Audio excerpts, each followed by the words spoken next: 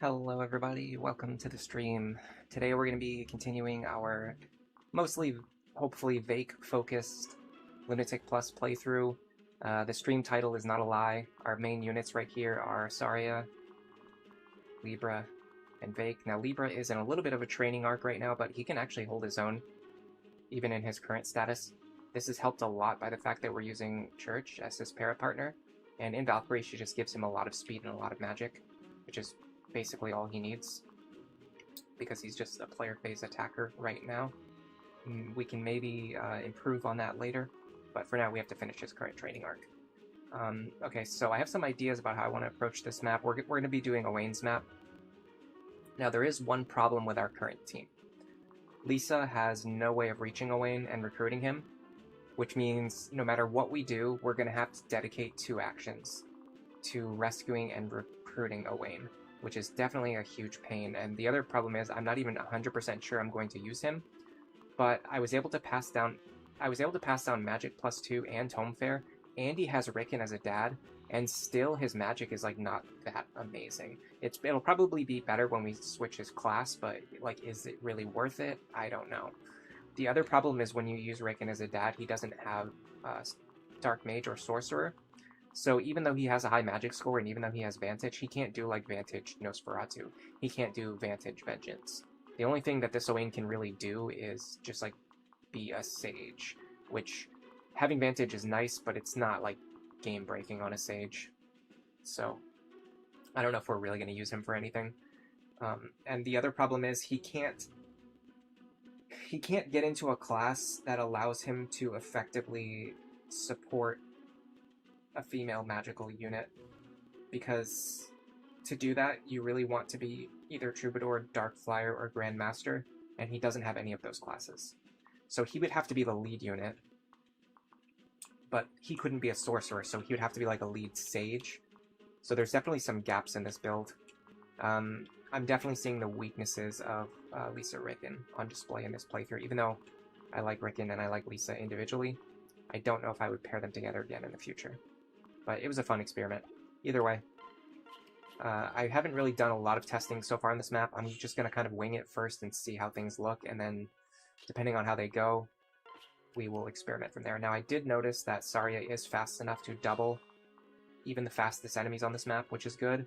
And also, right now, none of these 4 enemies have counter.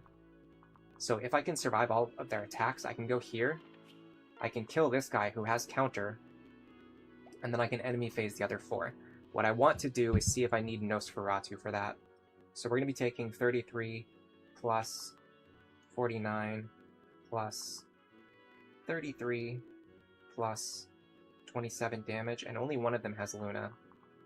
So we'll minus 14, minus 25, minus 25, and then minus 12. So we will take 66 damage if every attack hits us. This implies that we need Nosferatu to survive. So I will just equip Nosferatu.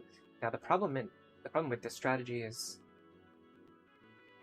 we have to hit some attacks that are not guaranteed to hit. If I'm going to do this, I'm considering using Olivia, but I have a suspicion I'm going to need Olivia on the left-hand side, because the left-hand side is just disgusting over here. Alright, so let's start with that assumption. Let's assume we're going to need her on the left-hand side. This guy right here is going to be a massive problem to get rid of. I might honestly need to do a plan where everyone goes left, just because this guy right here is going to be so difficult to get rid of. But we can start with this. What if... Can we double this guy? Cannot. We're also very unlikely to hit him either. Okay, what about... this team. Can they do anything against this guy? Unfortunately, long gone are the days where Frederick can just one-shot these guys with a Silver Lance. So whatever we do, it's going to have to be pretty demanding. In terms of action economy, I can hit him for 28 if I land a dual strike. It would actually be 27. Even that wouldn't be enough to kill, though. It would be 27 plus 12. Yeah, so even with a dual strike, we don't kill this guy. Okay, what about Libra for him? Problem is I put Libra in a bad spot for that. We can fix that with his partner. Can Libra double this guy? No.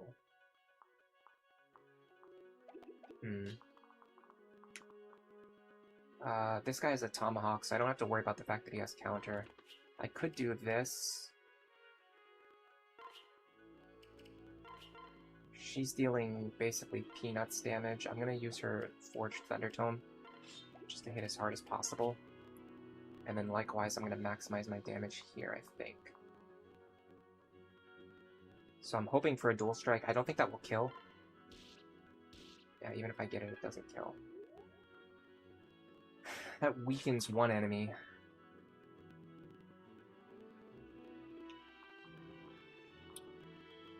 This guy's not a huge threat. I mean, he is in one way, but not in the way that you're probably thinking. The bigger problem is we don't really have anyone who can tank multiple attacks over here, so we really have to clear all of these enemies, and we're just not accomplishing that with our current setup. I'm pretty sure we're gonna have to send Tharja over here.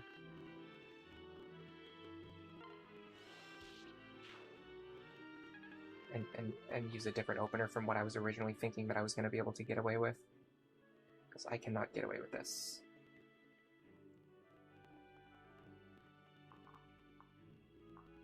So Vaike would want to kill this guy.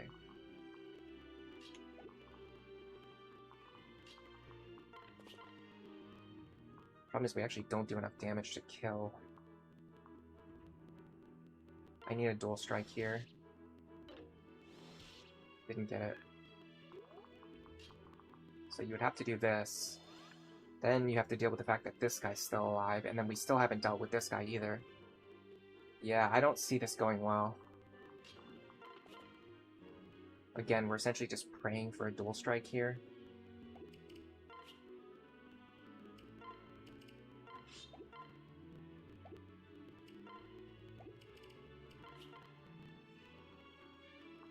And we also kind of want our main attack to hit, which isn't even guaranteed. Okay, the crit helps a lot, but not really, because we're still essentially in an unwinnable situation here. I mean, there's truly no... Look at this, we have no safe territory to stand on. These three guys right here are just going to pick one unit and kill them.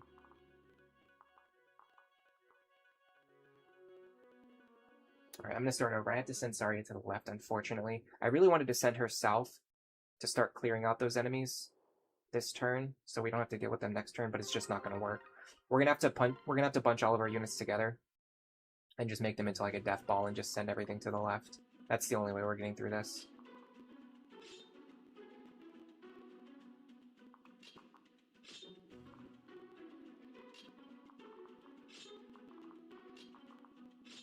This should work. What about speed? Can I get Vaike to the point where he's doubling stuff? I should have calculated that. Sully gives him some amount of speed that I don't know off the top of my head. I'm gonna have to... I mean, how many speed tonics do I have? He's so close. Hold on a second. To double this guy right here, I mean, he's probably like 1 or maybe 2 points off. I think a speed tonic will allow him to double this Myrmidon. The problem is doubling the Myrmidon doesn't really help, because he can't actually like kill the Myrmidon in a meaningful way. Because he would need to hit the enemy with his axe, which is not that easy to do. What about this guy? Now this is actually more worth considering. If Vaike can double this guy. But he rolled Pavis Plus this time, so I don't know if that matters as much as we might think. I also really need Olivia to be in a spot where she can contribute in a meaningful way. Probably like here is better. Okay, I can see how this works. Yes, I'm seeing the vision. Okay. I'm gonna give Vaike a speed tonic. I think it will actually help. I think it's gonna help us double enemies that we could not otherwise double. It's very close.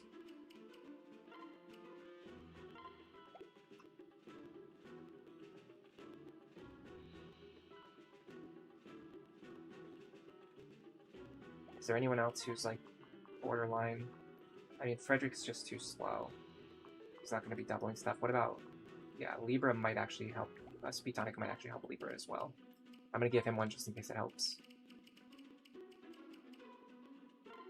If I needed more money, I would do the calcs to see if I absolutely need these items or not.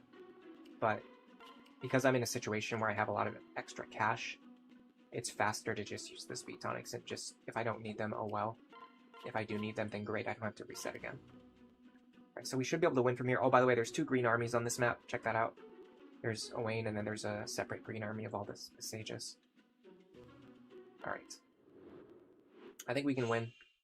This map is slightly easier than the map that we beat at the end of the last stream. So, we're a little bit ahead here. Alright, so the idea is... Can I one-shot this guy?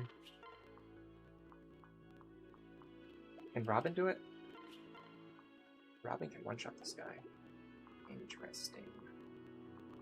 Problem is that messes up my original plan. Actually, not as much as you might imagine. If Robin goes...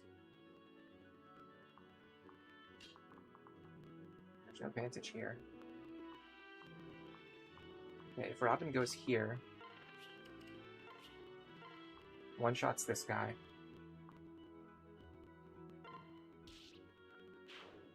I do need to get Robin to 5 Grandmaster, or maybe even 15 Grandmaster, depending on what I decide to do with Noir. So then we dance, then we go up here. So from this position, Tharja can take out either this guy or this guy, whichever one we need her to.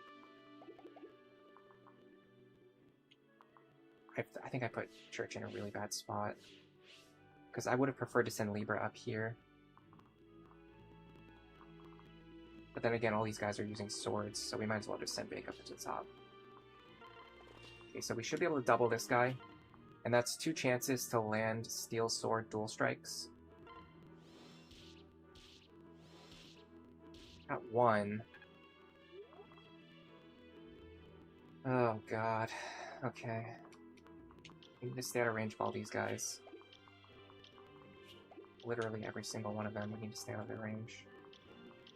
Probably just gonna have to let some of these sages die, honestly.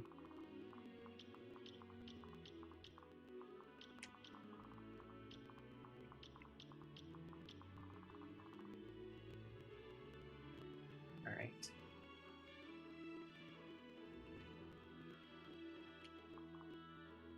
Yeah, I think Libra's positioning was very undercooked. Should have given him the flexibility to go up top if I wanted to kill this guy. We can kill him though. Okay, we can guarantee this kill. And we might be able to set up a situation where maybe this guy is the only one standing and he can't kill anyone. That would be the ideal. Unfortunately, actually, we have to get rid of him though. How are we going to do that? It would look something like this.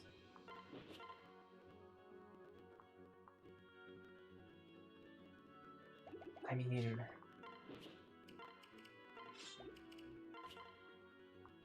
Maybe this works if we get the dual strike. No, he survives on 1. This pairing needs a strength tonic somewhere. Possibly on both of them. Okay, that means you have to kill here.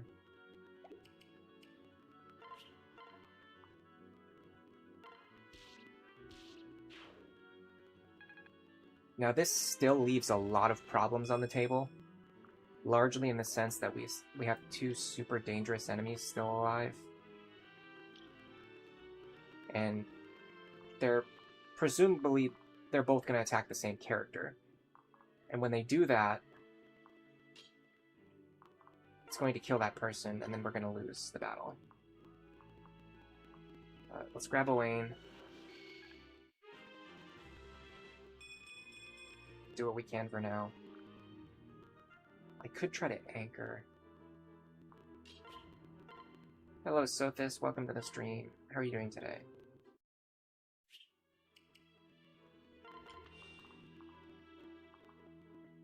Yeah, I wonder if I should have had Lisa in this guy's range. intentionally. Well, you know what I can do is this. This anchoring strategy might work, and it also allows me to pull Olivia to safety. So this guy right here might actually prefer to attack Anna. And then if he does, this guy probably won't be able to kill anyone. If these two both attack the same character, that person is probably dead, I would imagine, but who knows. Anything's possible. I kind of want to pull Libra over here.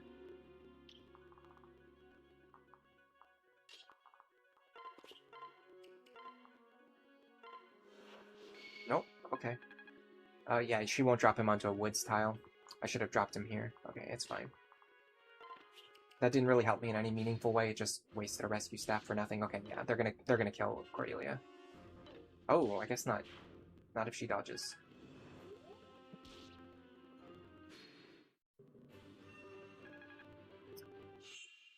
Interesting that renewal triggered there. What is the condition for that? No units are within 3 spaces? There's... Oh, no, sorry, that was not relief. That was, this guy just healed me. I was wondering what the heck just happened. I was like, there's no way relief triggered. There's enemies and allies within 3 spaces. Is the Vaike doing good? Yeah, he's definitely one of the best characters on our team right now. The bigger issue is kind of like our team as a whole is a little bit weaker than what my normal teams look like at this stage of the game. But other than that, it's not too bad. Alright, counter there. Honestly, if Tharja kills this guy, she can just enemy phase the other two.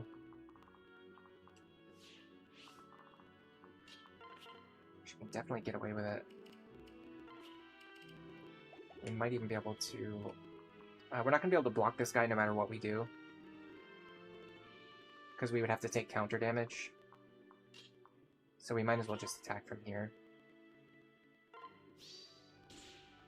Very nice.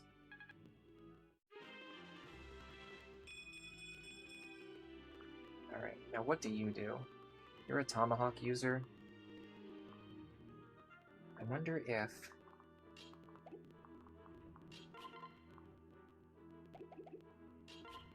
leaving Frederick here is the play. This guy's only got 15 speed.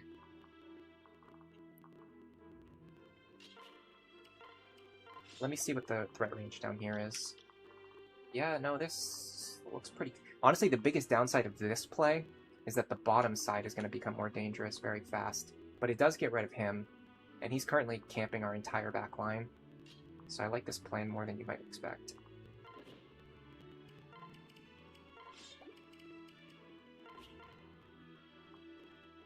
Okay, so one thing I don't like about this plan is we can't actually kill this guy. That's an issue. That is certainly a concern. That is a huge concern. I'm physically incapable of killing him. Okay, well, we could do this. Set up a situation where we just kill him with a dual strike. But then this guy still has a tomahawk. He's gonna deal 35. Well, he won't kill me. But then again, if they both hit me, then they will kill me. Yeah. I just really need a dual strike here. Hello, Alfonso Rodriguez. Welcome to the stream. Have I played the Gay Awakening hack? No, I haven't played very many ROM hacks in general. I usually just, you guys have probably noticed this. Anyone who's been watching my channel for like 2 years has probably noticed the fact that I just literally play Awakening over and over and over again, and I never get tired of playing it. So, I mean, at some point in my life, maybe I'll get tired of playing vanilla and I'll want to play a ROM hack. But until that happens, there's not really any need for me to play one, I guess, is the idea. Is there any merit to that idea? I don't know. Well, Vaike can't get anywhere else useful this turn, so I may as well just use him for this. Yeah. Yes. Okay, yeah, that's kind of what I was overlooking. I was overlooking the fact that Vaike can't go anywhere else anyway, so he might as well just stay here because it's the only thing he can do. It's the only place he can go. Okay, so with that in mind, I'd really like to kill you this turn. I find it very unlikely that I will be able to. I would like to do it, but I just don't see how. I don't have the characters necessary.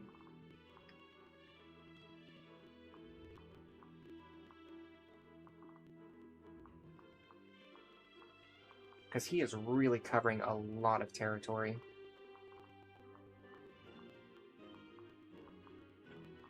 He's basically covering everything except for the top tiles in the corner. Oh, goodness. Okay. I can't even reach with this team. Well, that might present an interesting opportunity. They're just not fast enough. Yeah. Hello, Skywer. Welcome to the stream. Hello, Red Watcher. Welcome to the stream. Hello, my Axe Bros. I just dropped in. Thank you for coming. Okay, what about you? Can you double these guys? Yes, you can. Okay, so the Speed Tonic did help. Unfortunately, the guy we need to kill has the exact skill that stops us from killing him. You've seen this situation before. We've done it a million times. It never gets old. There's one guy that we absolutely need to kill, or that we could kill with our current setup, and he has the one skill that prevents us from killing him. It's just the morning. That's just the rule of Lunatic Plus. If you're going to play Lunatic Plus, you just need to be ready for the fact that you will be completely incapable of ever killing anything that you need to get rid of. So we're aiming for a dual strike here, but we kind of already determined that it's not enough anyway, even if we get it. Okay, so it was enough that time. I don't know why. Are we giving use to Owain? Probably not. I talked about it at the beginning of the stream. You can rewind back to the beginning if you want to see the conclusions that I came to. But the problem with Lisa Ricken is that you get an Owain with high magic, but no sorcerer, and no ability to get into a magical support class. So he doesn't have the best magical lead class, and he doesn't have the best magical support classes. It's actually a huge problem.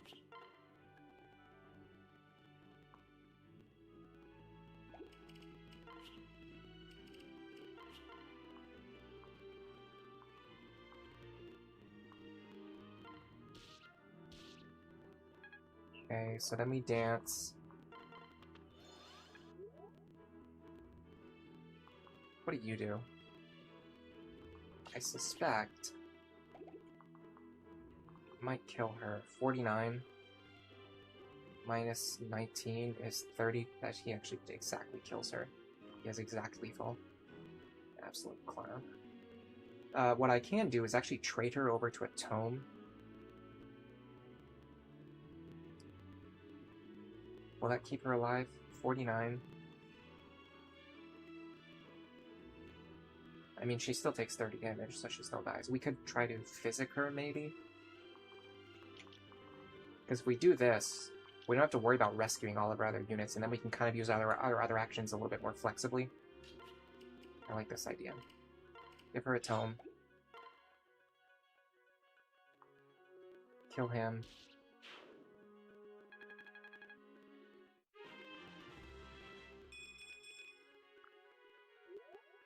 Libra's just over here gaming. We're kind of used to that. Alright, so we need to physic you. Get her out of lethal range. We need to rescue... Who has the furthest rescue range? You? Okay. We need to rescue Olivia so she doesn't die. I might be able to get away with a crazy anchor strategy here. I suspect not. Now, if I can rescue this guy, I would like to. Let me see which... No, this guy I don't need. I'd actually prefer to rescue this one. This guy is holding a... So the guy at the bottom is actually only holding a speed tonic or a basically useless joke weapon. This guy here is actually holding an elixir, which is way more valuable. So I'd like to rescue him so I can talk to him next turn. Okay, what is this guy's speed? 26... Okay, no. Probably can't take that. So if I go like this, I rescue you, I can get the elixir.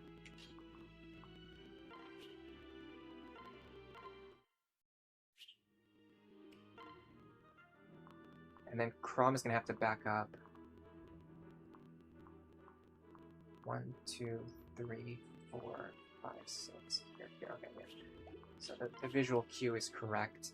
If I just back up 1 square, I should be fine. This guy dies. It's fine. He's not holding anything of value. This guy actually survives. I might be able to get him next turn. Oh, come on.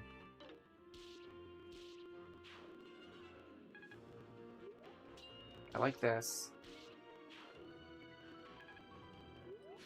This music feels very Batman-esque, don't you think? It reminds me of the music in like the Batman animated series, or the music in like the Tim Burton Batman films. Big brain, thank you, Skyward. Hello, Nova Zoe. Welcome to the stream. Good morning and good luck and have fun. Thank you. Alright, so these enemies are coming now.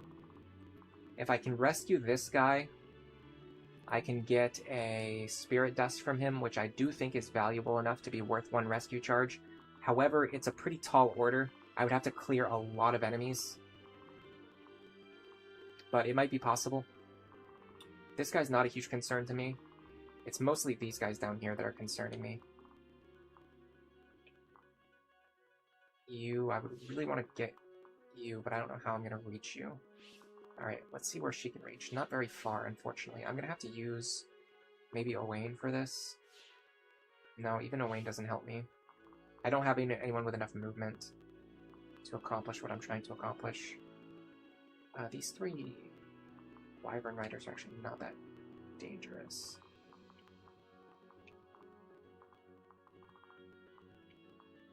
I definitely need to get rid of you, though. So let's focus on that. Okay, so what if we do Vaike? Yes, okay. So Vaike here. This is more or less all he can do this turn anyway, unless I want him to attack the Sorcerer. So we take out this guy, hopefully. Nice guard. I don't think it mattered.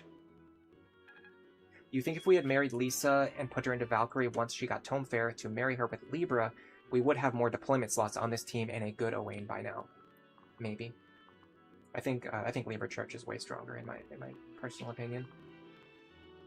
Alright, so then we go like this. Then, the thing is, there's not really a lot of things down here that are super threatening.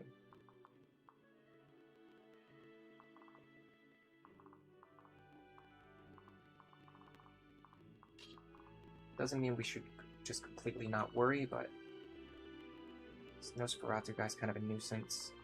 Where do you reach? Because I need to stay out of your range. Okay, so you won't reach me if I'm standing right here. I don't think this makes great use of her talents this turn, but it should be workable. I'm going to have to play for dual strikes here no matter what. I'm going to use Elf Thunder. Maybe even Ruin, because what I really need are crits. I don't want to waste Ruin Tomes, though. I think I'm just going to play for dual strikes. Yeah. Because they're just so exceedingly likely to happen. Alright. Now these two overlap, so I want to get rid of at least one of them for sure. And it would be much smarter to get rid of the one who has Luna Plus. So let's do that next.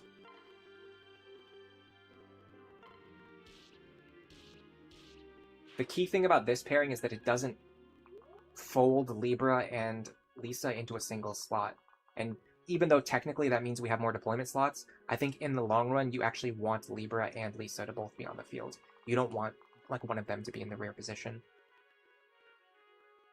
Hello, Bright SP. Welcome to the stream. My guides have really helped you out in your first Lunatic run. You're welcome. Thank you for all the work you put into them. Yeah, they do require a lot of work. Not as much as you guys might imagine. I'm not going to sit here and pretend that I put like a ton of work into them. I think they do require work for sure, but like the main reason it takes so long for them to come out is just because I'm very slow at working on them. Like if I was faster at working, I could put out more guides more quickly. So it's not a case where I'm doing something amazing. It's more a case where it just is what it is. All right, Arc Thunder and Tomahawk. We can take an Arc Thunder and a Tomahawk for sure. So what I would like to do now is put Vaike here.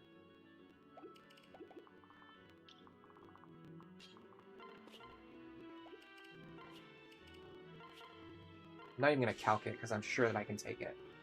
And what I can also do...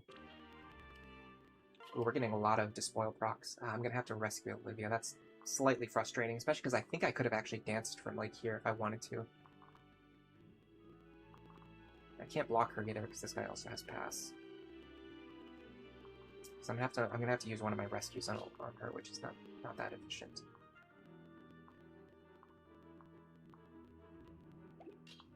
Let's bring her over here so she's closer to Robin next turn. Alright, so again, I might be able to do some anchoring stuff here. I'm gonna have to pull Libra to safety. I don't think he can hold that position. It's just too dangerous. What I can do is I can anchor with him. Yeah, so if I pull Libra here, there's a good chance this Wyvern will actually go after him instead of Vaike, which is good because we want him to hit level 10 mage soon.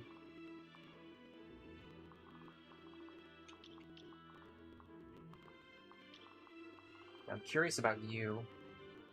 You have counter, and you have a one-range weapon equipped, so I do not want to mess with you. You... I think I can actually do this.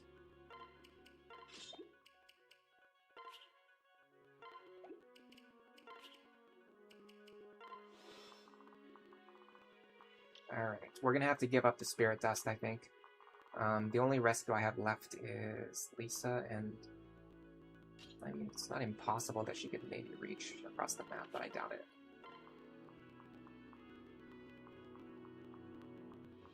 It is shockingly close. Let me bring up the mini-map.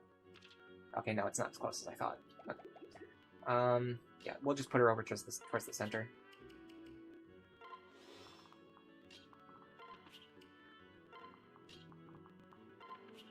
And this should be fine.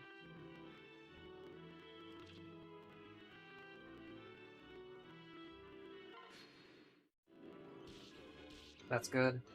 Sort of. I mean, it leaves that guy alive, but it's not terrible. Oh, the guy actually survived another turn. We might actually be able... I think we can rescue him this turn. So yeah, as long as you're willing to let the speed tonic go, I think getting the Spirit Dust is not that unreasonable on this map. Okay. Got a very nice heal there. Yeah, because there's no longer really any threatening enemies or aggressive enemies moving towards us. We can just rescue this guy this turn and then talk to him. Get a free Spirit Dust. These guys are annoying. I'm just gonna do this. Get Sully some experience. Maybe a dual strike? Yes, thank you. Excuse me. With the hiccups. Libra can take out this guy. Maybe. Or injure him. Oh, he survived on one. Honestly, surviving on one is kind of technically a good thing. Because it means we can give the kill experience to someone who, like, kind of needs it. Does this boost skill? A little bit. Will it be enough? Yeah, it actually is. Epic level 6 Crom gaming. I mean, that is a lot of experience for one enemy kill. That was basically like a we turned a random enemy kill into a boss kill. I think that was worth it. All right, can you kill him? Yes, you can. Okay, just kill him, please. Just get rid of this guy. He's getting on my nerves. All right, can we rescue the sage from here? It's got to be close again, but no. Okay. So what I'd like to do, I think, is this. This should give me the extra movement. Ooh, this should give me the extra movement and the magic I need to rescue this guy. Okay. Put her in the front, that way we can run really far as a paladin. All he does is run really fast. And run over here and talk to this guy. Spirit Dust to the convoy. We can even separate. So we have more actions next turn. Technically. In a way that doesn't probably really matter. Alright, we can pull this guy away. Or fight him this turn. On enemy phase. I actually want to do this, because there's not a lot of enemies left. There's no pressure to kill him fast. If he ends up surviving here, yeah, this is actually a good thing. It just means, again, more experience for us.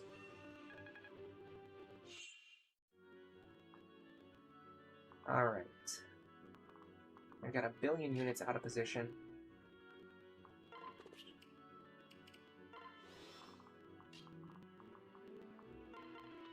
Transfer this duo. Now, we have to be careful about the enemies on the left. They all have linked AI. So if we stand in their range, they're going to start kind of being obnoxious. You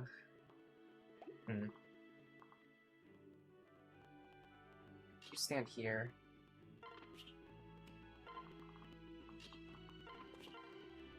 Yes, this works. No, actually it doesn't. Because he has Aegis. I mean, we still do it though, it's free experience. If we get dual strike, yeah, we don't kill. That's fine, because we didn't kill him, that means we just get to fight him for another round.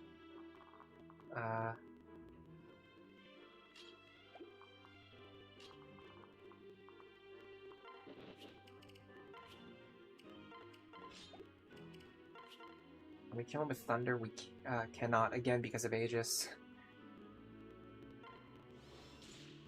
Crit sort of mattered there, but if he survived, I would have just had Vaike kill him anyway. Alright, so next we're gonna go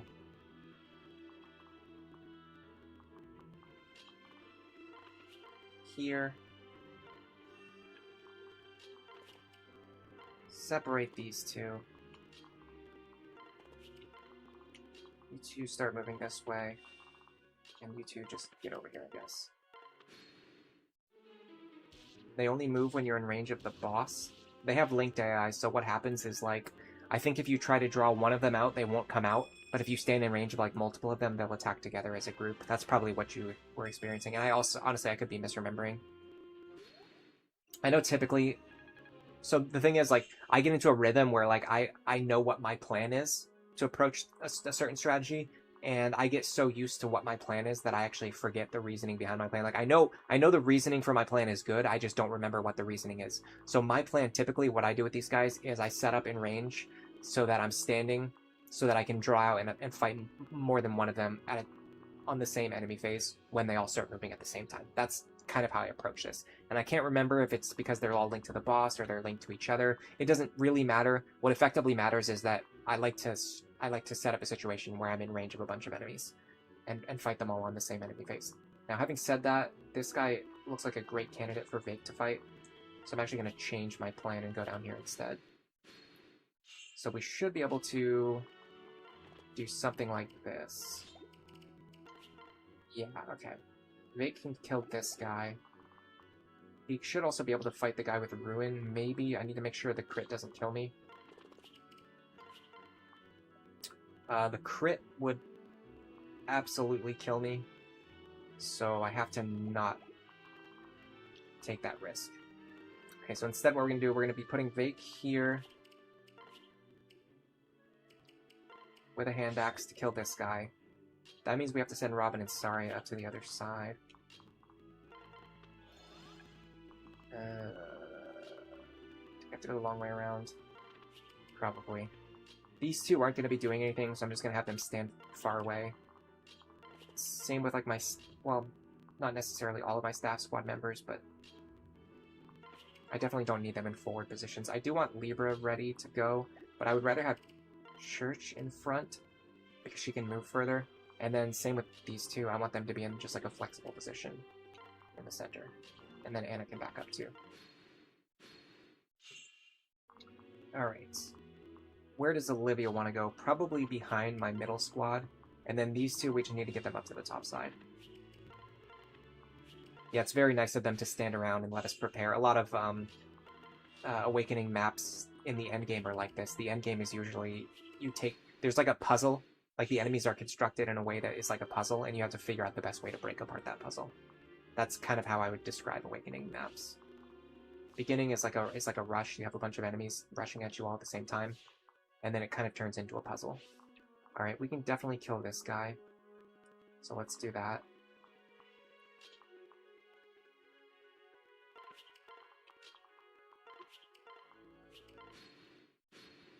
I would like to test my combat against him, but I can't. Okay, so let's just confirm. My speed is 40. 40 is enough to double him. He doesn't have Aegis. I will definitely kill him. So, Tharja here. Vaike goes here. And this should be fine for this turn. Okay, they didn't feel like moving. I think what we have to do is attack one of them. Now I'm remembering. I think we have to actually attack one of them.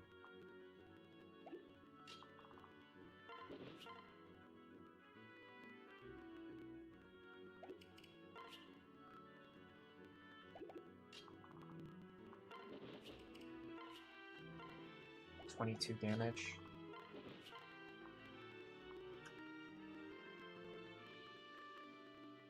A dual strike here won't kill. 2 dual strikes will kill. A dual strike here actually will exact lethal. I think it's better to use the javelin here. We only need 1 dual strike for exact lethal. Didn't get it anyway, so it didn't matter. Alright, so now we rescue you. In fact, I'm going to do it with someone who has more rescue stabs available.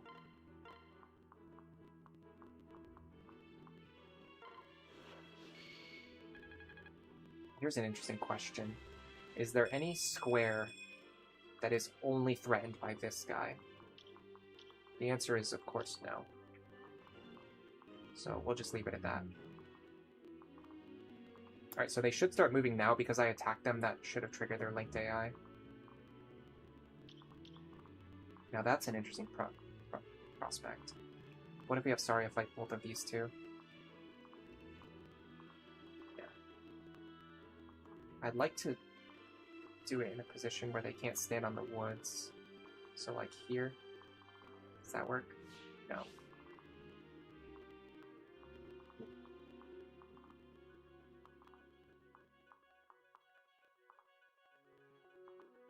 This tile's better. Oh. Red Watcher. This kind of group moves either when you're at range of the boss or at range of at least 2 of them.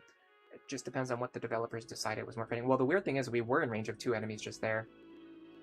I think it has to be like 2 of them have to be able to hit the same character, maybe. Or, but once again, with enemy formations like this, you can cause them to become aggressive just by attacking one of them, which is what we did there, and that just kind of works. So you can get away with that. I'm actually gonna. I would like to dance for you, actually.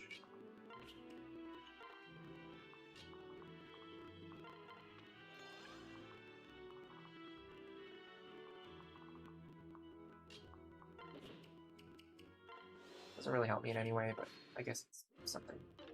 So we should be able to kill you pretty comfortably. Actually, that was close. We needed that dual strike. That's a clean kill. Now Tharja should kill 1 more.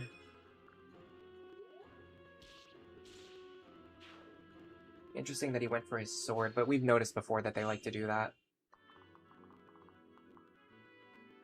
They really like switching to their sword.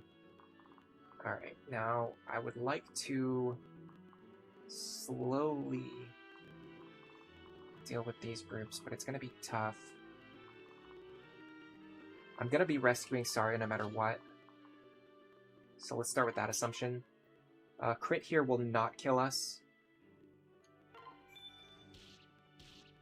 We would have survived on 5 HP there. Even if he crit us. Now this is interesting because it puts only her in range of the boss. He has 35 speed. We double him.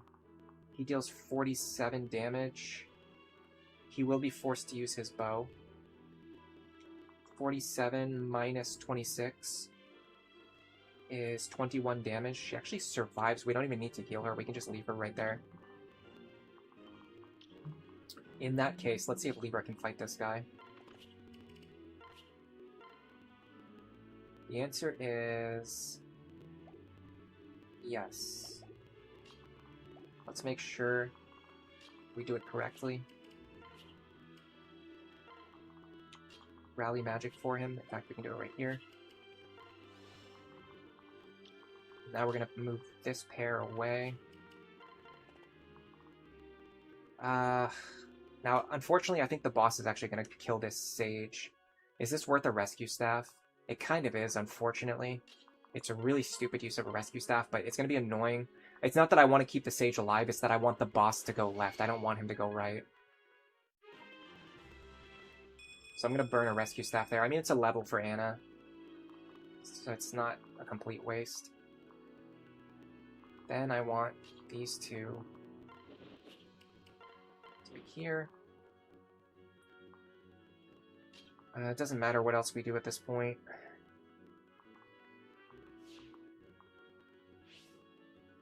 Technically, we could send her left to heal Tharja, but she doesn't need it, so there's no reason. We could just heal this guy just for free experience.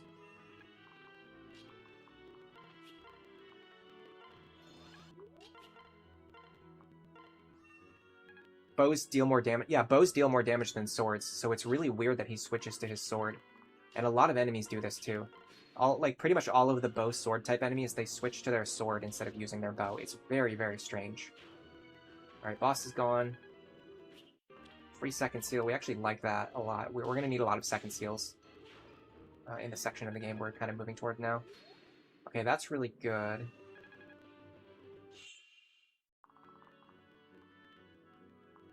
We can give this kill to whoever we want. Unfortunately, Libra is not getting to level 10.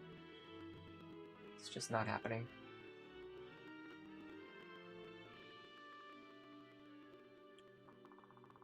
Yeah, no, an extra... I mean, she was surviving on 5. Bows don't deal 5 more damage. They deal more damage than swords. They do not deal 5 more damage than swords.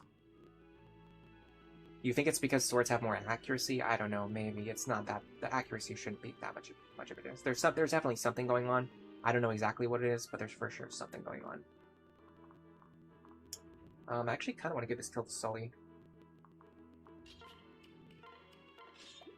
Let's get as much free staff experience as we can while we're here.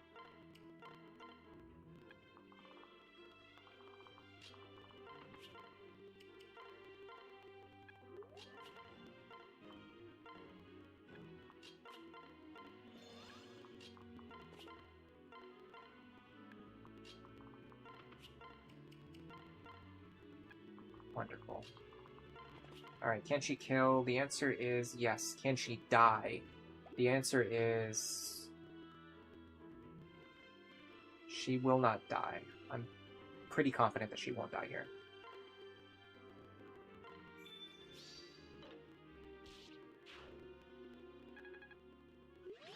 I'd like for her to get level 5 Paladin. Thank you.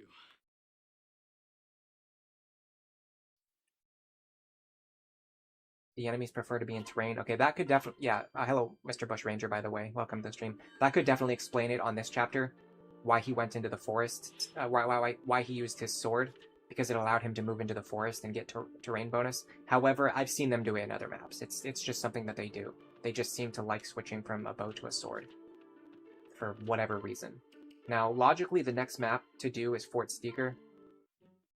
There might be some reason why doing another map would be better, even if the other maps that we currently have access to are more difficult. But without any particular reason to make any strange plays, I'm going to move forward under the assumption that we're going into Fort Steeker next. Yeah, but I understand what you're saying, Red Watcher, but the difference, it's not 50 accuracy versus 100 accuracy. It's like 99 accuracy versus like 92 accuracy. Like, it's just like the accuracy difference is not that big, and the damage difference is not that big either. So it's just weird. It's just strange. It's like bows definitely deal more damage, and the expected damage has to be higher because the accuracy is just not that different. But for some reason, they really like using their swords. A lot of axe guys are like this too. If they have if they're carrying like a hand axe. I mean, this is not a good example because a silver axe has more might than a hand axe. If they're carrying like a short axe and a steel axe, for some reason they'll switch to the steel axe instead of attacking with the short axe, even if the damage is like the same. Yeah. Mr. Bushranger, let me just be perfectly clear. In other maps, including last week on stream, I have video footage of this. We saw an enemy run forward and use their sword instead of using their bow for no reason. There was no terrain, there was no other enemy, there was no considerations. He just preferred to attack with his sword instead of his bow, even though the bow deals more damage. There's just something in the game. There's some behind-the-scenes factor in the calculations that makes them prefer to attack with their sword instead of their bow. It might be the accuracy thing, it might be something else that we're overlooking, I don't know what it is, but they really, really like using their swords. If you have like a bow sword enemy, you typically want to either stand at the edge of their bow range, or you're going to assume that they're going to switch to their sword. Yeah, they will try to kill if they can kill. I noticed that, yeah, there's like little critters and animals on some of the maps. There's also maps that have like birds flying overhead. You've seen that in a few maps. Alright, let's see. We're going to want beast killers for this map. There's a lot of mounted enemies. Valkyries, I believe. There might be bow knights or dark knights. I know there's Valkyries for sure. Yeah, Valkyries. Snipers. Okay, not bow knights. So the beast killers are really just for the Valkyries. And they do have low defense, so we might even be able to one-shot them. This map is kind of a pain. We're gonna have to deal with it. We've got our full deployments back again, so Rickon is back on the team. We're not gonna need Morgan here, so I'm gonna hold off a little longer. Excuse me. At a certain point, we're gonna want Morgan, or there's a consideration that we might want to put Morgan into Thief. But I have not gotten to that point yet. Yeah, this map is like the prime example of like what the worst possible case of ambush reinforcements can look like.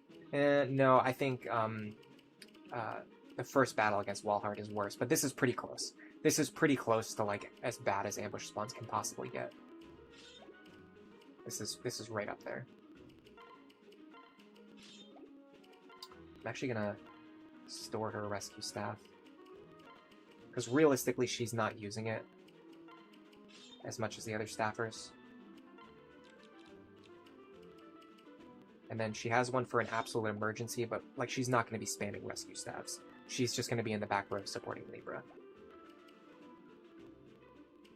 This map is not bad if you hang out in the bottom area. Really interesting. I never ever once considered doing that. My strategy is to go up here, capture this room, and then just use this room. If you have characters standing on the staircases, the ambush spawns won't come out of these stairs, and then you can just use this choke point right here, or even these choke points here, to kill all of the enemies as they spawn. If you stay down here, these positions might be defensible, but then you're giving up at least one of these chests up here, maybe two. I can't remember. The thieves will go up here and they'll steal from these chests, though. Hello, Ulrin. Hello, Miguel. You hate this map. I actually like this map a lot. I think it's a really good test of like all of the skills that Awakening like wants the player to master, including dealing with ambush spawns. That's one of the skills that this game wants you to master. I still always say that ambush spawns would be so much better if the game presented them in a better way, where you could see the enemies before they spawn. But other than that, I really like this map. Ulrin, have I ever found sorcerers to run into melees? So they will sometimes run into melee in order to get terrain bonuses, and there is one time where I saw them do it when they had no reason to do it, but typically they do attack at 2 range. If you kill the thief on turn 1, you can stay in the starting area. Interesting. Where's the thief on turn 1? You kill this thief here on turn 1? How?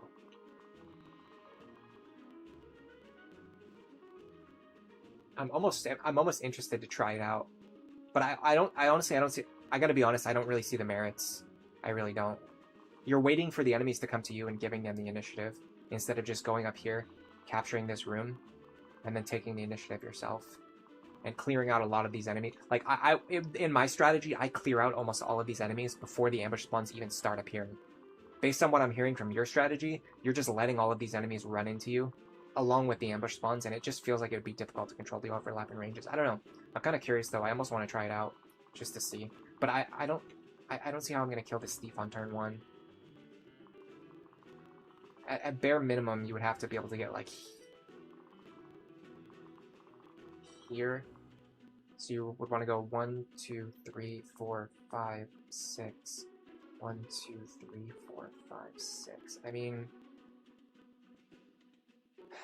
I don't see it. I just don't see it. I don't see how I'm gonna kill this guy, dance or rescue through here, get all the way up here, kill this thief, rescue myself back to safety, rescue the people over here back to safety, and then also, look at this, I have no safe place for my characters to stand down here either.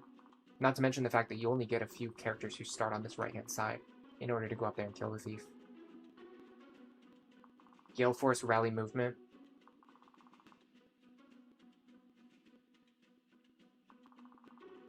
I don't have any Gale Force characters yet. I want to try it, but I'm not going to be able to do it on this run because I don't have any Gale Force characters on this run. If I have a future strategy where I have a Gale Force... I do have characters who are going to get Gale Force, but I just haven't been prioritizing it because I don't need it yet. I will see about potentially getting it online. I think I want Cordelia here, Frederick here.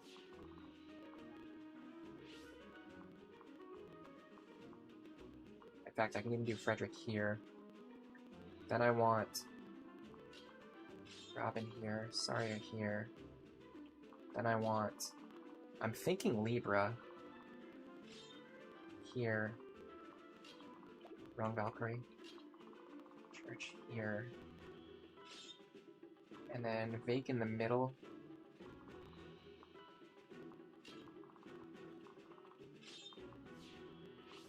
Sully here works.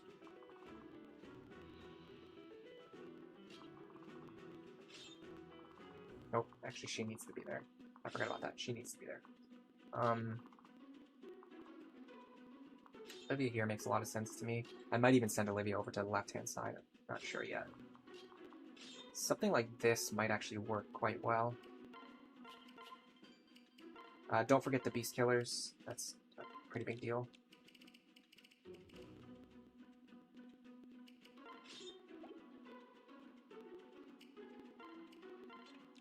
I ended up not even using the Worm Slayer with her.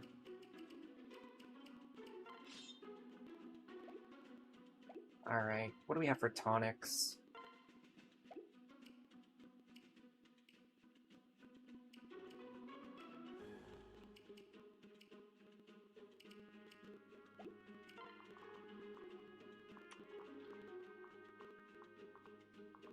I feel like we're not going to be doubling these heroes with Vaike or these Valkyries.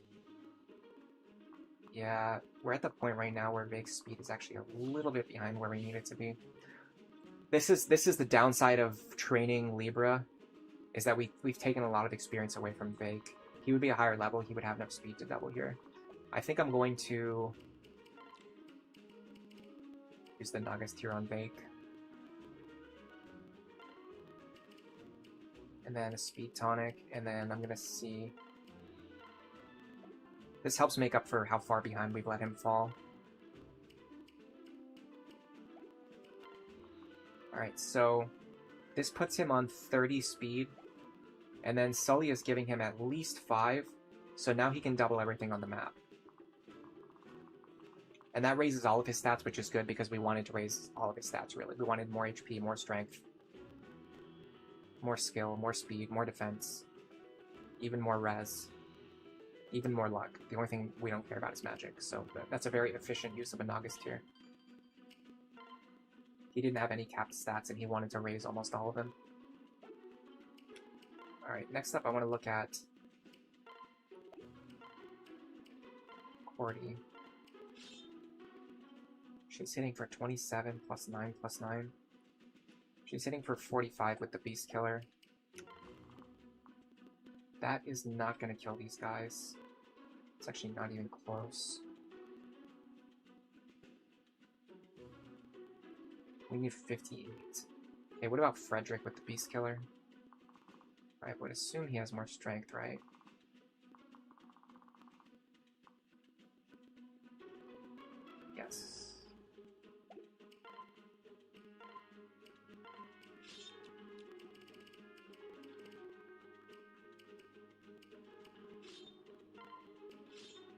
Okay, he's got 33 plus 9 plus 9.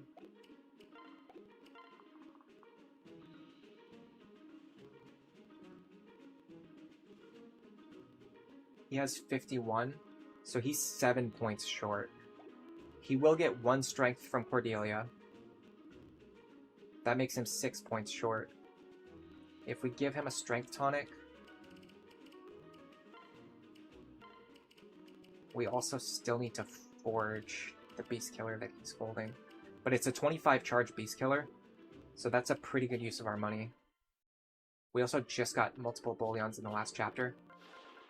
What can I fix you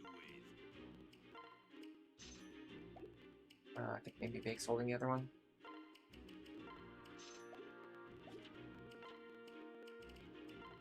So if we forge... This is +3, this is +6. This should be enough, but I'm going to go one more just in case. This is +9.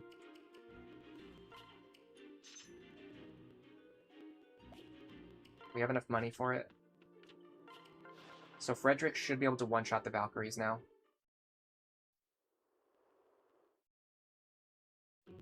Why do I always use the Japanese name for Tharja? I find the English pronunciation of her name is ambiguous, so I would rather use katakana, which is unambiguous.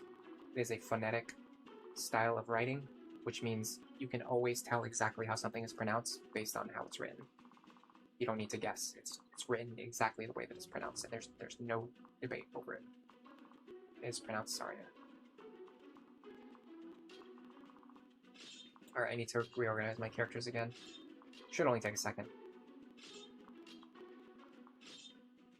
I'm a little bit tempted to put Olivia over here, but I'm not sure yet. Let's see, I'll have 1, 2, 3 if Libra can kill someone. I want to try this configuration first, and then if it doesn't work, then we'll try the other thing. You go here, Sully here, and then Olivia here-ish, maybe? I don't know. This might work.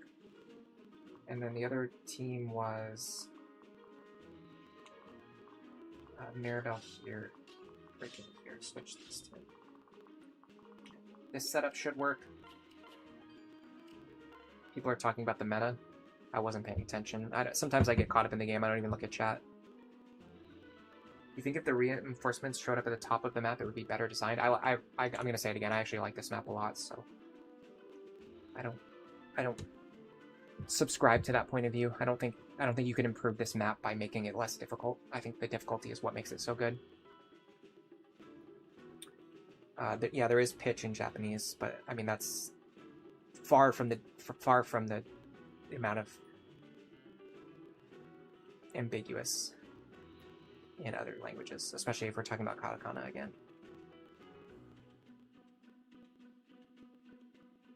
I'm just skimming the chat to see if I've missed something important. Not really. Doesn't look like it. Hello, Super L. Jeffru. Welcome to the stream. You were lurking, but you gotta go. Alright, have a great day. Blue Lantern, welcome to the stream. Who should give the boots to?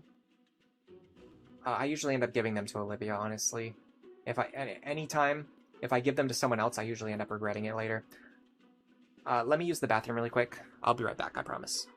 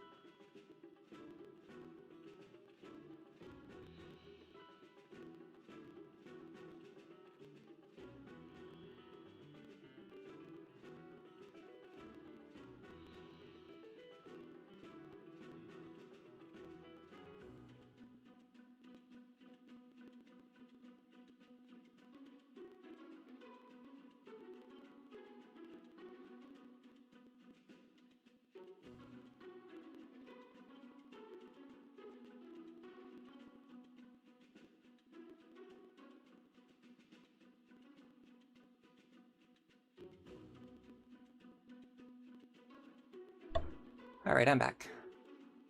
Olerin, you think I've never regretted giving Sumia the boots? I absolutely remember a run where I regretted giving Sumia the boots.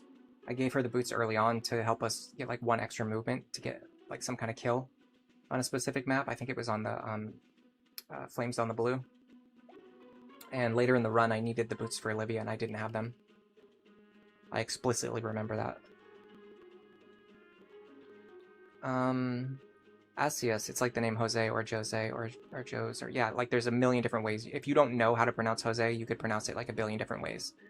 So with katakana, it's like it's written exactly how it's pronounced. You've only Miguel, you've only seen the English version where you see the gameplay on the internet, and they change a lot of things. For example, in English, Gregor is like this Russian guy, but in Japanese, he's just a regular middle-aged man. Yeah, localizations tend to really like giving goofy accents to characters in RPGs. Dragon Quest is notorious for this. I don't know why they do it.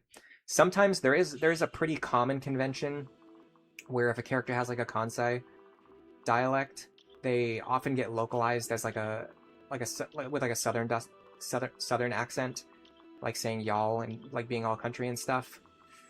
But there's also other cases where they just like give like goofy accents to characters for like just no particular reason. Sell the boots for money. I think they're a lot more valuable than that. In your country, they localized Robin into Darain, Morgan into Lin Fan, and Lonku into Lonzu. Yeah, we love Lonzu here. I've heard Lin Fan before as well. I wonder where that comes from. I wonder if that's maybe closer to the original, like Japanese or something. I can't remember what their Japanese name was. For Morgan and Robin, for that matter. Alright, so these three guys here. Now, this guy in particular, I mean, we can take an attack from him if we absolutely need to, right?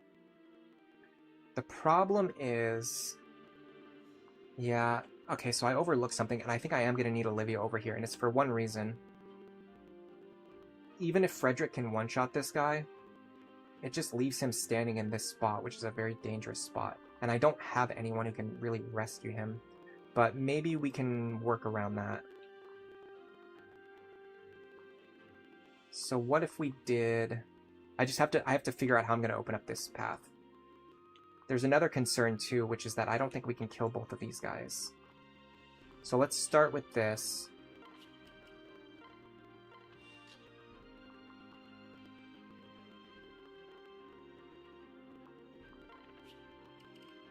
I think I really want Olivia over here, is what I'm figuring out. Wind actually won't kill here either. Because it's the first turn and because I'm just experimenting anyway, I'll go for a dual strike. I'm pretty likely to get a dual strike or a crit. Okay, so then you would go like this. Now we should be able to one-shot you. Accuracy is a concern. So we would have to rescue Frederick for this configuration to work. There's another problem with this configuration too. And it's that we can't necessarily get rid of these two. But, this problem actually fixes itself.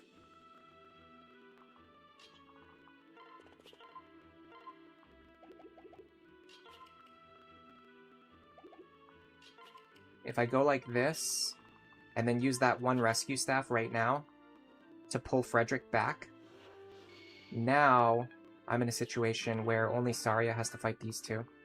She can enemy phase them. That problem just kind of solved itself. Okay, great. This guy's counter, we really don't want to fight him on, at least not on player phase. Or sorry, not on enemy phase.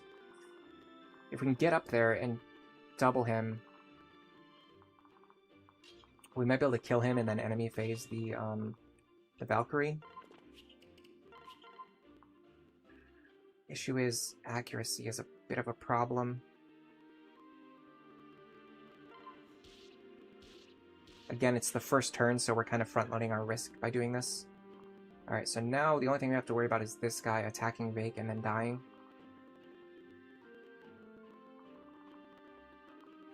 Now, interestingly, We can still dance for this couple. What I'd really honestly prefer is if I could somehow dance for you. Is there any possibility for that to happen? I think it would require a lot of rescue staffs that I just don't have on the left side. If all my characters started together on the same side of the map, I could definitely pull something off. I could finesse something, but I'm not going to be able to do it when all my characters are trapped over here on the right side.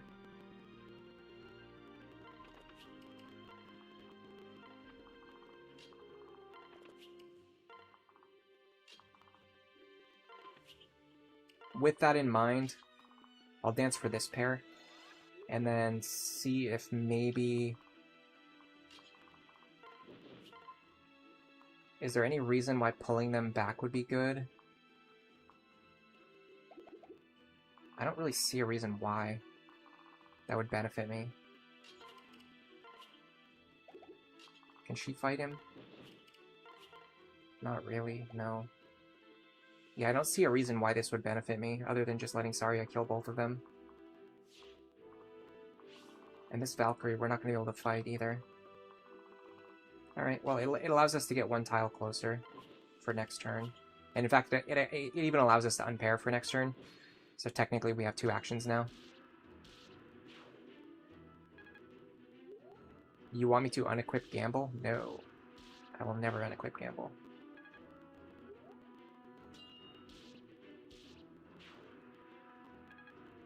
You wonder how much... by the way, welcome to the stream, Reverse Lunatic. You're wondering how much boots would need to sell for before you would have to consider selling them. It would have to be close to 50,000 gold. Yeah, they're extremely valuable. They're almost like priceless. Like the term priceless, like probably actually applies here in this case. Okay, we should be able to double this guy. Now, what's interesting is this guy has counter, unfortunately. I'm gonna have to see if I can beat this guy on enemy phase. So we he hits us for 44 minus 31. He's gonna hit us for 13. We're gonna hit him for 53 minus 16. We're gonna hit him for 37. So then we're gonna deal 37 to ourselves. So 13 plus 37 is 50. So we're gonna take 50 damage. Then we're gonna hit him for another 37. 37 times 2 is 74. He will die. We will not take a second round of counter damage. This means I can do this. Kill him. That crit for sure mattered.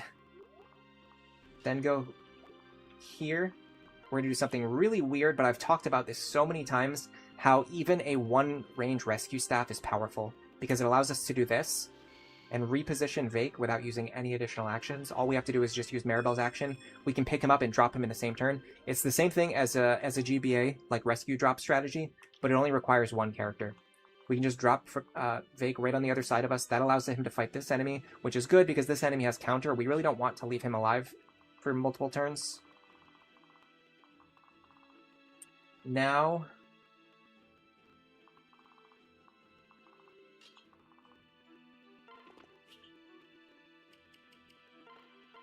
I'm actually going to do this. It benefits me in a genuine way. I'm going to wait on Anna's action because she might need to rescue someone.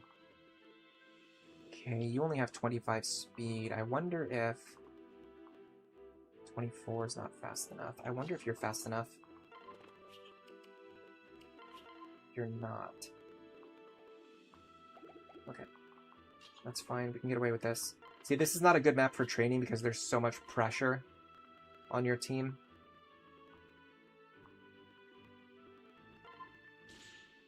That you kind of have to go very, very fast. And so you can't stop and like feed the units that you're trying to train.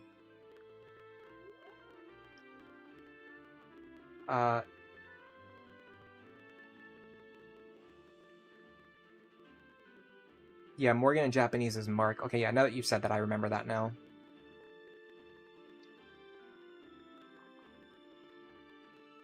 I have no idea how to pronounce church. I just say it church. People get mad about it, but there's nothing I can do about that.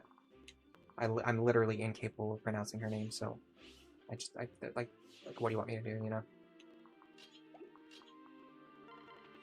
Alright, get up here. Dance for this duo. Now, I'd like to kill as many things this turn as I can. So, let's see. Tomahawk. Longbow.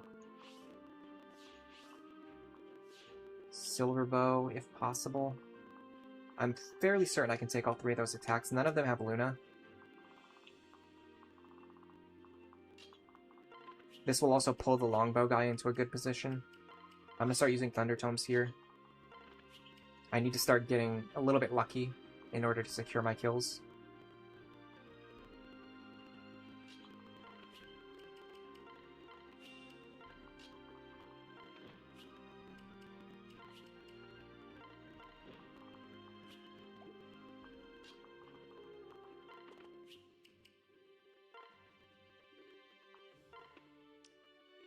Alright, so we ended up not needing Anna's action, but that's fine. Rickon can move her across the map next turn. So we take 37, then we kill him so we don't take any more counter damage on the second hit. And interestingly, I wonder if we could actually survive. If we actually took 37 times 2, we'd actually still survive. Because that's only 74 damage, and Vaike has over 80 HP. Alright. Took a little damage there. Not the end of the world. Now, we didn't pull the longbow guy into the spot where I wanted to. I kind of forgot what you're supposed to do is pull the longbow guy over here so that you can attack him over the wall next turn. Now we have to deal with the fact that the longbow guy is still blocking our path. Or he's still like a threat. I didn't consider that. This guy also has a very, very, very annoying skill for my current team to deal with.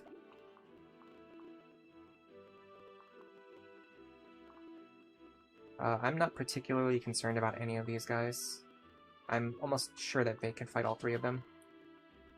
Let's see. 15 plus 8 plus 10. Yeah, we take 33 damage. Vaike is going to be completely fine.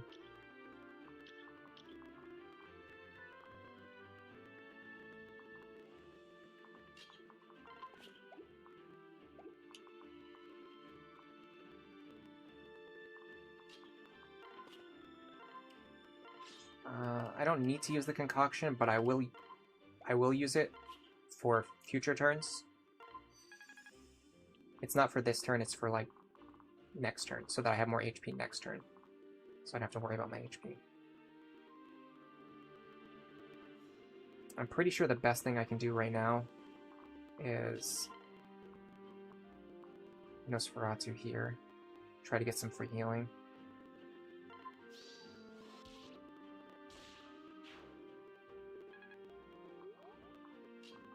Dance.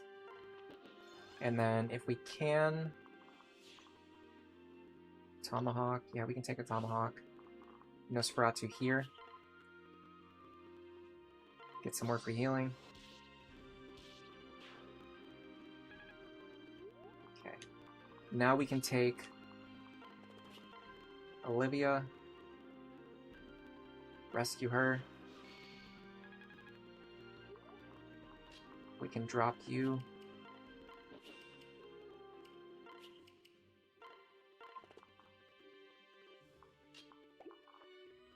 $25 speed, 24 speed, 41 attack. I'm pretty sure if we put Libra here, it will draw the longbow guy into the spot where we want him to be.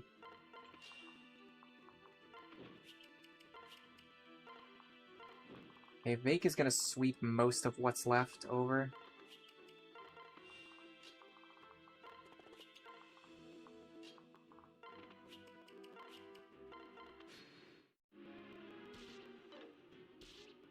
That was a bad miss. That's a really bad miss.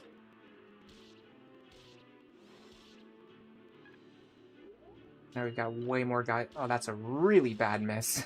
Now we've got way more guys alive than I want to be alive right now. Yeah, I'm glad I used the Nugget here because I can see Vaike's performance is starting to fall behind. It's not because he's a bad unit, it's because I haven't been training him as much as I should be. Now, technically, if we just back up, we can repeat exactly what we just did. But the problem is we have to make sure the other characters behind Vaike have enough safe places to stand. In order to accomplish that, there is one thing I want to check before I make any other moves. What turn do the reinforcements start spawning? The answer is not until turn 8, so we still have a good amount of time. The biggest time pressure right now is just getting to the thief quickly enough. Let me make sure these guys can't attack up there. No, they can't. Okay. So I think what I want to do is Frederick here. Try to kill this guy. Unfortunately, we need to hit. But I have a plan to help with that.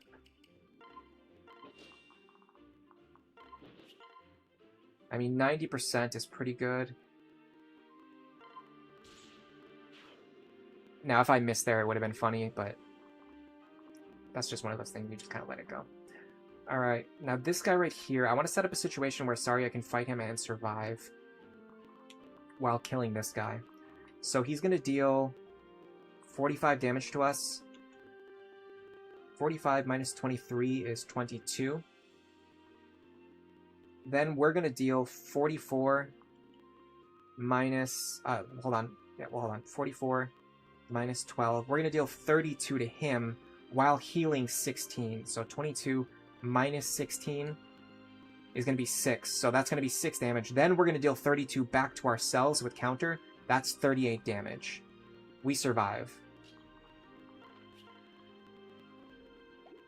I would like for Robin to have Thunder equipped. Actually, Thunder actually helps me here. Because I don't need to... Yeah. Thunder actually helps me here. Now, because he has Pass, I'm going to have to rescue Frederick. That's a mild frustration.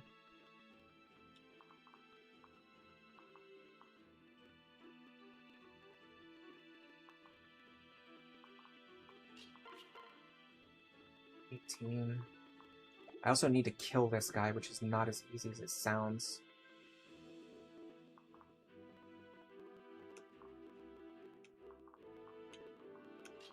I mean, this is more or less guaranteed. I have to do this. These two are definitely pairing up. So the question is, how much can we do? 27 at most. He has Aegis Plus. Of course he has Aegis Plus. Of course he has Aegis Plus. Come on, man. That's not good. That's really bad.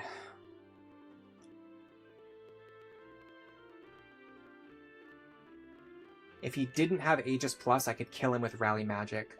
Because he has Aegis Plus, I'm basically screwed out of my mind. I have no... There's basically no recourse here.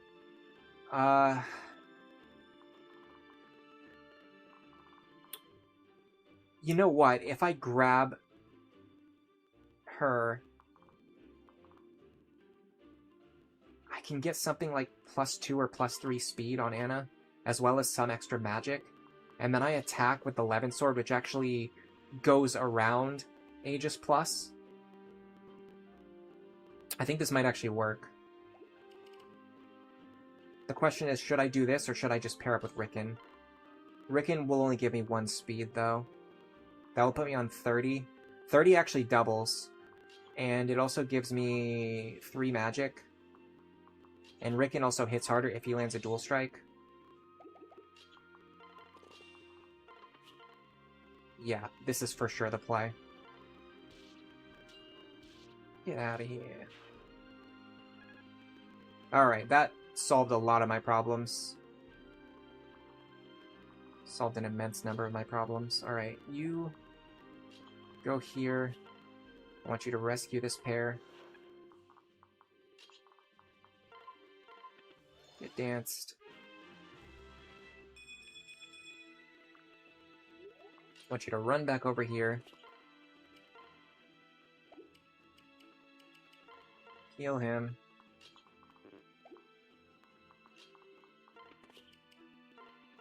Alright. 1, 2, 3, 4, 5, 6. 1, 2, 3, 4, 5, 6 here. I really need more hand axes. We'll be fine. I'm going to take Rickon, drop him here, and then you are going to heal Vaike back up to full. Alright, this turn should be very clean. Bruh. Bruh! Why do I talk? Why do I say, why do I speak? Why do I say anything? There's Defender. I'm pretty sure Defender does not work when you're in the back row. So she's not actually getting any extra stats from that. But we can, I don't know, do something with it. If we ever need to rotate her and delete, it kind of helps, I guess. Alright, we swept the guys that we probably should have swept last turn. On the bright side, we got more experience. The crit there helps. That means we don't take any counter damage at all. We would have survived anyway, but... Alright, now we kill the thief. And we have 3 turns to get up into the top left corner and start clearing out this area and making it into our base. So this is why I like the top left strategy more than the camp on the bottom strategy. If you just go into the top left, you have plenty of time to get there before the reinforcements start spawning. Now this guy's going to be a problem, but not if I can get his health low enough to the point where my second attack will kill him. No, don't do that. I can get +5 damage this way.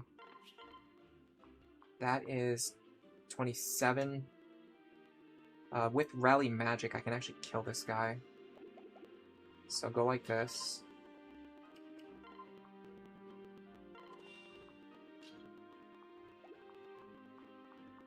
Here.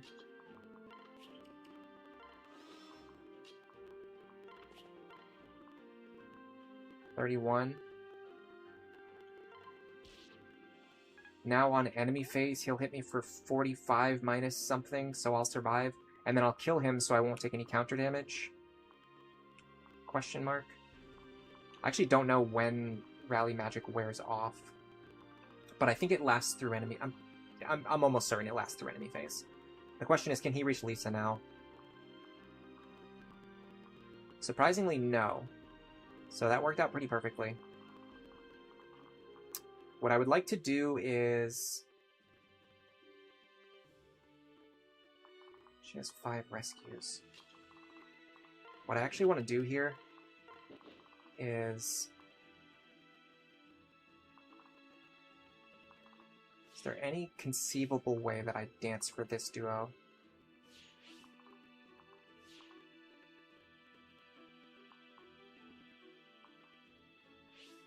I can almost see it. I have to be careful about my rescues.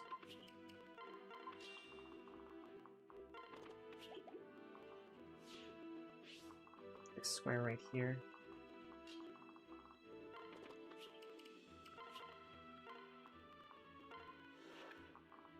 And then dance for them. Okay. So with Vaike handling the bottom, this frees up Tharja to handle the right-hand side. Now this guy's a longbow, so we're going to have to spend multiple turns pulling him over anyway. But that's fine. If I stand here, he should go into a good spot. Actually, let me check this guy's skills.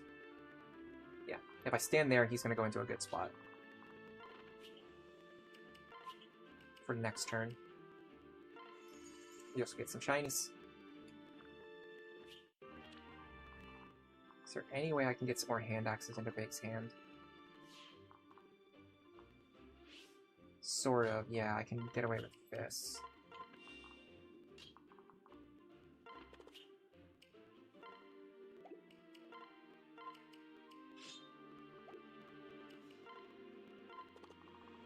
And you can cast Physic on Vaike for next turn. Is that worth a Physic Staff? Probably not. Okay, so we kill, we don't take any counter damage.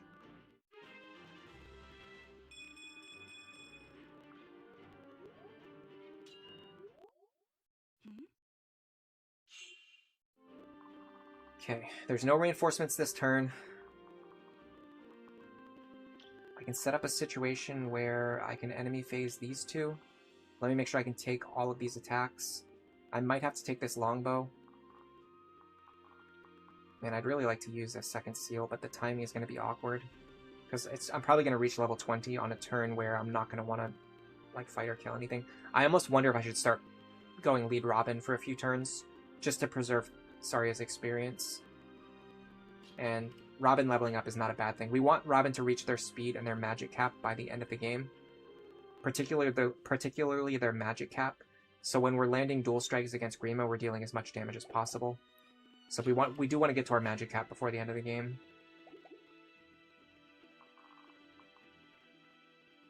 What's our current level with Robin? Yeah, this might actually be a Robin moment. Let me make sure we survive, so that's the other question. 41 plus 45. One of them had Luna, right? Yeah. Okay. So 41 plus 45 is 86. Minus 41, I mean, that kind of works out. Minus 16. Yeah, we only take 29 damage, I think.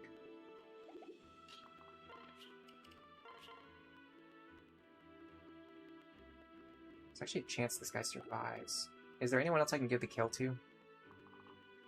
Or even just like the combat? Like let them get involved in the combat? The answer should be yes.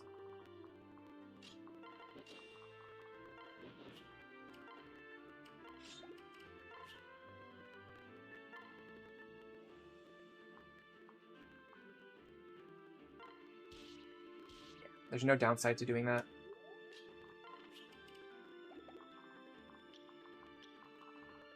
And we go here. Go like this.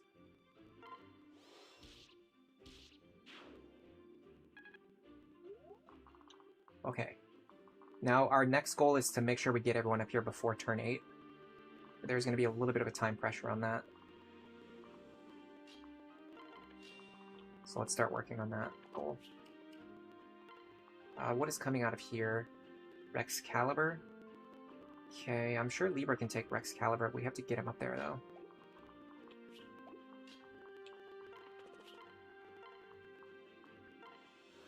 Now, this could be a good moment for a Physic if I don't have a healing item, or if I just can't take the damage. How much damage am I getting threatened by? 39. Minus 26. We are getting threatened by 13 damage. We actually survive even without the Vulnerary. So yeah, just stand here. Honestly, my goal isn't even to deal a lot of damage, it's just to pull this enemy over so Vaike can kill them next turn. I'll use it just in case, but not a huge reason to. Awkward position for her. Okay, let me move you first then.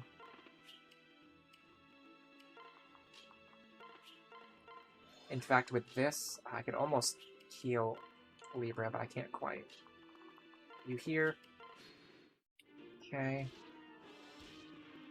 Now we're getting close to the reinforcements turn. We're still not there yet. Hello, Miracle Dang. Welcome to the stream. How's it going? I'm doing great. How are you doing?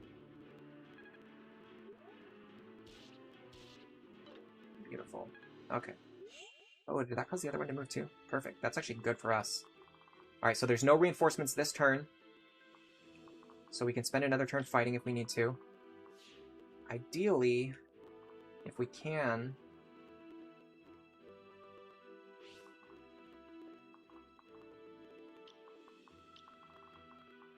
maybe Robin here? I would like to heal them first if I'm going to do this route. If I'm going to put Robin here, I should probably get healed because this killer bow is quite threatening. It's 42 minus 37. It's 5 damage, which could be 15 though. So let's assume we're taking 15 damage. And then this guy is 45 minus 37.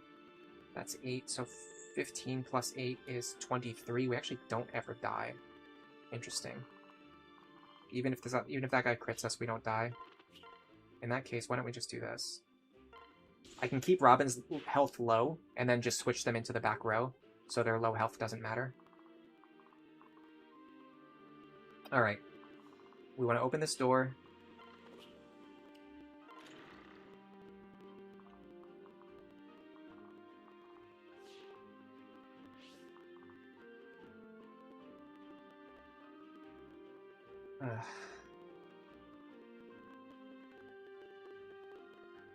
He's in a very awkward spot. This could be a good moment to use the Physic, honestly.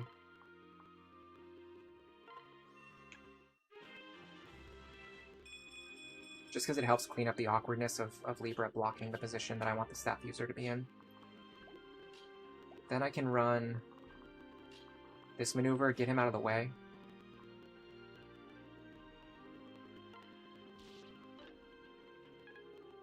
Then we can do this. Crit helps. Then we do this.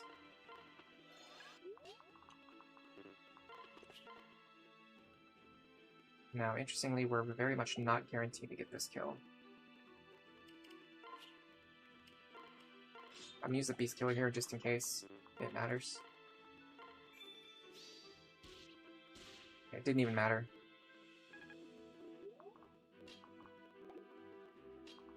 Can heal Libra. Put Crom here. He's just going to stand here for the rest of the battle. And then this duo can start moving over to the left. Now, this turn... So not this turn, but like this turn we're about to start right now. I'll wait until it actually starts to say it, just to avoid any confusion. Okay, so this turn, our primary concern is going to be ambush spawns, so I'm going to have to start focusing on ambush spawns and probably paying less attention to chat. I'm just warning you guys right now. My goal is to not make any mistakes this stream. I haven't made any mistakes yet.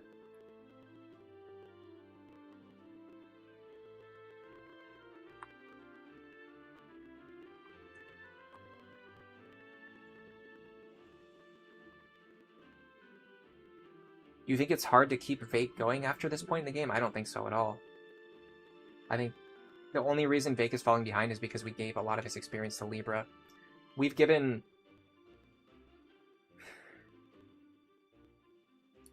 23 levels worth of experience to Libra. If we gave that to Vaike, he would already have Axe Fair and be in Warrior by now. And he would have like 7 more speed and like probably capped strength. Like I can't overstate how much it cost us to give this experience to Libra instead of Vaike, in terms of Vaike's viability. Yeah, the reinforcements are coming this turn, so I'm gonna have to start paying attention to the reinforcements. Hello, Milk Toast, welcome to the stream. Miracle Dang, welcome. Hello, Poochievert. Frozen Helm.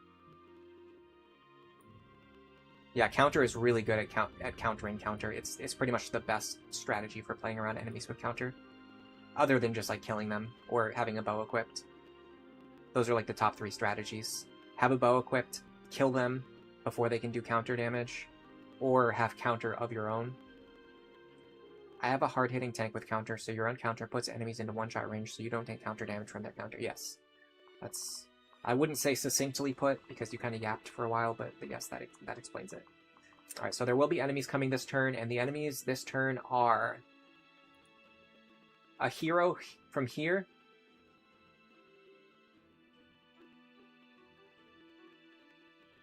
No, hold on a second. Eastern Stairs. A hero from here.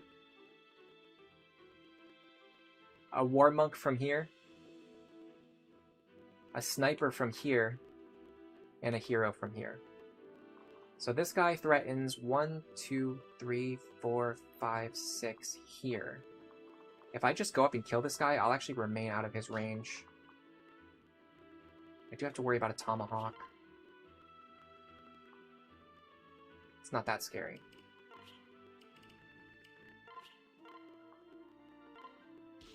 So this allows me to kill these guys while staying out of range of any of the ambush spawns this turn.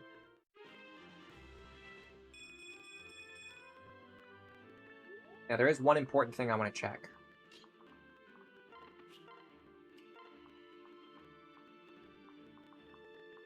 Okay, I cannot rescue them if I need to. Possibly with Ricken's Parap I can do it though.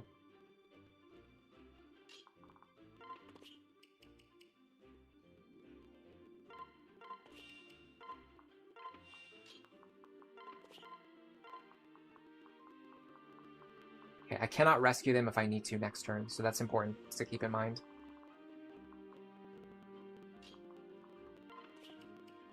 Who's the best character to block this tile? Probably Maribel, right? She doesn't contribute much else to the team. No, hold on a second. I actually want a character in this spot who can actually hold this position if enemies with pass show up. So I'd actually prefer to have Libra here.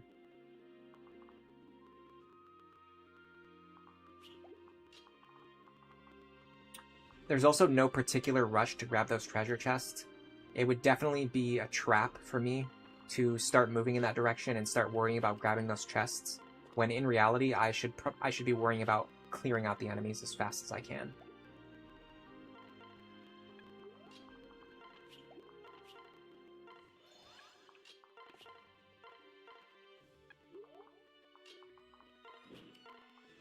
Yeah, Maribel back here actually makes more sense. Alright, there comes the ambush spawns. Okay. Now we've got a lot to think about. No counter here. Yes, counter here. No counter here. No counter here. Yes, counter here. Okay. You're not particularly dangerous. You are not particularly dangerous.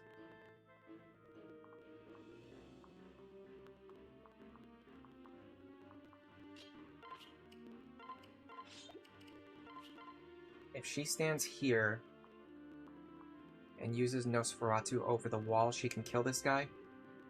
And then she needs to do enemy phase. You,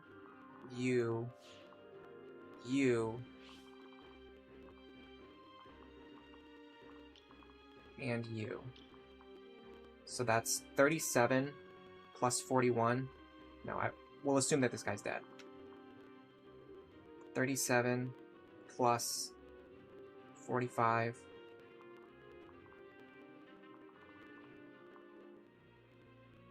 plus 41 plus 43 minus 26 minus 16 minus 16. Or that can't be correct.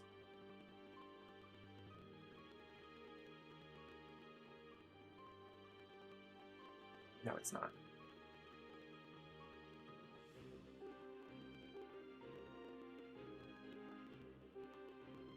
She takes 82 damage. That's a lot.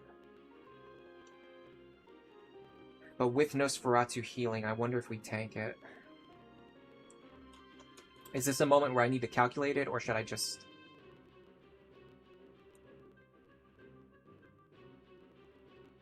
send it? I also need to worry about this guy right here. He's going to spawn with a tomahawk. No, he's going to spawn from here. There's a tomahawk here. I don't have to worry about this guy.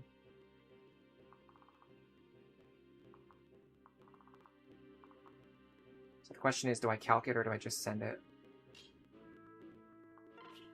The difficult question, or the difficult thing, is that I really want to kill this guy. But I would actually prefer for Robin to not have anything equipped, which makes it less likely to kill this guy. But then if Robin is equipped, he could steal these kills over here, and then I get less Nosferatu healing, which puts me closer to death range. This guy having Luna is also nasty.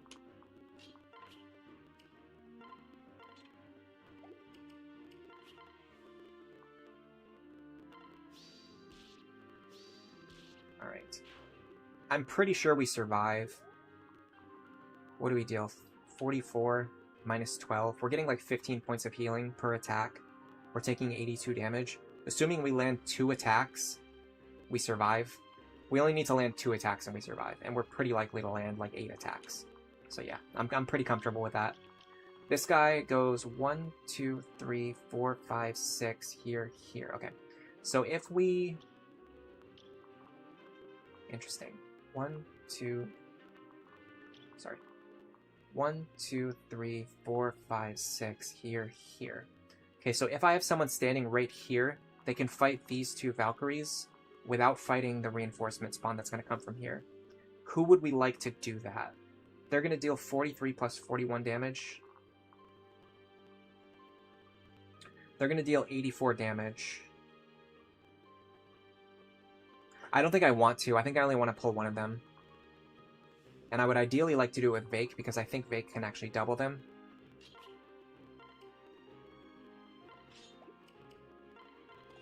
Yeah, so Vaike can actually double them. Stand on the staircase this turn.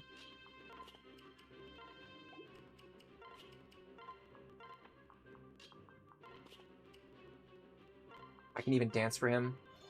Boost his combat.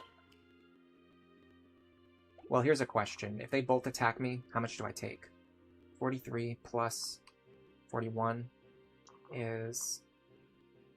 sorry, minus 9 is 66. That's a lot of damage. The guy coming from here is going to have a... something less than 44 damage. So let's assume 44 with Luna Plus. So 44 minus 17 is 27. 66 plus 27 is 93. Vaike would die if he tries to fight all three. So assuming this guy spawns with the worst possible skills, and Vaike stands here, and all of the attacks hit Vaike, Vaike would die.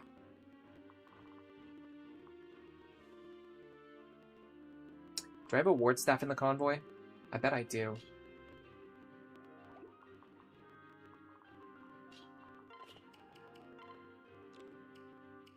I might have sold it. I have it.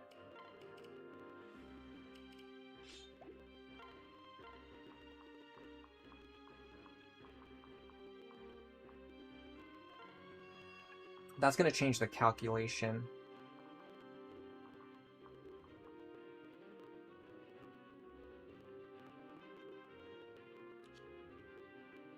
That's going to subtract 10 damage.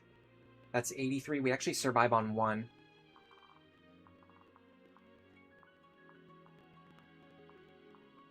So if we stand here, we always survive on 1, even if the enemy rolls Luna Plus.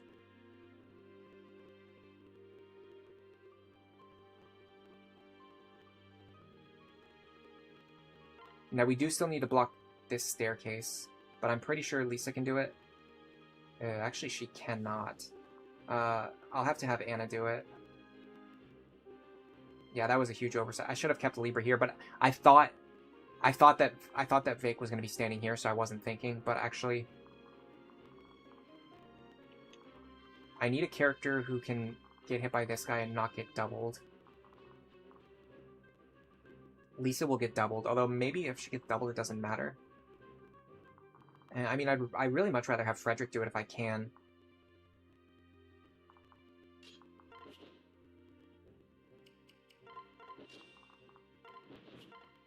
Frederick can do it. Cordy, unfortunately, cannot do it, but we can still make that work. So to make that work, you go like this. You trade the Beast Killer over to Cordy.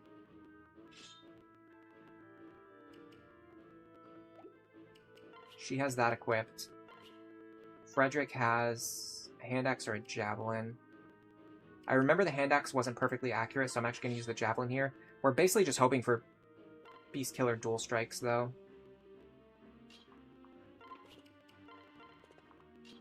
Everyone else, just hang out, and we should be fine. I hope. Okay.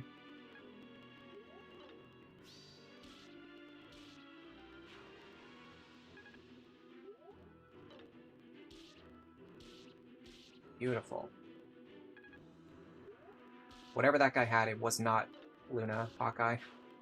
Because that would have been the worst if he had Luna Hawkeye. And even then, because we have this anchor unit over here, oh man. We missed one of those attacks. I think if both of those attacks hit, we would have actually killed. Now, Fortify really sucks. Okay, now we're on turn 10. There's going to be a War Monk with a Silver Axe here, and a hero with a silver sword here. Neither of those things particularly concerns me.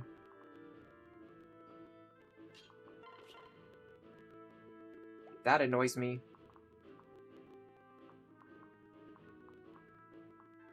But he can't actually do anything to me. If I don't want him to.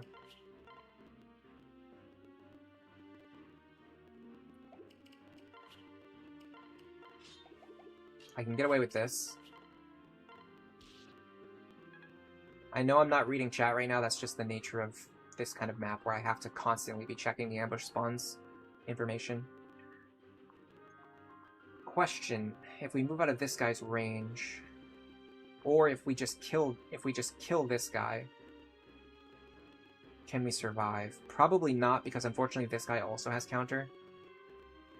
So what if we try a strategy where our goal is to rescue Robin? Okay, let's start with this. I think this is an important thing to do. We might be able to one-shot this guy. We can, but he has Vantage, so it doesn't really matter. Other than the fact that it makes our attack more accurate.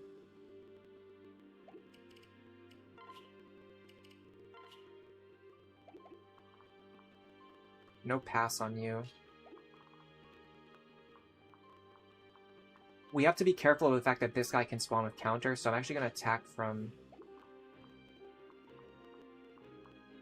Yeah, this square right here works. Excellent dodge. Now I wonder if...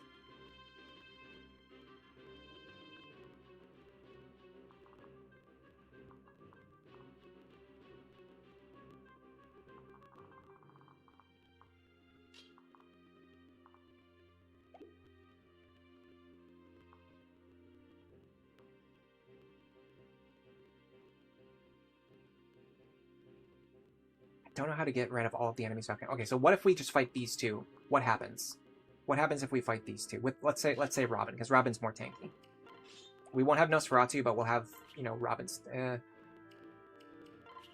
fact that I didn't bring any healing items and I didn't heal myself earlier because I thought it would be fine to keep Robin on low health has come back to bite me.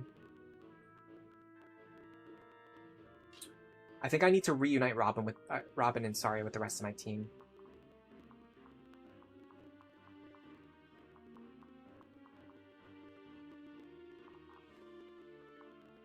I should be able to rescue them if I go up here. Let me experiment with this.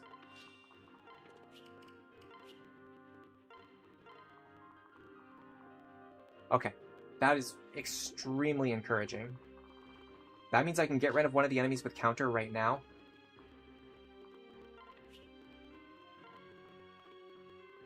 Haha, you thought.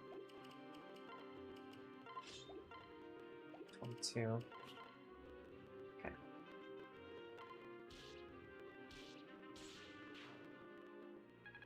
Then I can rescue Robin to safety. Hopefully, like here would be better. Yes, we can just barely reach here. That's great. Now...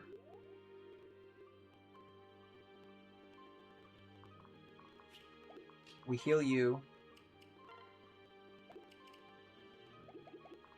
Actually, isn't it better to heal... Sorry, I actually don't know.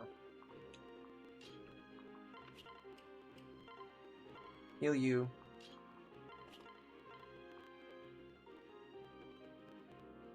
I want to trade a Bronze Axe into your hands.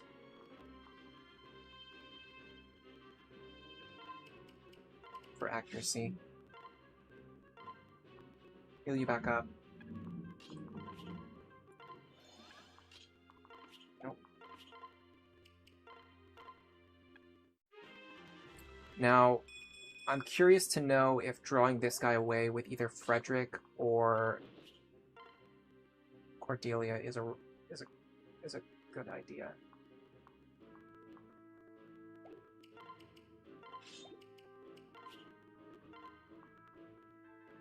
It's not a terrible idea.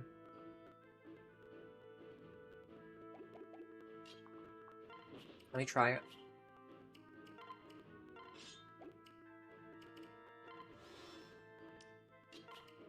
This staircase should be fine. There's no reinforcements here this turn. Yeah, it's just these two in the center.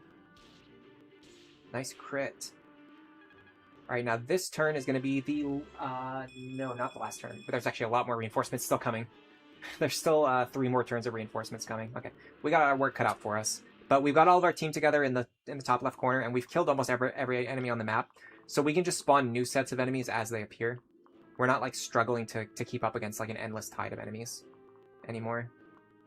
This guy of Encounter is rather annoying. Counter Aegis in particular is extremely annoying.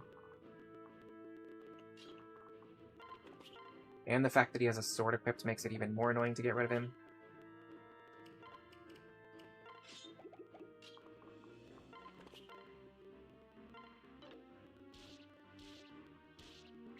That helps us a lot.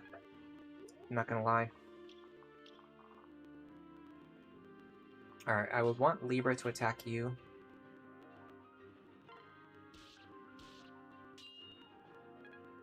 Getting dangerously close to level 10 mage. What do you have? Nothing scary. You're not scary. I'm pretty sure we just keep Vaike right here. We have to get rid of you. But other than that...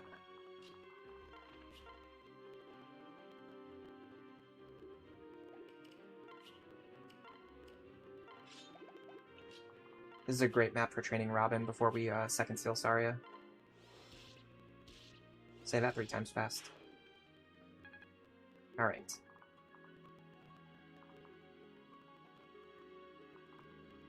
I do have to be careful about what's actually spawning this turn. Let me pay attention. There's a hero here. There's a Valkyrie here. There's a hero here. And a sniper here. So nothing that concerns me. There won't be anything coming out of these 2 staircases. So the enemies I see right now are the ones that are actually threatening me, as long as I remember to block these 2 stairs, which is gonna... I need to make sure I remember to block these stairs. That's gonna be important.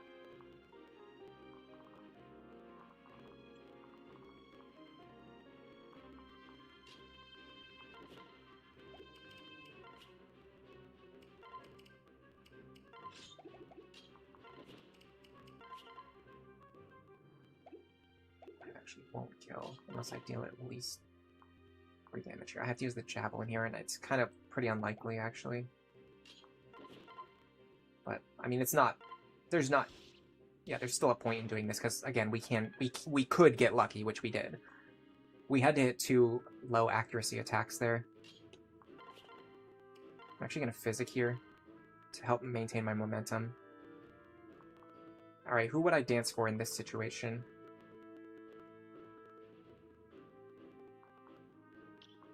Let me just confirm that Vaike actually survives here. That's 85. Minus 32, minus 32. That's 21 damage. Yeah, Vaike survives so comfortably. It's very snug. If I can actually get behind him, I can actually pull this guy away. But I don't want to do that because I don't have anyone fast enough. Well, that's not true.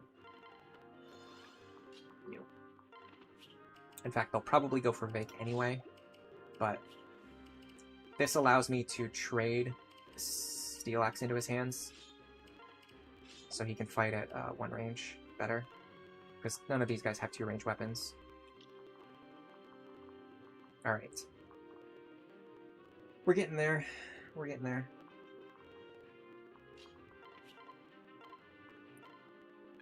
It is annoying whenever the boss uses the Fortify Staff, because this is an item that drops.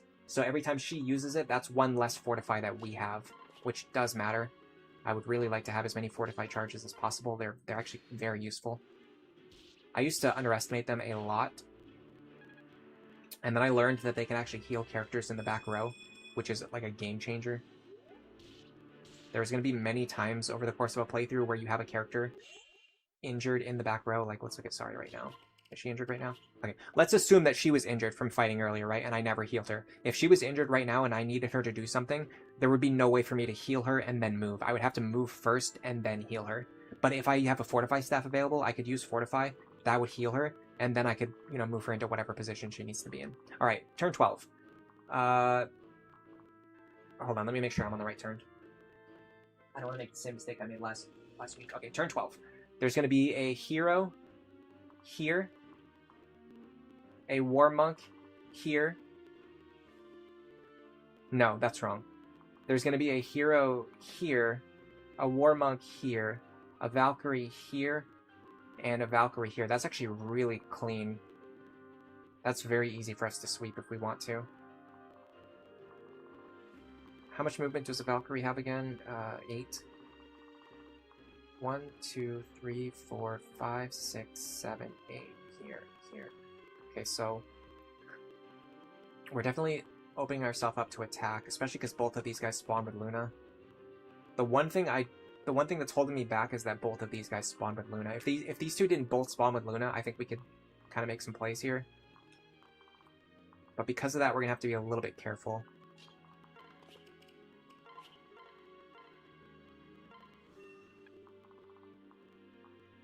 Let's try something like this. Honestly, because he has Pavis, I'm very inclined to just use Robin here. Let me make sure I can survive all this damage. That's 88 damage. Minus... I don't even know what this number is. 38 divided by 2. Okay, that's 50 damage. Robin takes all of this damage. Let me make sure I stay out of range of the Valkyrie.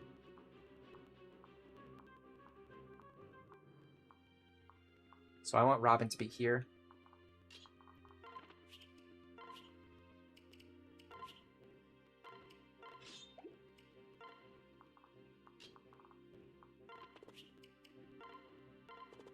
This sets us up for next turn. We have a lot of actions available now.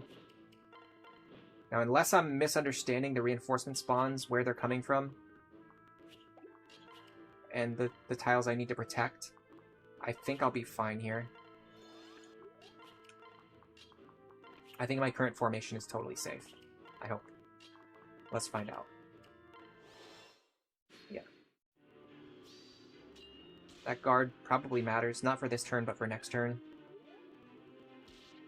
Yeah, because that would have been like another 25 damage. I would be very low on health right now. Alright, this turn, this is the big one. There is a Valkyrie here, a War Monk here, a Valkyrie here, a hero here, a sniper here, and a Valkyrie here.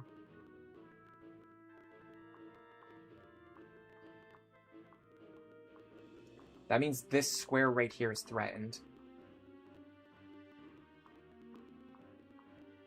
I've also got to worry about... I don't have to worry about counter.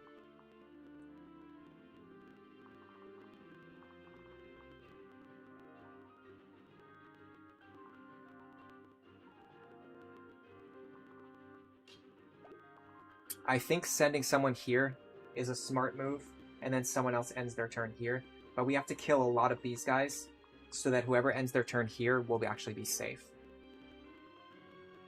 To that end,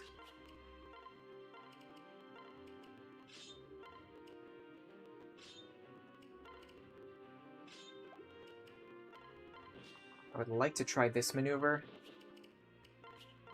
And we've done this 3 times already this chapter, so the chances of missing the 90% are steadily increasing.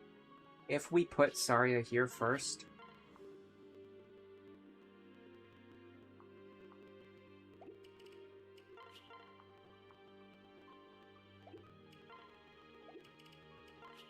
that should increase Frederick's accuracy.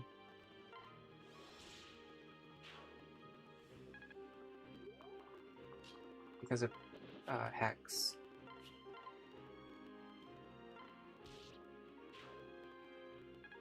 Okay. Now I think...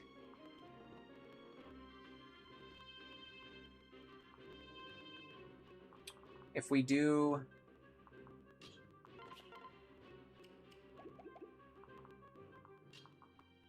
this...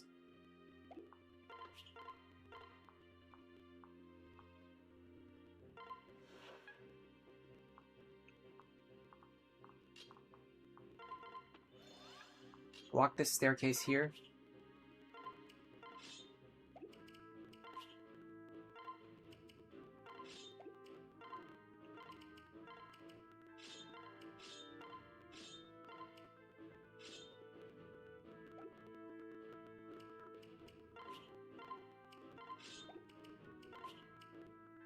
I'll use Nosferatu for safety.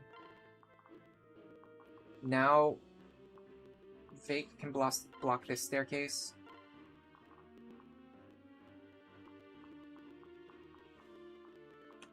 Sully can stand here. Now I just need to rescue Frederick.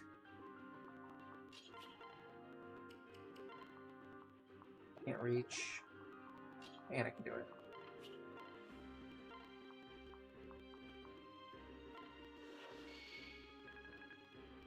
Alright, is there anyone who needs healing? No. In that case, I'll just heal someone for 1 damage. Just for free experience. Okay, is there anything else I need to do? These stairs are blocked. Everyone's safe. These stairs are blocked. These stairs are blocked. Everyone else is safe. The sniper coming from here won't be able to reach anyone. I think we're good.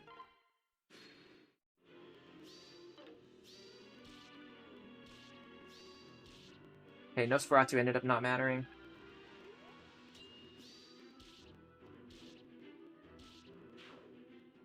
We avoided another Fortify Staff use. That means we're going to get 4 charges. That's pretty good. Typically, I like to get 4. Getting 5 is extremely difficult. To get 5 Fortify charges from this boss, you need to basically kill every single enemy on enemy phase every single turn and never leave anything alive.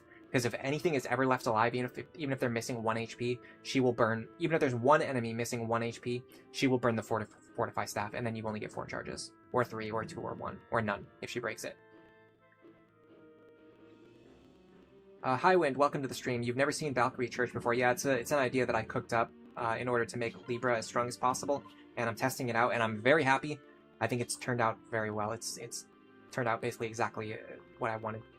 Basically, I got exactly what I wanted out of it. This is what I wanted Valkyrie Church and Libra to do as a pairing, and they have done it, so I'm happy about it. Alright, you... kill this guy, if you can. You actually might struggle to do so. Let me go L Thunder. The Thunder Dual Strikes. This should be pretty likely to kill. Yeah. And we got the dodge just to rub it in their face. Alright, that gives her just enough experience to push her up to 20, which is right what we were aiming for by the end of this battle. Now, I really want to get Libra to level 10 by the end of this battle. In order to accomplish that, I would think I can have him enemy phase the sniper, but I kind of messed that up because I wasn't thinking. I'm not going to count this as a mistake. It hasn't led to any devastating consequences. I did what I was intending to do at the time. I just changed my mind and wanted to do something else later. Okay, if I enemy phase this guy, the problem is I won't kill him. What I can do is something like this. Let me make sure there's no reinforcements this turn. We should be on turn 14, right? Turn 14. Turn 14 is no reinforcements, okay. How much is he dealing to me? 41. So he never kills me. I can just stand here and let him enemy phase me. The problem is now I have to waste a rescue staff to get Olivia back to safety. Again, not a mistake. I'm going for a 0 mistake stream. This is just me changing my mind and wanting to do a different strategy. So I have to accommodate for that.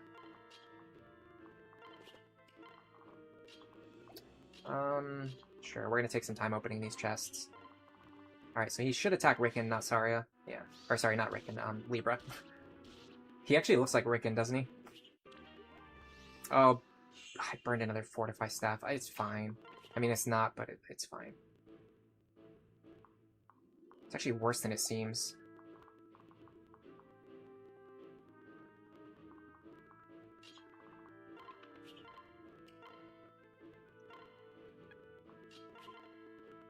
Because now I have to fight this guy at 2 range again.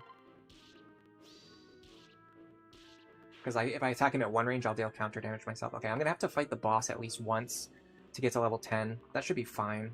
I don't see any problems with that. Alright, everyone else, stand up here. We're going to be here for a little while. I'll take some time to get caught up on chat, but let me just organize my units first.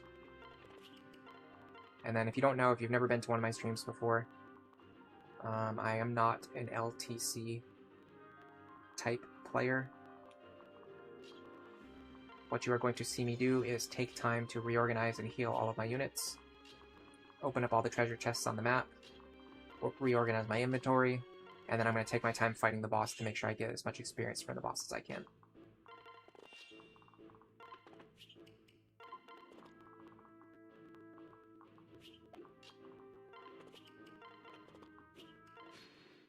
Hello, Leanne Dronate Sunboxing. At what level was Frederick when I changed his class? I don't remember. It was, it wasn't 15, so it was probably like 12 or 13 or something. It was a long time ago. And it wasn't really planned out very well. It was just like a spur of the moment thing. And I actually ended up regretting it. I would have preferred... I should have sent him into Paladin to make Cordelia as strong as possible.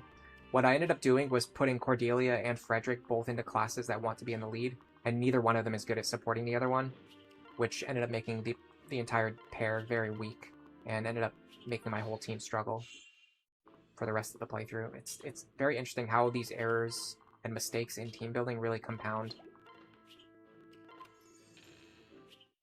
There's the boots.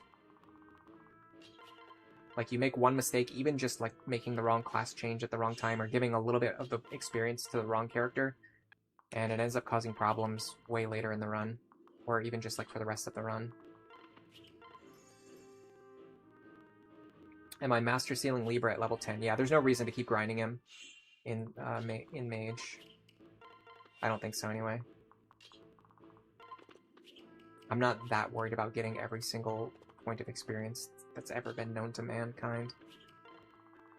I think getting his stats up to the point where he can actually like fight against enemies without being in as much danger is way more important than trying to get like a tiny bit of extra stats before promoting him.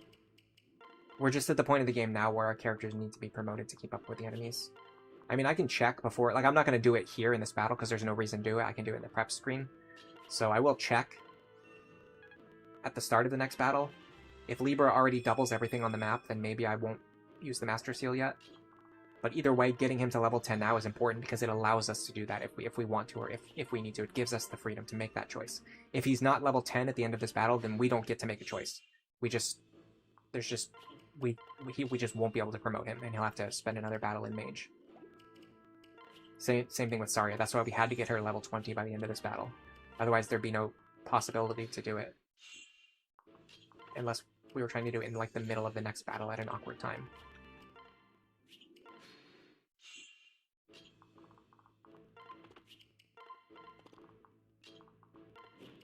Alright, so we need to make sure he fights at least one time. And we need to be able to deal 1 damage, and we need to not get killed. So that's a lot we're asking. The good thing is the boss doesn't have any super dangerous skills. First, let me see if his parrot partner alone solves this problem.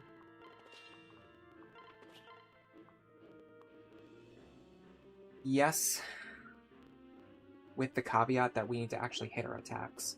But we're trying to train his tome rank anyway, so it's not a bad thing. If we miss, we just get more tome rank on Libra. If we hit, it should be enough to carry us. We probably only need to land like maybe 2 attacks. There's no consideration for landing crits on either side.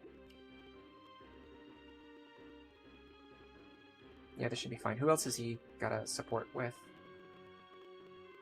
He actually has support with Tharja. Interesting. What if we stand here? Will that boost our accuracy? Yes, but it also boosts our crit rate. We can use the Elwind Tome. I mean, even if we crit, it doesn't matter, so yeah, we'll use the Thunder Tome. Alright, stand here.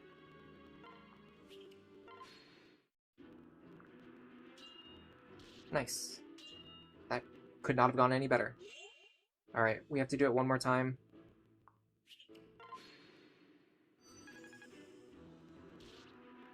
Perfect. Perfect. Even if she misses, she still gets tome experience. If you didn't know. Alright, we got focus. Our magic is not capped yet, which is fine because it means we're getting as much magic as we possibly can out of this class. If you hit the cap and then you continue gaining levels, that means you're kind of you're giving up levels that you could be using to gain magic. All right, I'm gonna try to give the rest of the experience to Vaike to help him catch up now, because he's quite far behind.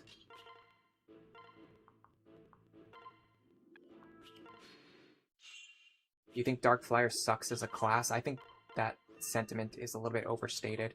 I used to see people say that, and I just repeated it because, like, why would I bother to check myself to see if it's true or not when you can just repeat it because someone said it and they sounded like they knew what they were talking about. But once I looked into it, honestly, Dark Flyer is nowhere near as bad as people make it out to be. It's like better than Valkyrie. It has like better combat than Valkyrie. I think it might even have better combat than Sage, maybe, depending on what stats you value. I'd have to double check on that. It's definitely one of the best support classes. It's like a better version of Valkyrie. Like, the reason Valkyrie is so good is because it gives both speed and magic, but actually Dark Flyer gives more speed and more magic. It's just the same thing but better. So as a support class, it's really good. As a lead class, I think it's very underrated. The stats are not that bad as long as you actually train the character. The bigger problem is you usually just don't really train the character and then you complain that their stats are low. But being able to hit on the physical side and the magical side is very useful. On Lunatic Plus, there's only a few classes who can do that. Dark Flyer is one of them. And their magic, like, if you just picture them as a magical attacker, and you go into the class with, like, good stats, they're, like, a little bit weaker than Sage, but they have flight. And the ability to switch to a physical weapon if they need to. Falcon Knight is definitely stronger. Am I going to staff spam in the volcano next chapter? I might do that, yeah.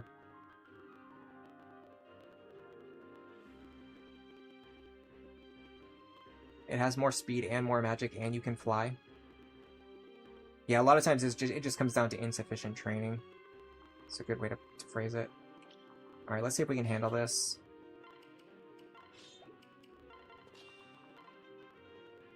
Pretty comfortably, yeah. Nope. I'd like to not crit here, but if I do, it's not the end of the world.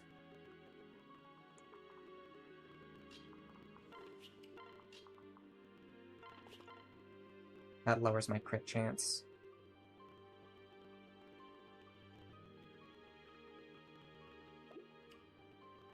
He can't crit me. He can't kill me. We should be fine. Do I have Rally Res on anyone yet? No, and yes. This helps in some small way. That actually might have given me the Demoiselle bonus, too.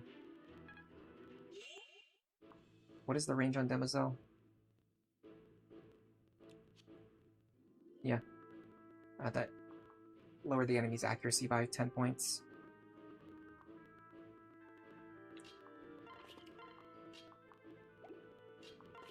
You get up here. Again, we're going to take our time here. There's no reason to rush. The only thing rushing accomplishes is you get less experience from the boss. Why would I want to get less experience from the boss? I want to get more experience from the boss. I want Olivia to get more experience. I want my staff users to get more experience.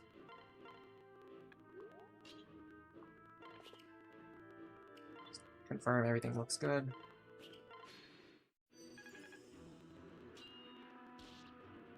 Nicely done. Okay. Now we should be able to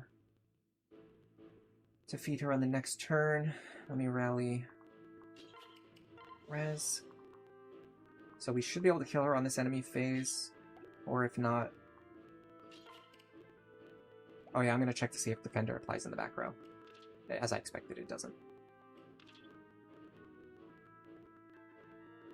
Lisa has a really good path into Dark Flyer, I agree with that. She probably has the most efficient path into Dark Flyer, honestly, even better than Sumia and Cordelia. Because realistically, Sumia and Cordelia, you have to go into it really fast in order to get Gale Force as soon as possible if you want it, in a lot of cases. But when you do that, it just ends up like not really mattering because their stats ends up being so low that they can't get it. Like, they can't fight in Dark Flyer, and then even once they get Gale Force, they can't make good use of it. Lisa is like the opposite. She gains a ton of experience in other classes first, and then goes into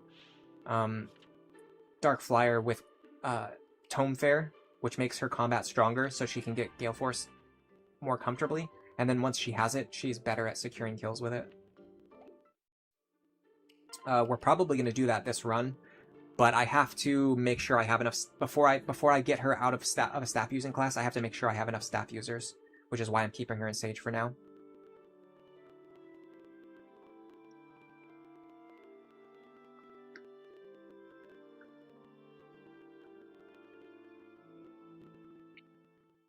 Like, if we send this Lisa over to Dark Flyer right now, in fact, we can preview what it would look like.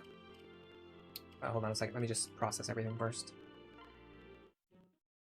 You struggle to get Gale Force in a timely manner. So typically, I think you... hold on a second. Hello, Minerva, how are you? Splendid weather, isn't it? Yes, yes indeed. Cloudless skies, a dry southerly wind. It's a perfect day for an airborne tour. You two are thick as thieves, aren't you? Ah, hello, Church.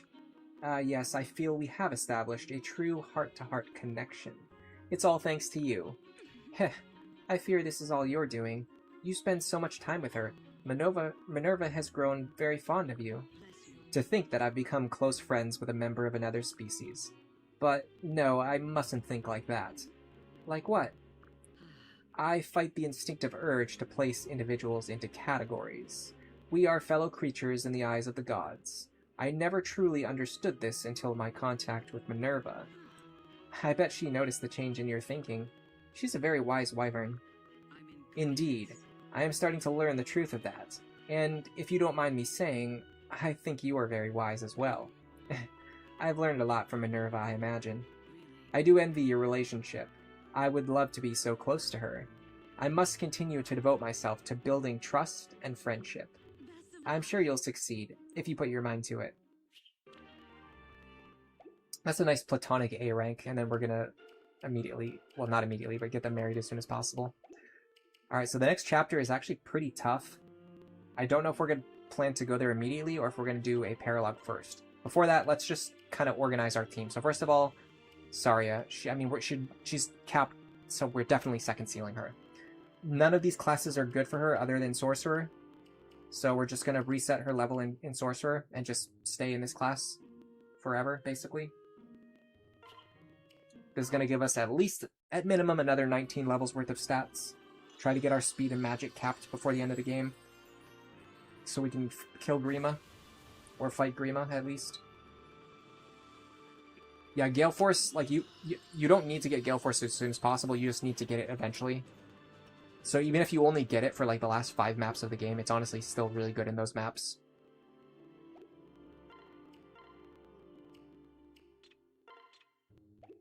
Alright, next up I want to take a look at Lisa. So if we put her into Dark Flyer, right now she's on 28 magic and 21 speed. So Dark Flyer is 27 magic and 24 speed. So you lose 1 point of magic, you gain 3 points of speed. I'm sorry, anyone who says that Dark Flyer is a terrible class is just an absolute clown. You're literally giving up 1 point of magic and gaining 3 points of speed. It's better than Sage and it can fly. Yeah, I totally disagree with this narrative that Dark Flyer is a bad class. The more I look at it, the more I disagree with that narrative. I bet my skill goes up too, doesn't it? Yeah, my skill goes up by 3 points, my speed goes up by 3 points. How is that a worse class than Sage? That's insanity. And you lose 1 point of magic. That's it. You lose 1 point of magic. Yeah, Tharja can make a really good front row sorcerer. She just needs a good support character who can give her speed and magic, which is either Robin in Grandmaster, or Gaius in Trickster, or Lonku in Trickster, basically. Unfortunately, there's actually a problem with male characters giving speed and magic to female lead characters, and it's just because most of the magical classes don't give magic and speed. So you have to either use Trickster, or you have to hope that you have access to Grandmaster. The women have a much easier time. They can just use Troubadour or Dark Flyer. And like I mentioned, Dark Flyer is literally just the same thing, but with more stats, so... Dark Flyer is technically better, but Troubadour is fine if that's all you have access to. Or if you're training through it to get dual support plus, for example. And then you can just go into Dark Flyer later or never. Either way is fine.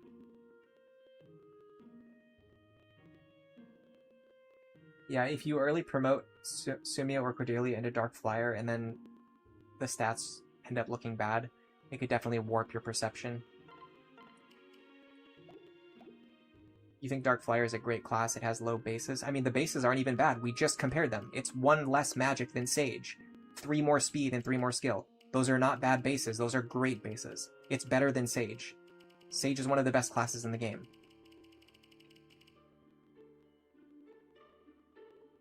It has magic, speed, and skill, and it flies, yeah.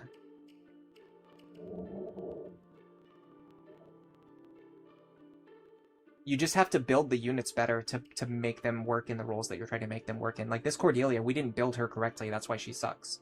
We didn't build her partner correctly, so she sucks even more. We didn't build Frederick's partner correctly, so he sucks. So we ended up with this pair just being dead weight because we didn't build either one of them correctly. That's not the game's fault, that's my fault. You have to be able to recognize when you make mistakes so that you can not repeat those mistakes on future attempts. Dark Flyer is only bad compared to other physical classes, yeah. Alright, we need to buy more rescue staves. We should have enough money now. Bro, are you kidding me? Oh my god, this guy is obnoxious. Dude, before I started the stream, 2 enemies appeared on this village, and I had to spend 10 days getting rid of them. As soon as we start streaming, another guy appears on this tile. This is the only place where you can get rescue staves. This is so frustrating. The game is, like, conditioned to make as many enemies as possible appear on this tile. I swear.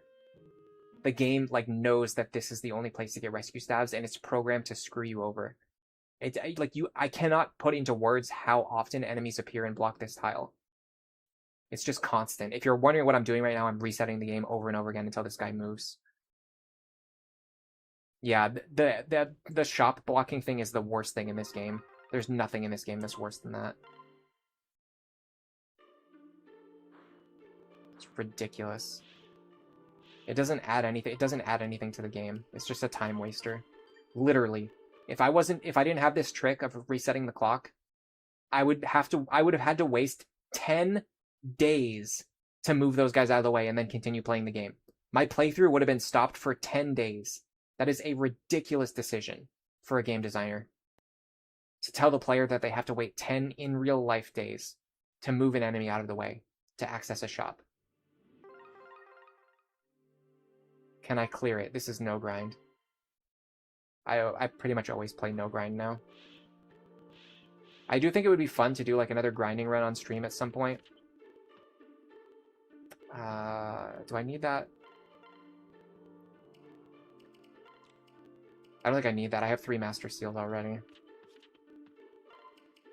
If you see like a Master Seal on sale, it can be tempting to buy it because, you know, obviously getting it on sale is better than buying it for full price later, but the game gives you a lot of Master Seals for free, and in this case, I think we already have enough. Like, I don't see us needing a 4th Master Seal later. We're basically gonna promote Libra, maybe Morgan, maybe Noir. Like, that's it. That's 3 right there. Starting the battle and retreating does not work, no.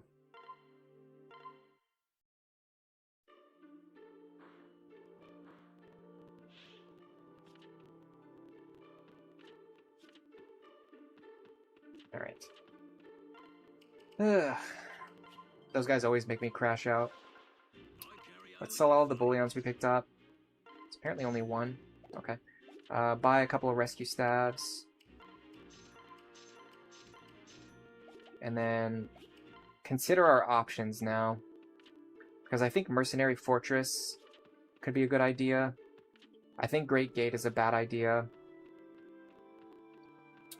I think Kidnapper's Keep is a bad idea. I think I want to wait until I get Vaike into Warrior before I do Kidnapper's Keep.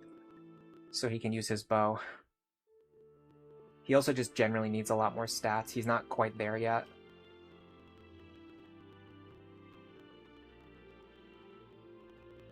Yeah, a warding box to clear the Risen could have helped the issue, but again, like, why make the player spend money to move enemies out of the way when you could just not have them do that?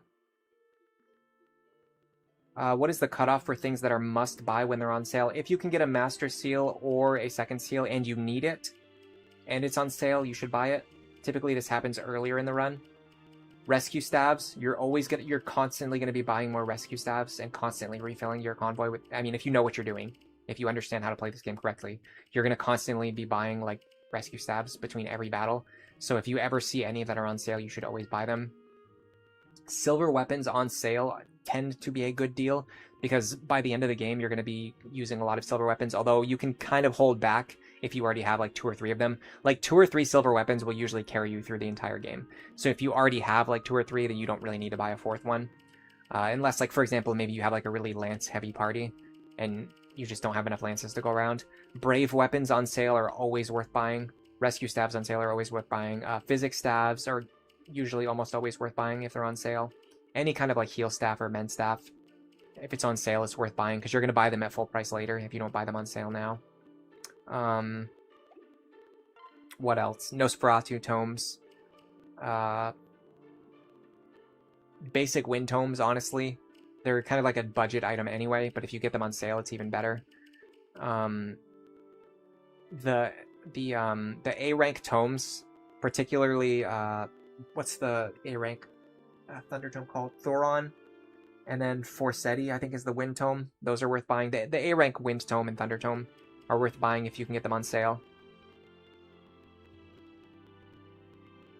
Should I try to get Gale Force on Cordelia and then pass it down to Severa? I don't see the point because like our Frederick sucks, our Cordelia sucks, our Severa is going to suck. It's just we're not going to see any real payoff.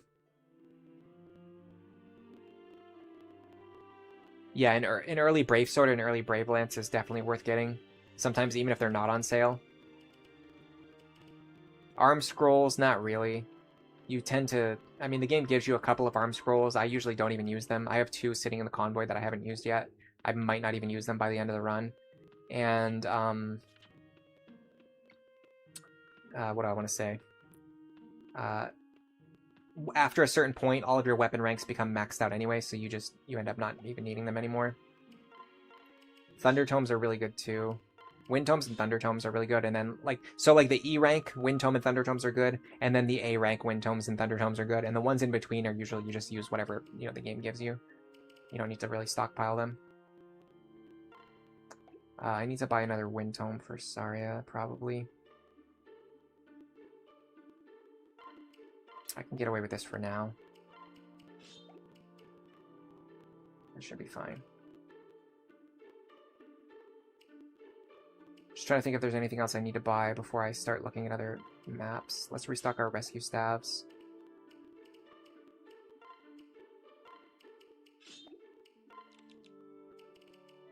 I want her to hold like 1 or 2 rescue again if I can. 4 is more than I want her to hold. That should balance the numbers. Yeah. Just hold 1 rescue staff in case of an emergency.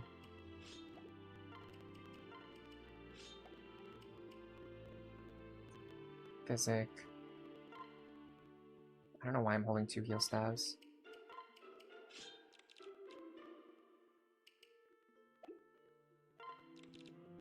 She's never attacked a single time. She still has E-rank tomes.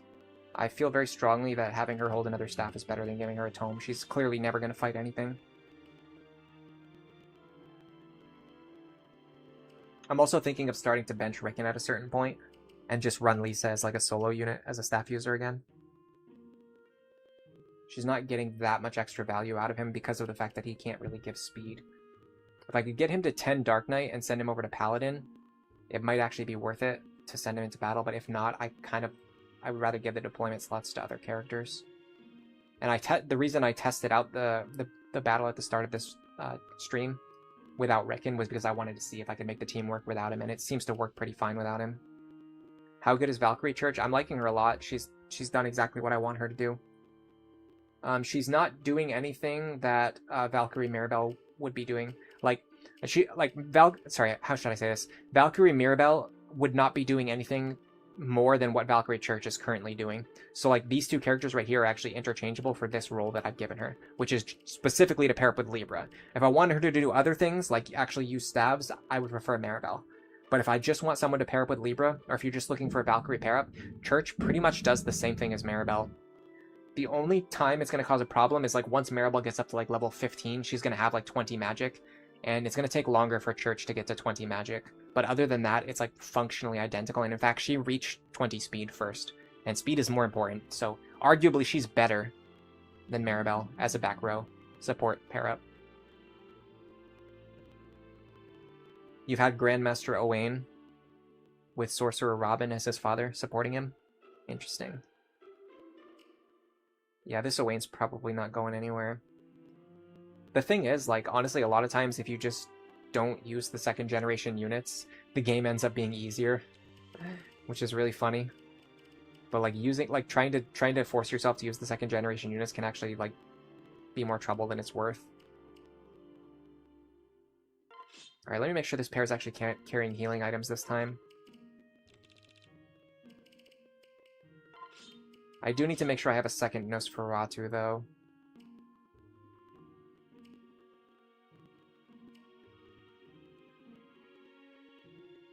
What would I switch out for that? Probably the Superior Jolt. I don't think I need that for anything. This is just in case I need to use more than 20 charges in a single battle. Dude, I wonder if Crom gets to level 10 before the end of the run. He is struggling.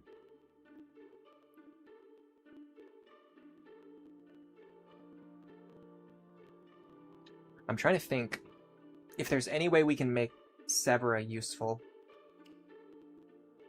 I mean, we would have to get Gale Force first if we want any chance of making Severa useful. We need to get. In fact, you know what? We've invested so much resources into getting Cordelia into Dark Flyer. I think we should pass down Gale Force to Severa and try to make use of her.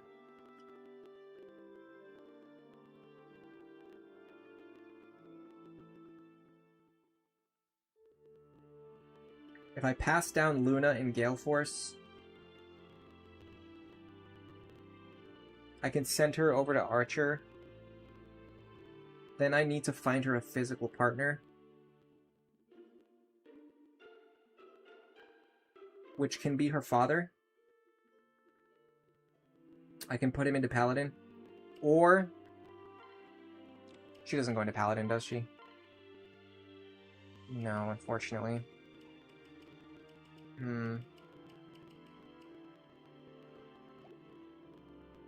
So it could either be Paladin Frederick or Paladin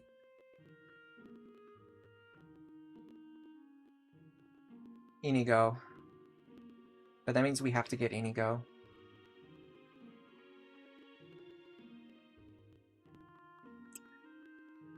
So here's my current problem. I think I have to do this chapter now.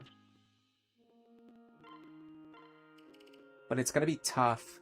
And I'm going to want a second thief, and I don't really have one. My second thief is basically Morgan. Where even is she? There she is. So my second thief is Morgan. What makes Morgan really valuable is that if I can get her to level 10 thief, I can either promote her into Trickster to support a magical partner, or promote her into Assassin to promote a physical partner, and she kind of works for either role.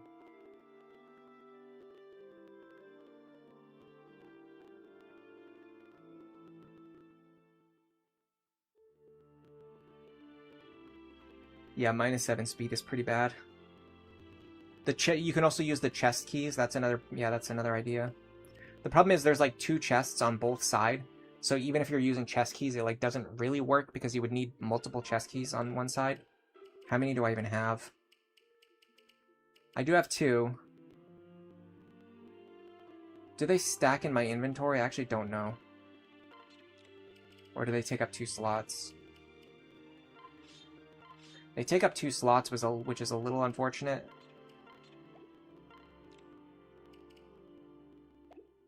Who would I even give them to? Probably Cordelia. So Cordelia would go one way, Anna would go the other way. Let me see what the current deployment slot situation looks like, if I even have room for Morgan if I wanted to bring her. You've done Trickster with Heal Touch? That would be interesting. I wouldn't have time to go out of my way to get Heal Touch, but it's an interesting idea for sure. I don't have anything good that's sorry. Oh no, I've already inherited Morgan's skills anyway. I can't pass out anything different from what I've already done. So, okay, so we're down one deployment slot. That's already a bad start. So finding a spot for Morgan would be really tough. So I am liking the chest key idea. Beast Killers are not that great here. They do effective damage against the Griffin Riders, but it's Lance versus Axe, so they're very, very inaccurate.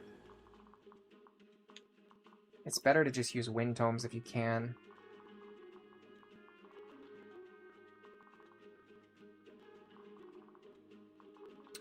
Which of these chests crumble first? Which one do I have more time to reach?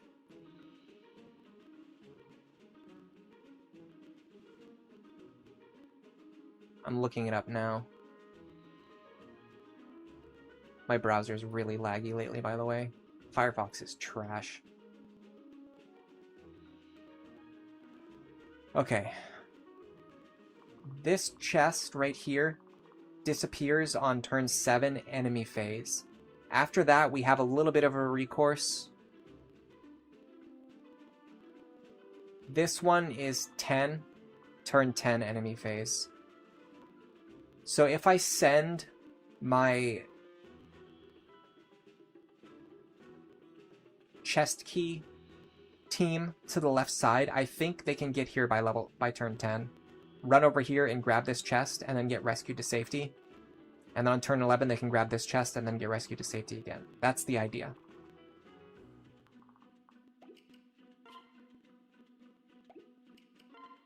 So in theory we would want these two over here. And then we want these two over here.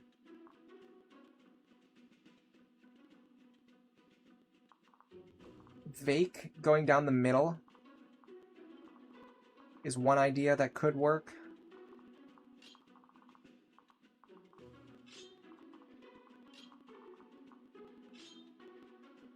One thing I don't like is my characters on the left are just like kind of trapped over there. There's nothing in particular that they can do. It makes me very unhappy. If I put you here, can you reach Vaike? You can. Okay, I'm gonna put you here.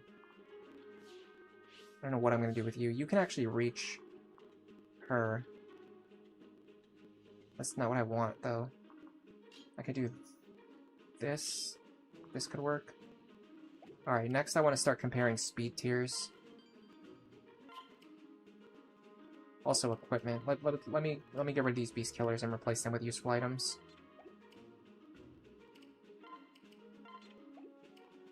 So we want swords, axes, lances, wind tomes.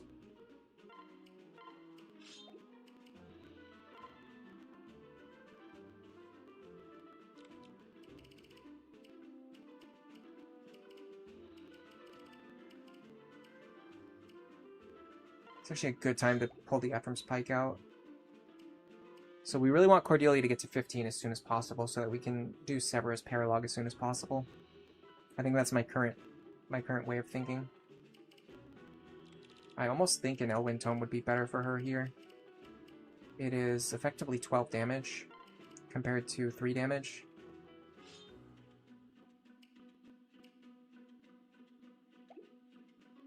Assuming I can match her up against the right enemies, she can deal 12 damage. That's better than nothing.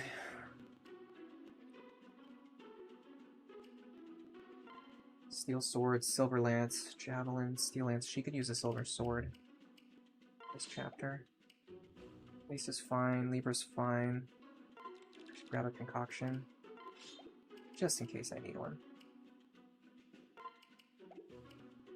11 swords, fine here.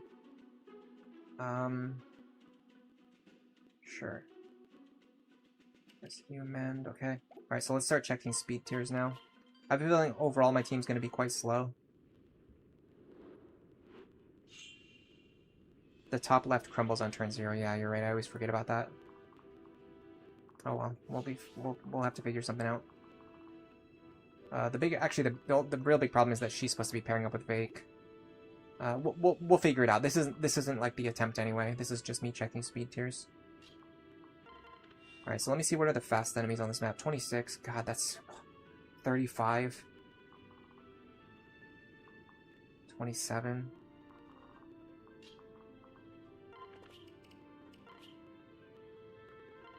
Okay, I can double these guys.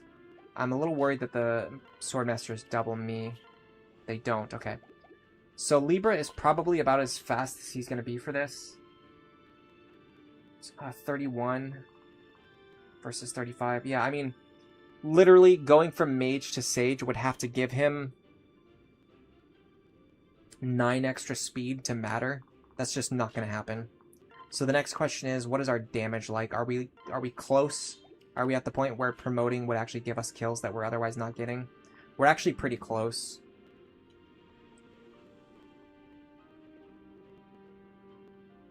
If we can get... And keep in mind, this is with a Forged Wind Tome. If we can get 8 extra damage, we can actually kill the Paladins in 1 turn. That's a big deal. Let me open up my notes. This is important. I have to start taking notes. Akihiko, you're going to play some Dungeons and Dragons. Have fun. I don't have a game scheduled tonight, unfortunately. Alright, Libra needs +8 damage to kill Paladins. Alright, what about Tharja?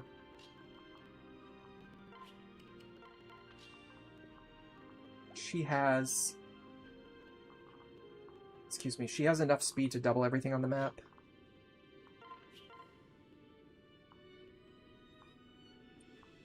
Wow, that's very accurate for a Rune Tome. Kills. Nosferatu kills. El Thunder kills.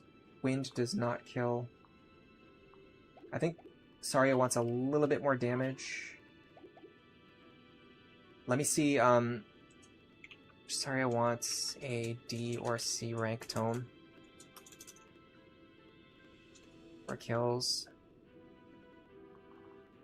Alright. This is the big one. I think this team is going to be pretty much non-functional. Like, I don't perceive this group as being able to do anything. Yeah, they get doubled by the Swordmasters. Frederick gets doubled by the Swordmasters. I don't think we can even double the Warriors.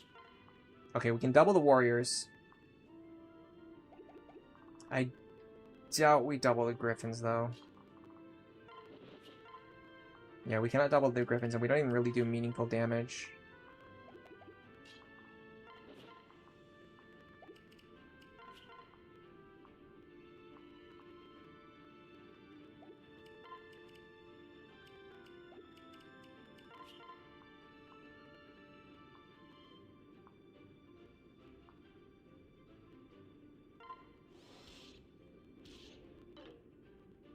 Great start. Okay. So these two are going to be pretty much... They're not going to be doing anything for this entire battle.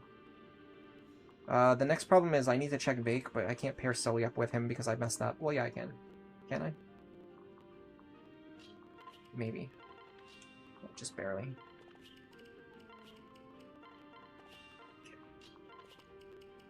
Transfer you over. We'll fix that for the next attempt, too.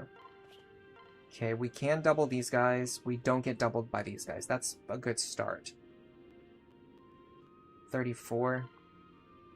Again, we would need to find some way to get 6 speed. We're not getting 6 speed, so we might as well just assume we're never going to double the Swordmasters.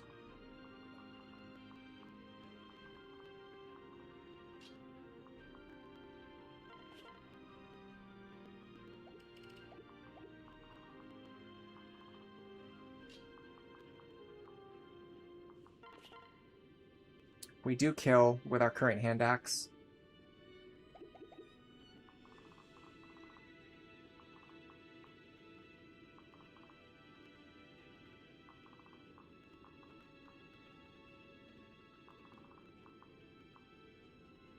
I think Vaike kills everything with the hand axe right now. I don't think he needs a strength tonic. I could be wrong.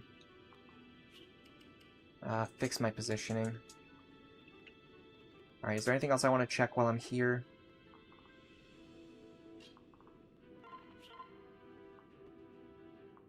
Again, she's just short of kill thresholds. Alright, let's go back to the map. Do some shopping.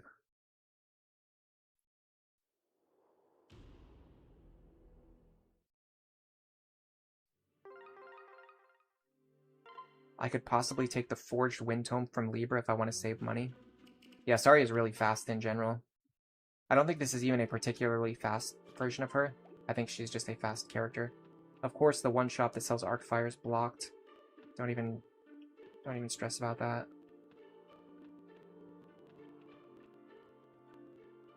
I can get D ranks. I don't think I can get C ranks without moving that guy out of the way. And honestly, arc fire is not even that good. It's not worth my time. There are some expensive tomes that show up over here on the right side, but it's later in the game. Alright, we're gonna have to stick with D rank for now. So let me focus on Libra first.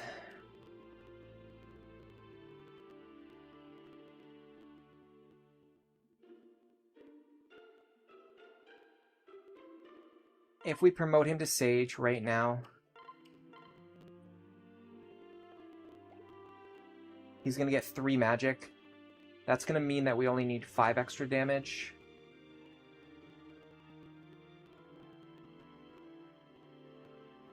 Getting 5 extra damage shouldn't be that hard.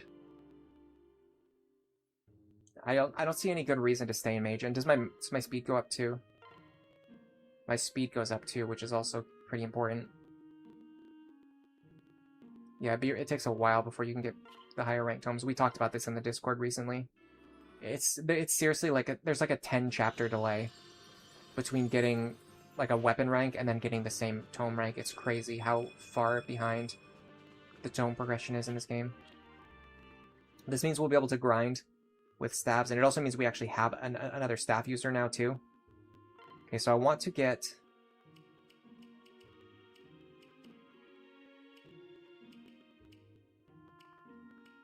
extra damage. I might have an Arc Tome. Yeah, I do. I have an Arc Thunder Tome. Do I have an Arc Wind? I do. I have an Arc Wind. Interesting. I think he's the best candidate for it. So give him the Arc Wind.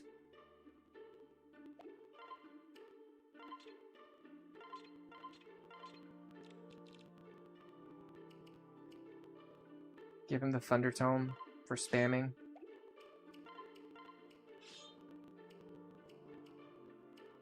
So Arc Wind for like kills and accuracy. Thunder Tome for things that I can't kill anyway.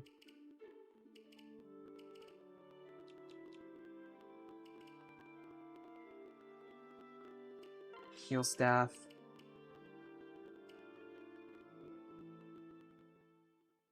Physics Staff. Rescue Staff.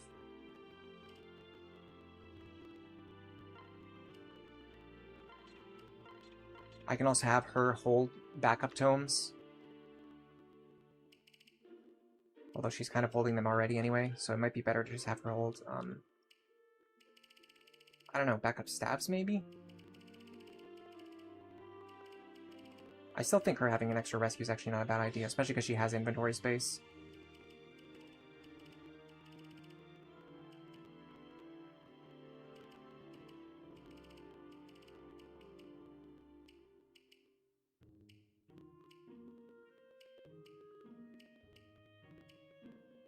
Maybe this, just in case we need it.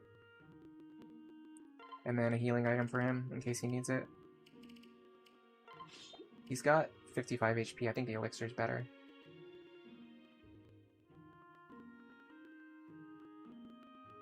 You think Arc Thunder has bad hit? I mean, I'm pretty sure Arc Wind is enough. Unless I misunderstood what I wrote down in my notes. I think Arc Wind is enough. Already. I don't think we even need the magic tonic, but I could be wrong.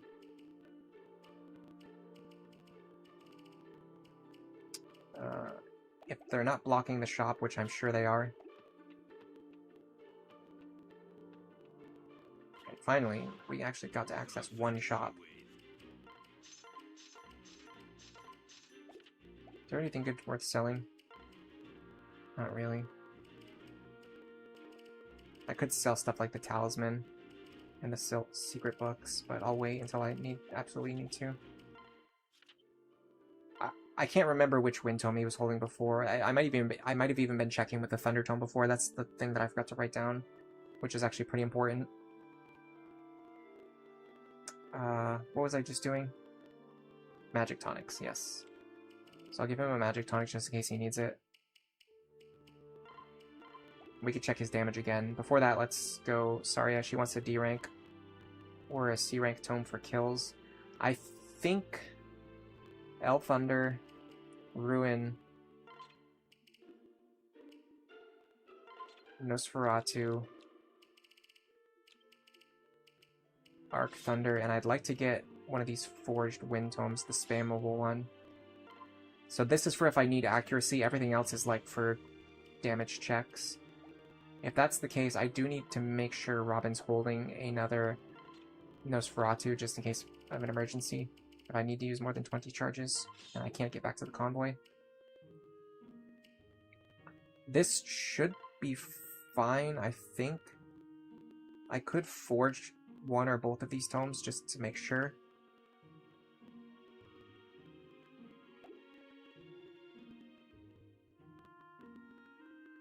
Then I need to go to the map and fix my positioning, and I'll also test Libra's damage now too.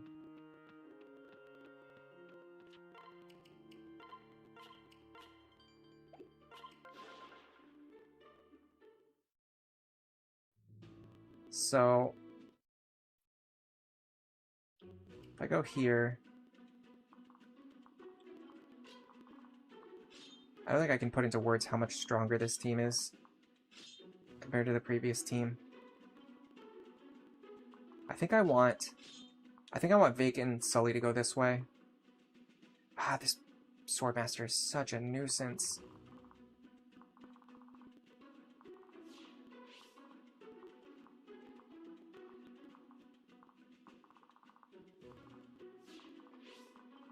I don't know what to do about this guy. The only person who can fight him is Tharja.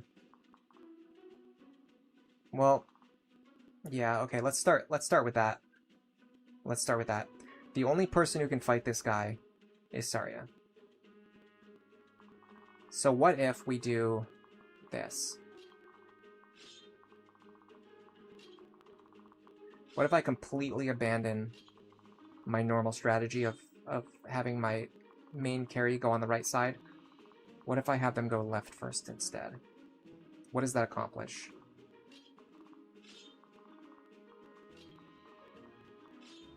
Let's find out.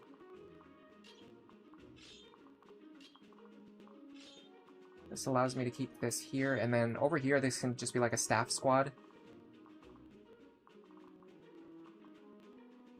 Dude, Crom is such dead weight on this team. Alright, let's check what the combat looks like now.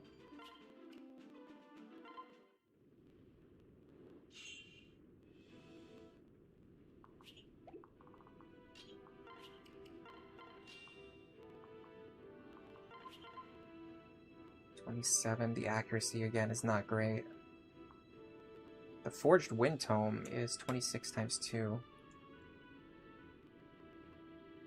I just need Robin to land a hit here and I kill. Am I willing to risk that? What is Robin's accuracy like? Robin's accuracy is perfect.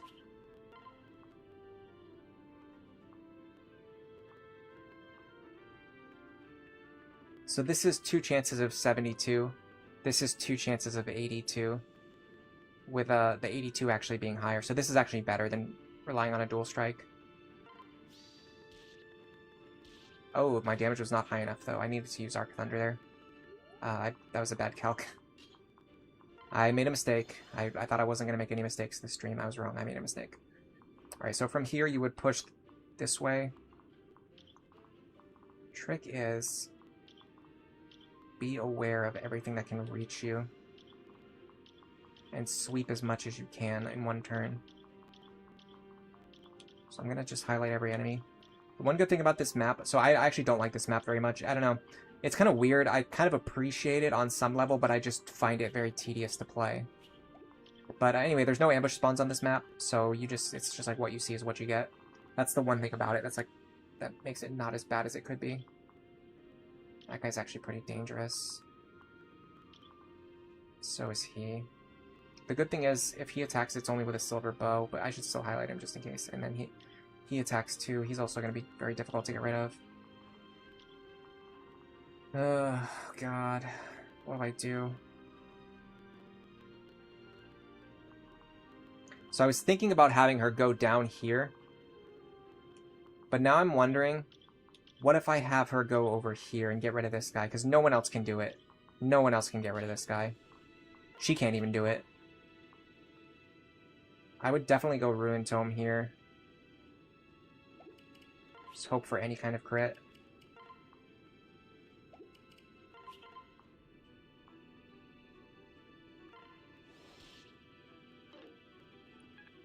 I mean, that was expected. That's not bad RNG. That's just me being an idiot and trying to do something that's not going to work.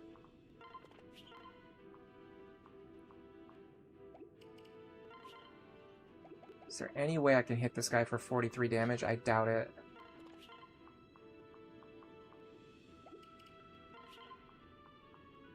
Technically, I can hit him for 44, but the accuracy is pretty bad. 65, 60. What about Fred? Again, I doubt it. He's just fallen way too far behind at this point. I do have the Ephraim's Pike. Yeah, even the Ephraim's Pike is like not even dealing 30 damage. That's crazy. I could try for another dual strike here. I wonder if I should have kept the Beast Killers to deal with these Paladins. Boy.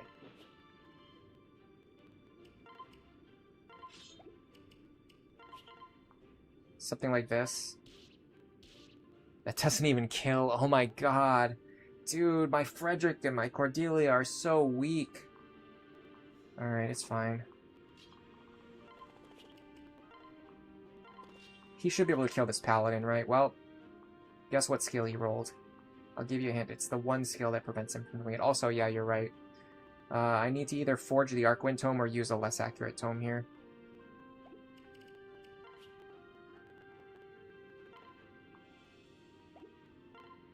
She can actually deal damage, which surprises me.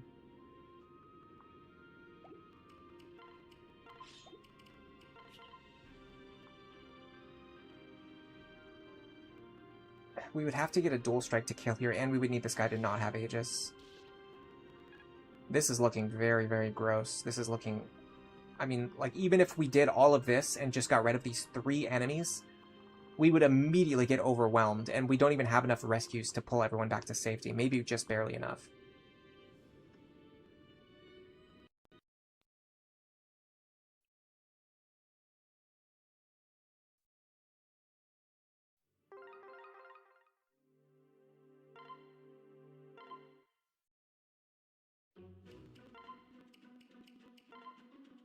I did just buy the magic tonics for this reason. Should also give one to Libra. Oh, he's already got one. He needs to either forge his Arcwind Tome or he needs an Arc Thunder Tome. Forging Arcwind would be quite expensive, and it's already missing some uses. The problem is, Arc Thunder is going to be a lot less accurate. Like, a lot less. And we're trying to hit enemies that have 51 avoid.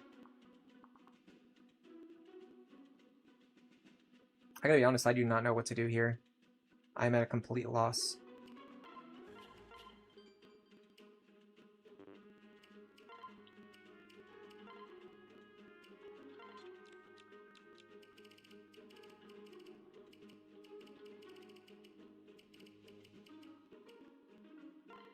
If he takes the Arc Thunder, that means we need to give her the Arc Wind. Doesn't even really make sense, because I think it's It's a little more powerful than the wind tome we're already holding. Barely, but it could matter maybe in some specific cases. Forge accuracy, that is such a waste of money.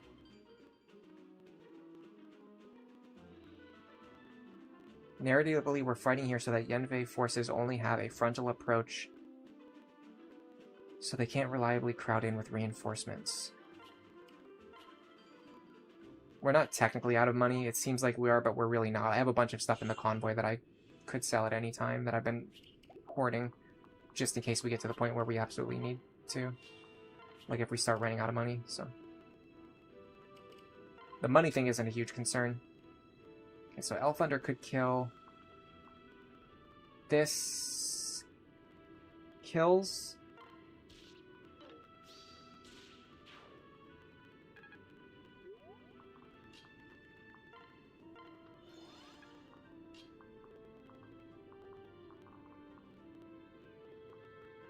That means we can kill this guy.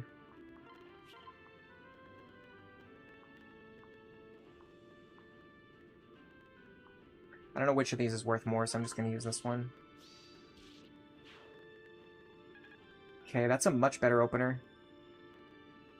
This guy again rolled Aegis, but I think if he rolls Aegis, what we can do is have Vaike kill him instead. So if he rolls Pavis, we can have Libra kill him. If he rolls Aegis, we can have Vaike kill him. That kind of works out. She should definitely be holding a Beast Killer right now. But this is fine. Alright. What can actually reach our characters right now? What threats are we worried about? Again, I'm kind of wasting time doing this because this attempt's probably going to have to be reset as we continue to do more testing and refine our strategy.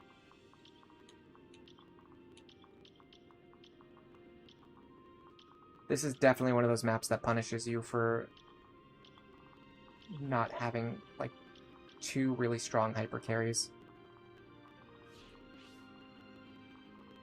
So in theory, Vaike right there is safe.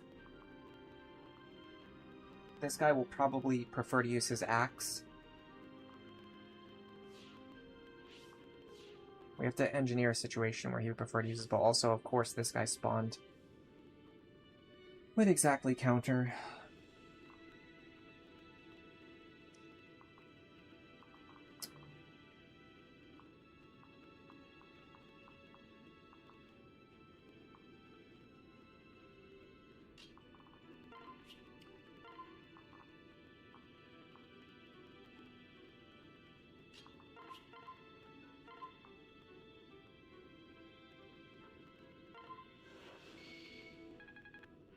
It's one.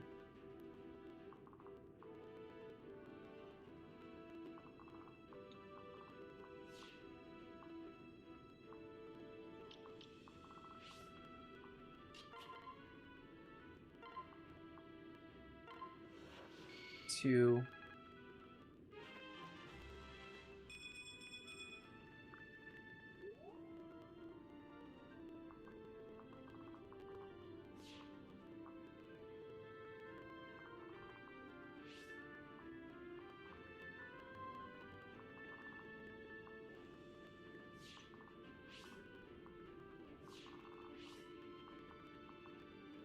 I want to pull characters as far to the right as I can because those middle tiles are going to get compromised.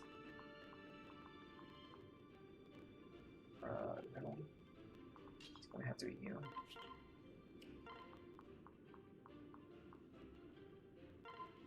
That saves Olivia. A little worried about her. Yes. Oh my god. I hate this game sometimes. I hate this game sometimes. As soon as she moves, it's going to open up this square for this guy, and then it's going to screw up all of the positioning that I just did is completely...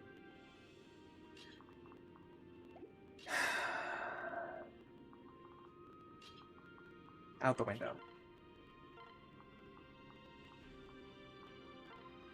Let's just presume under some logic where the game actually tells me what squares the enemies can target.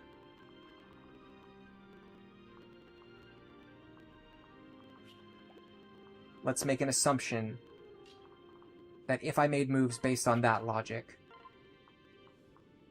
could Vaike actually hold this position? Let's find out.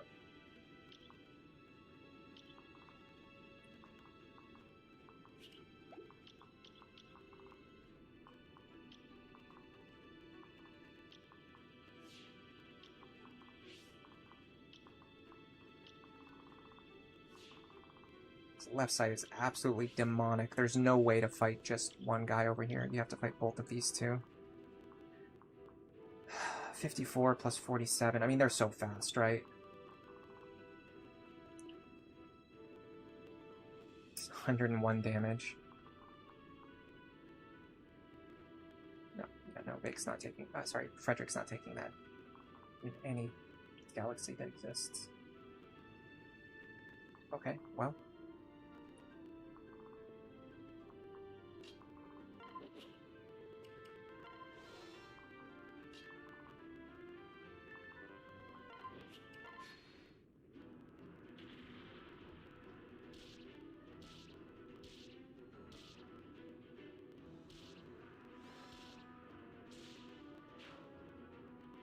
The logic of this map is strange because the characters believe if they enter a volcano, nobody will follow them.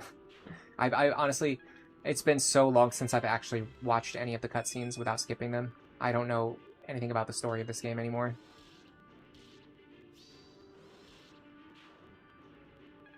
So one idea is I just let the treasure chests go. If I just let the treasure chests go, what's the worst that could happen?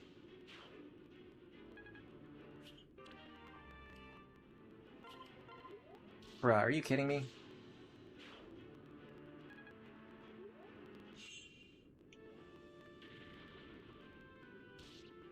Perfect. Wonderful. Awesome. Great. Fantastic. Bro survived on 5 HP. What a legend. Alright, here's the next concern. We have a million enemies to get rid of, and no possible way to get rid of them.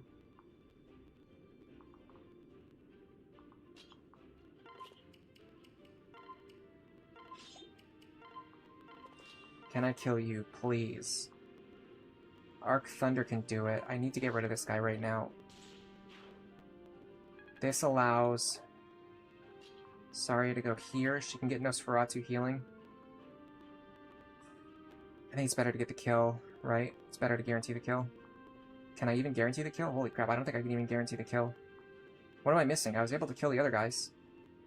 I can kill the Swordmasters, but not the Paladins. I can rally magic with Lisa, but that opens up another can of worms.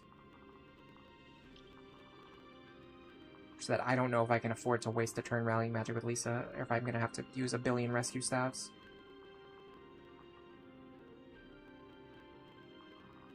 I do like that if I stand right here... Yeah, hold on, this opens up a lot of possibilities. So go like this.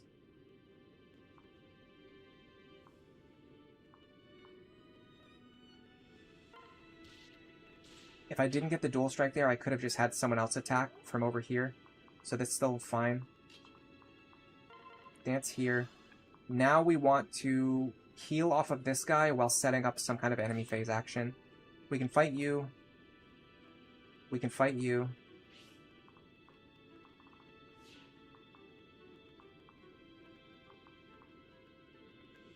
We could even fight you if we wanted to. We can't fight you, though.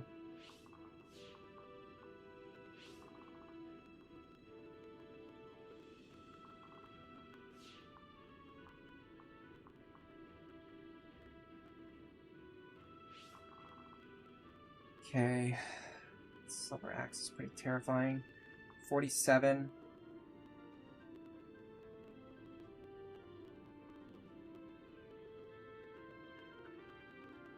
I would need to heal her, but she can potentially take this position.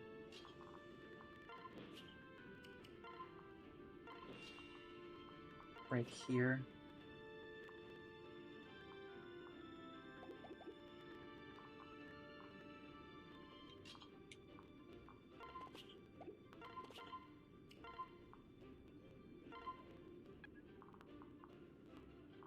Let me just confirm really fast.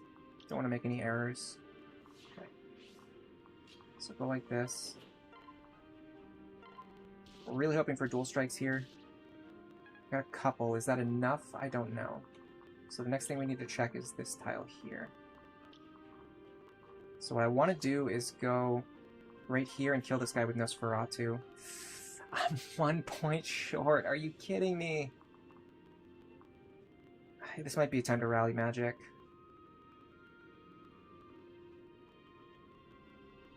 I don't foresee any other... I'm not seeing any rescues that I need. So go here. Here.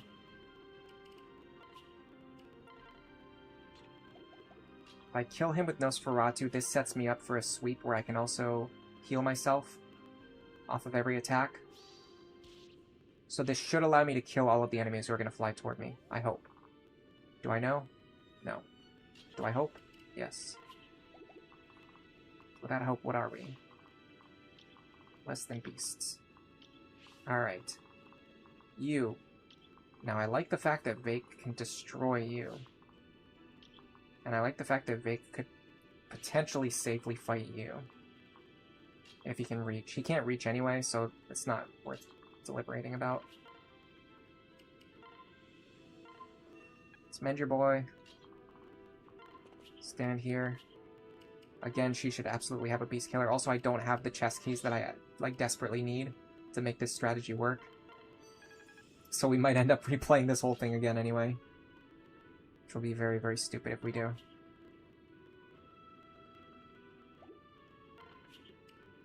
Alright, let's see how this phase goes. I think we're fine this turn. In fact, we're doing a pretty good job of managing the current aggression. Like, she's in a very forward position. I can clear a lot of enemies this turn, which is going to give me more leeway next turn. Don't need that for anything. So then we heal it off. Yeah, see, this is very important. This is a very good Nosferatu sweep. It's a clutch Nosferatu sweep. All this training we've done for her over the last few chapters is getting her to the point where she can finally do this. Alright. Now I want to make as much progress this turn as I can. The problem is the right side is where we really need to start sweeping, but we just can't.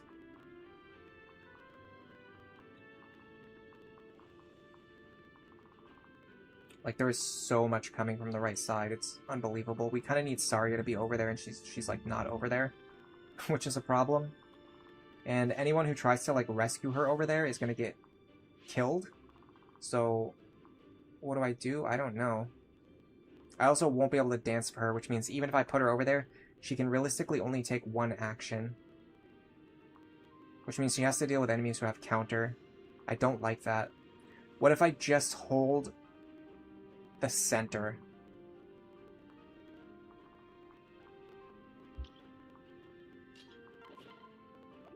That's a stupid idea. This is a smart idea. I don't know why he doesn't have any kind of wind tome, though. That's pretty stupid of him. I mean, I guess it doesn't matter. The thunder tome's probably hitting for more anyway. Okay, hold on a second. Are you... You are not the only one threatening those squares. I have to be very careful about you. I have to be very, very careful about you. But you do not have pass. That's an important piece of information. Which means whoever blocks you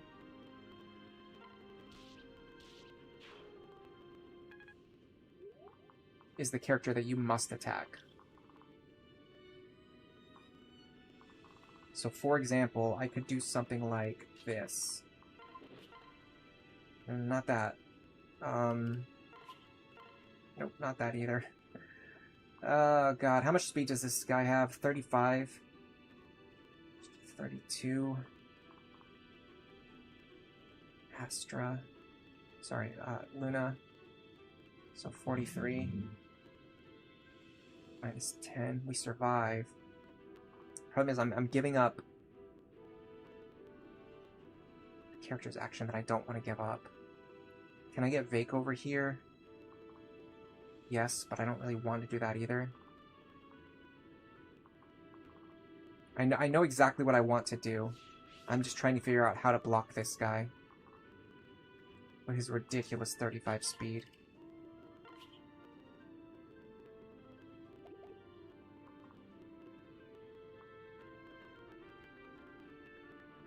If I dance, I get more speed, don't I? No.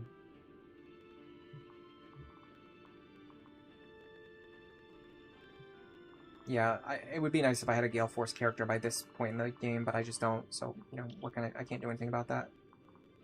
I can't give myself something that I don't have. I do like the fact that Anna is on the right side right now. I think that's important.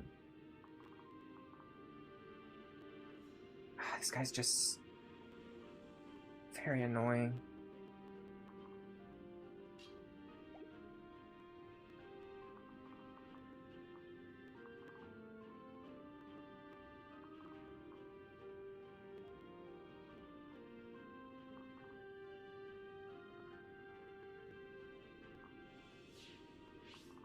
Alright, we're gonna have to do this. I don't like this at all.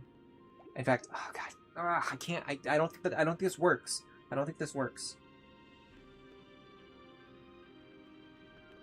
I don't think there's any way to make this work. Other than to get a faster character over here.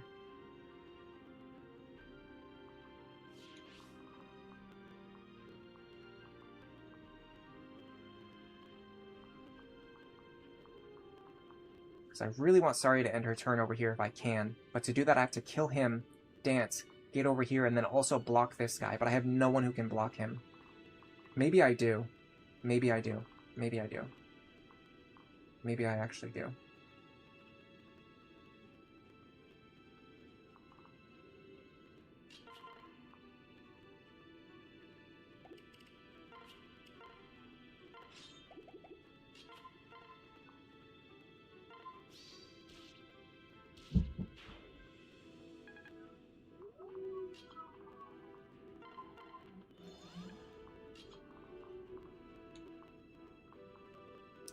This guy having counter just ruins my entire plan.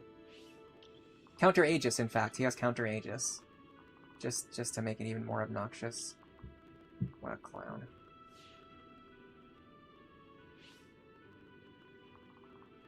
What an absolute clown.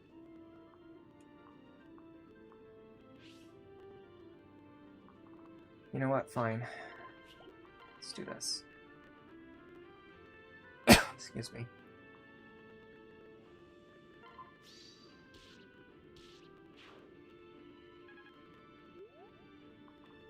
What is currently threatening us? Is it just you?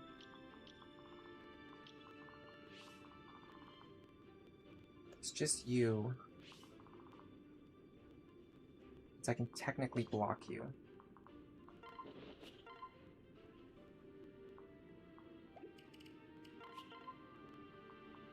Not in a way that matters, but technically I can block you. So my idea is, you go like this.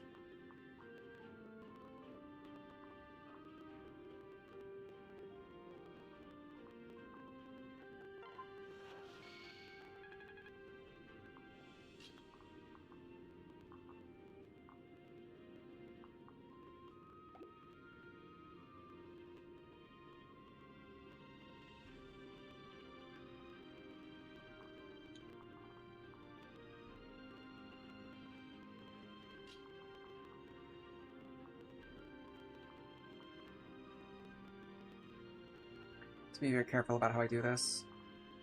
1, 2, 3, 4, 5, 6, 7, 8. Should be fine.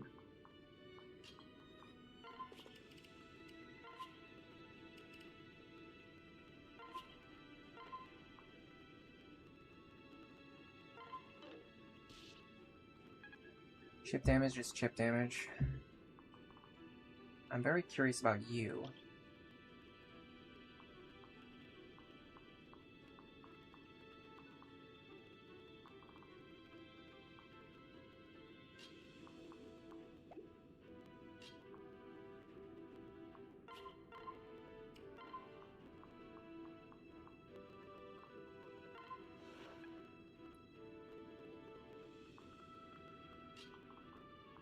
you would go here.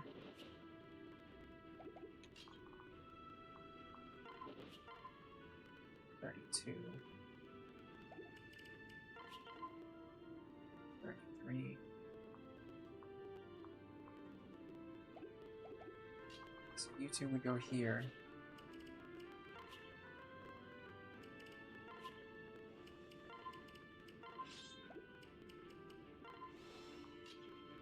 Needs to back up. Now if you rescue the killer land, or sorry, rescue our boy Vaike over here, Vaike should body block the paladin.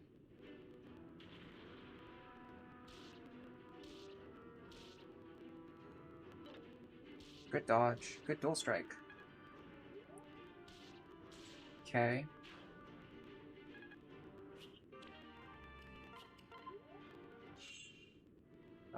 This is not as bad as it looks. My only concern is I have no possible way to target you.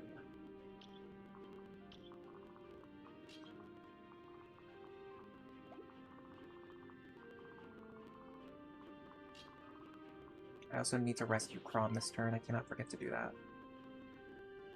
That's 12. What is he hitting for? I mean, not even close to... How are these characters so weak? I don't understand. They're insanely weak. See, now if Tharja had been able to kill these two Griffins last turn, that would have cleaned up a lot of these issues. And this problem, we still haven't even solved this problem. This guy's still standing here. He's still covering the entire map, and I have no way to get rid of him. I mean, this is just insane. We're not winning this attempt. I don't know why I'm still playing it.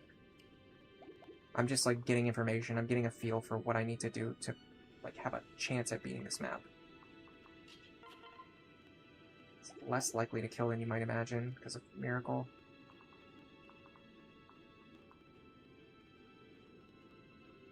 You hate this map? Yeah, I don't like playing it. I think the design philosophy is interesting. I just don't like playing it. It's just not fun to play. It's sort of like people who don't like jazz music.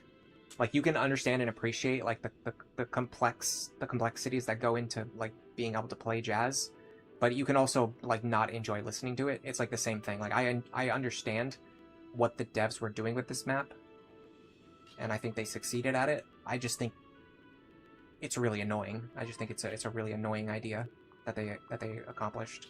It's a very annoying map to play. Exceptionally annoying.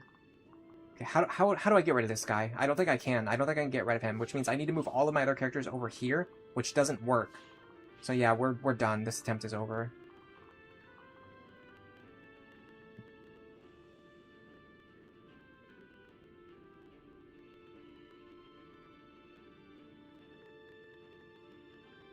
"99% of the Griffins have counter whenever you play this map." I wonder if you could make a build that one-shots them. I bet Robin can almost do it. Oh, Robin's magic is capped, by the way. So we don't need to level up Robin anymore. That's good news. Tricky part is we need to get Tharja up to her cap.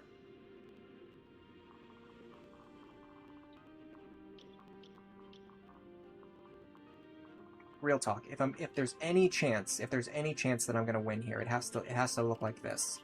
This is the first move for sure.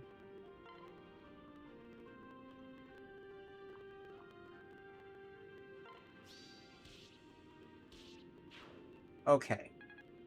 Now we need to move everyone else out of range of this Griffin.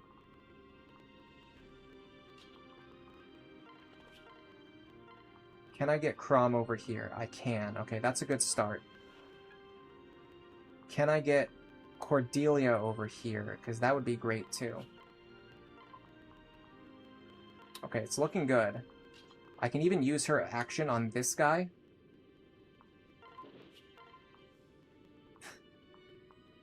Wow, that's a powerful attack. What does he have equipped? A sword? Of course he has a sword.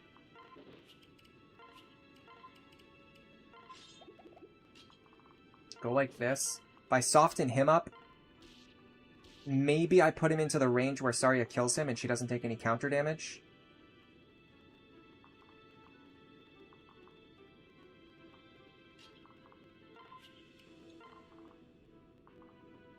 What's going on here?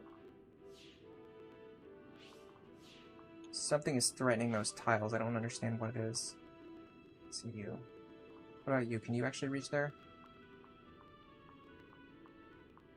You actually cannot. That means... technically we get away with this.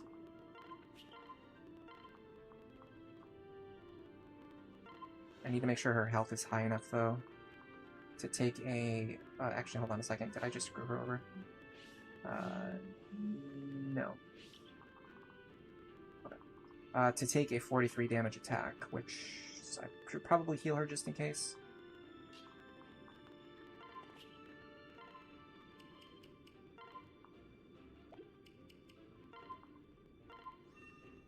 Okay.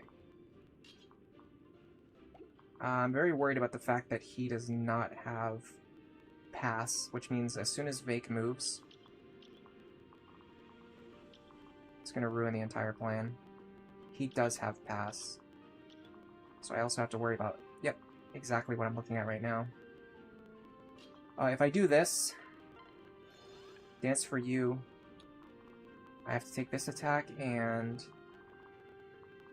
I think just this one. Spear.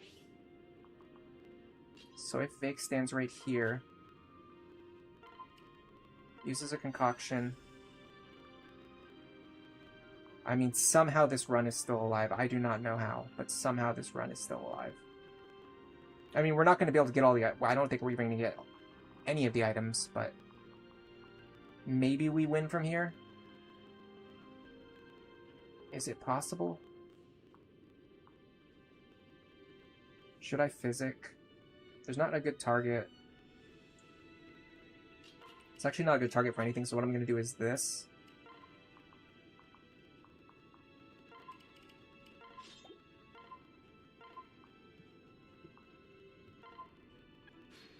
Just so I have more movement next turn.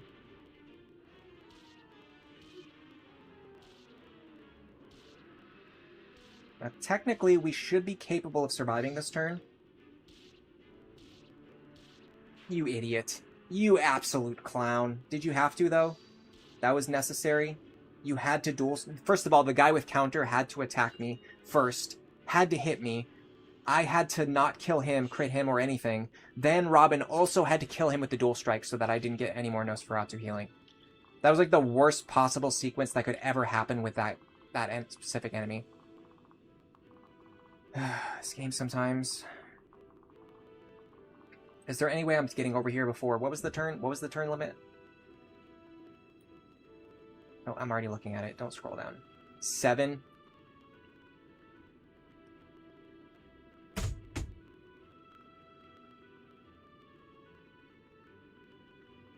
Am I worried about soft locking the stat growths on certain units? No, I don't know what you're talking about. It's turn 5. So I've got basically 5, 6, 7. I have to grab this. I can still do it if I can get into the center now. Can I get into the center now? God, it's looking less and less likely.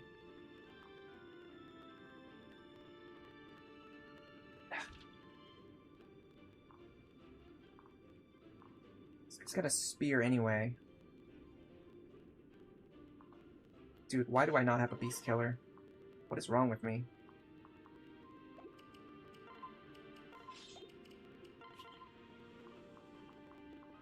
And again, how is Frederick so weak? I'm not understanding what happened.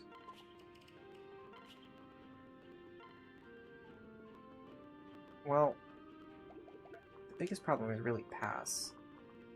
And also you having counter. I need someone to get down here and kill you. I just don't have any... Like, I don't have characters who can kill things. I do, but they're just not, like, in the right positions. Okay, what about this? That targets with a bow. That's not a threat. That's gonna be dead, so it wouldn't threaten me because it would be dead.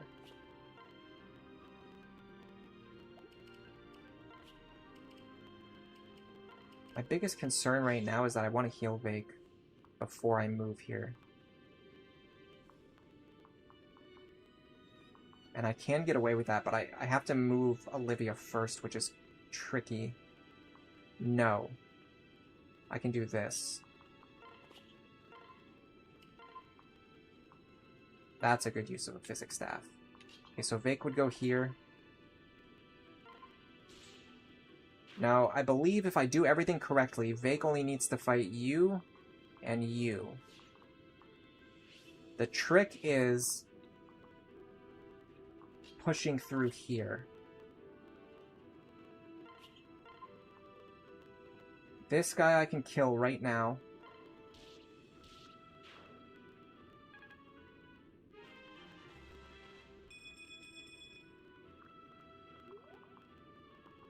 Now I rescue Robin over here.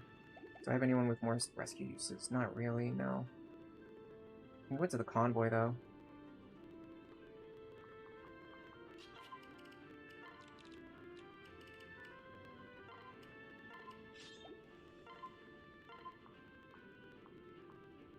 Pull these two over. They can grab this kill. Right.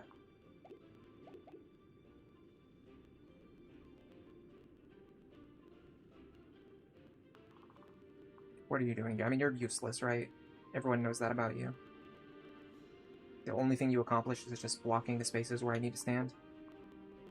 Oh, this guy's counter too. Perfect. Why bother? Like, literally, why bother? Why bother? Genuinely. Okay. Yep, it's fine.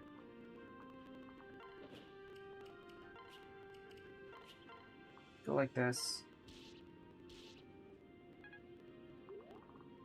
Now you go here.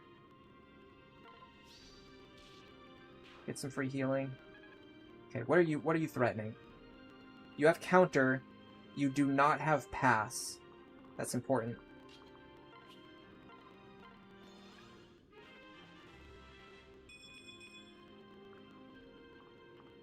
Libra is in more danger than I think he's in. The problem is this guy has counter. So I don't know if I can, like, avoid that danger.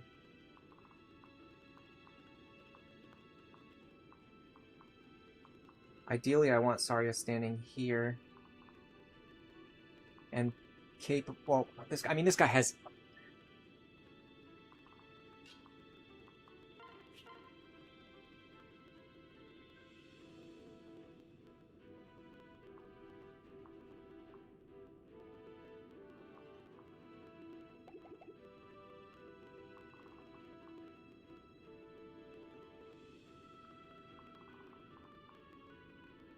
No matter what I do, this guy's always going to have H's counter anyway.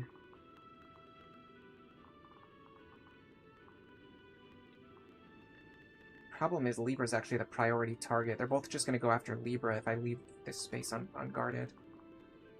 If I go here, they're both going to go after Tharja, which also doesn't help me because then she just takes a crapload of counter damage. I wonder if I can actually survive here in this spot. It seems crazy, but I think I can. I have to do this for sure.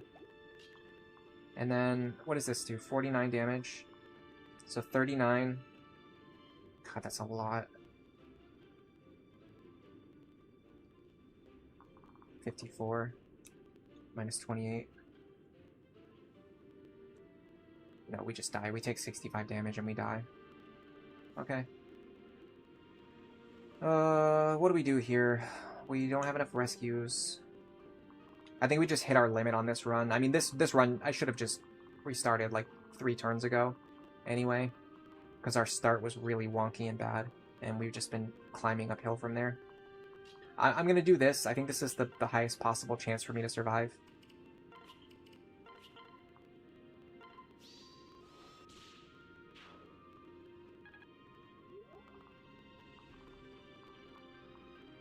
This doesn't even protect Libra. What am I doing?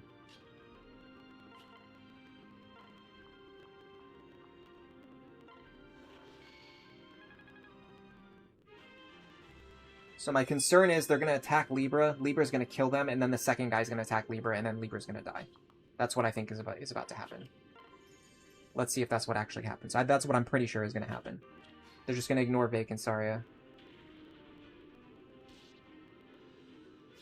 No, okay, that's not what happened at all. I'm very surprised. Oh, that's a different guy.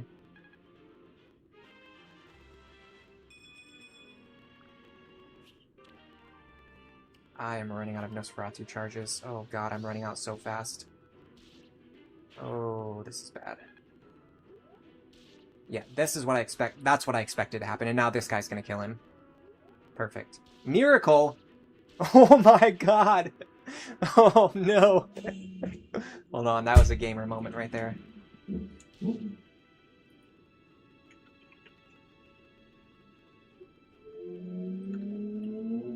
No, no, are you kidding me? Why would that be the case? Why would that be the case?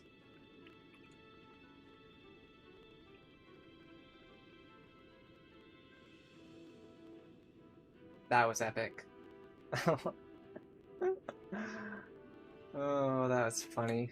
What is the chance, honestly? I mean, about almost like a 1 in 4 chance for that to happen. I still think this run is doomed, by the way. Like, after everything else we've done, this run is still doomed. But I mean, when you're a skilled gamer, you just kind of proc Miracle whenever you need to. That's just the way it goes. That was good. I mean, there's still so many enemies we have to clean up in basically -1 turn. Like, we're so far behind where we need to be. What is that item over there? It doesn't get destroyed this turn, so technically we have 1 more turn to set up. It is a medium bullion, which is quite nice. I would like to get that if I can. Realistically, there... Sorry, excuse me.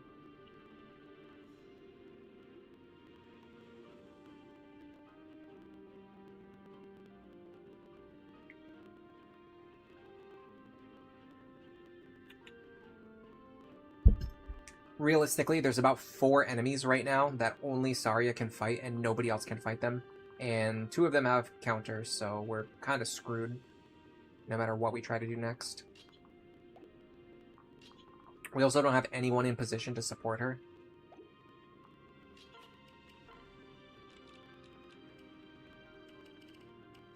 I can do this.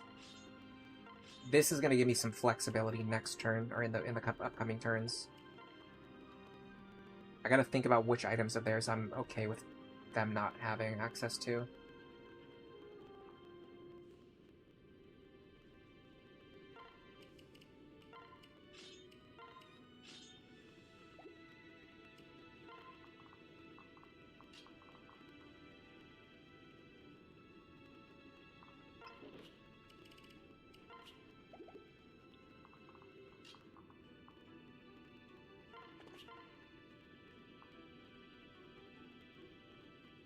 Technically, I can kill this guy. It's a roll. If it hits, it's kind of huge. It might be worth going for the gamble. The alternative is...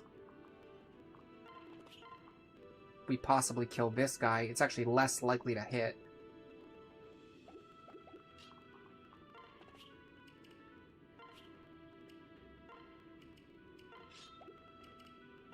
I'm actually going to go for this roll here.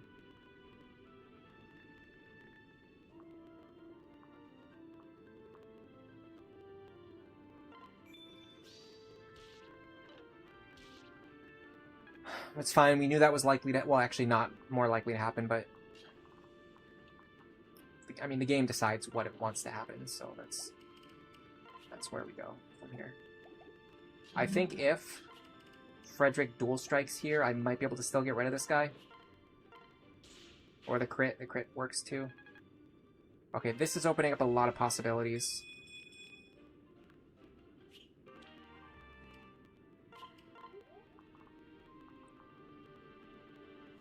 I can't stay in his range. Or his range. Or I need to kill one or both of them. Hold on a second, I might be able to just one-shot this guy and then not take counter damage. That is not accurate because the game freaking hates me. Okay, what if I rally magic? Is this a rally moment? 4 plus 4 magic?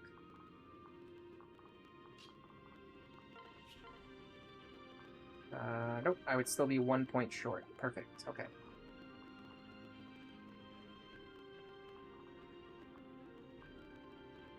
I don't have a good target for dancing this turn either.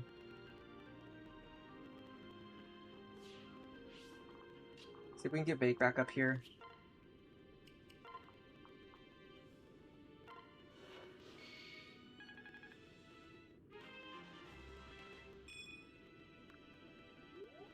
I think...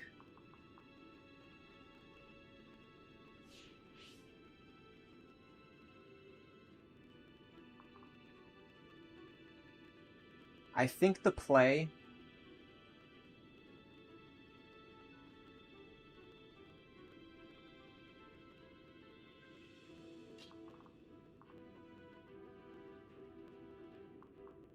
What is the play here? I really don't know, honestly. I need to get rid of these guys.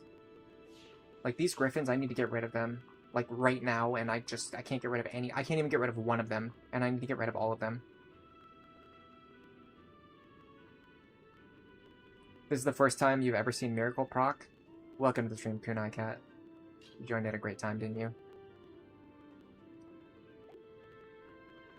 Yeah, this Sumia was pretty cursed. She got a lot of, I specifically remember her getting a lot of really bad level ups and making a note of it every time. Oh my god, I mean, what do we do? Seriously, like, what do we do here? What do we actually do? I don't see any way. Increasing our magic doesn't give us enough damage to one-shot. It only makes us deal more counter damage to ourselves in the following turns.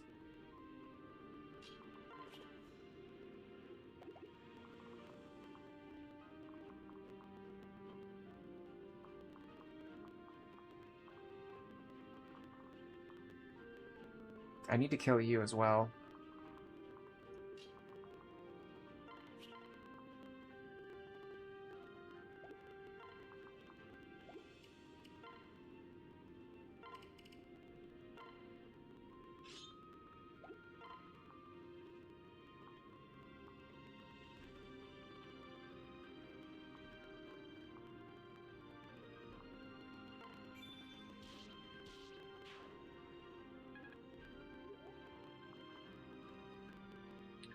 I'm almost where I need to be.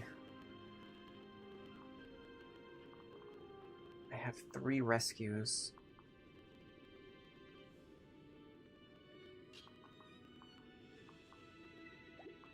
I don't know which way she's going to drop.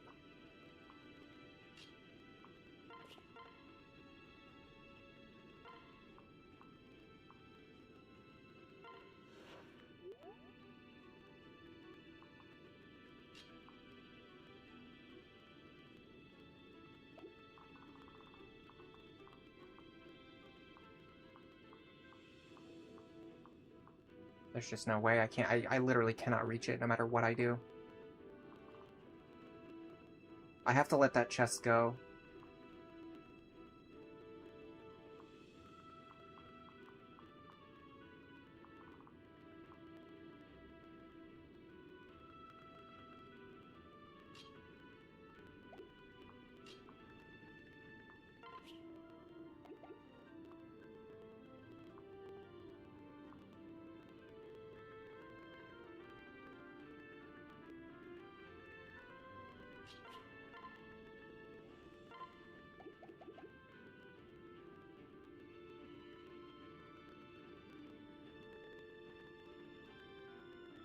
Priority is always downright left up. Yeah, it gets complicated, though, when you have hazard tiles, forest tiles, mountain tiles, and other things. Those change how the enemy priority targeting works. I didn't even notice there was still a sage up here, by the way. He, like, you can't even see him because he blends in. Look at that. You can barely see that.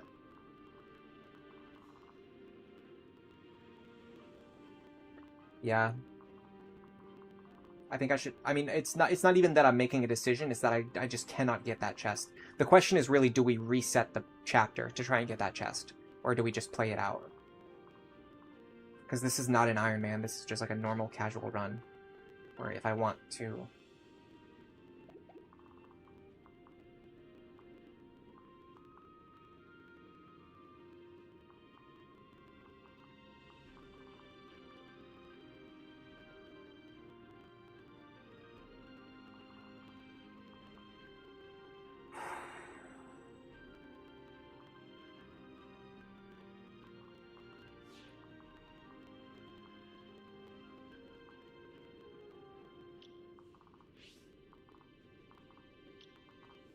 I know what I'm trying to do, I just have to figure out how to do it.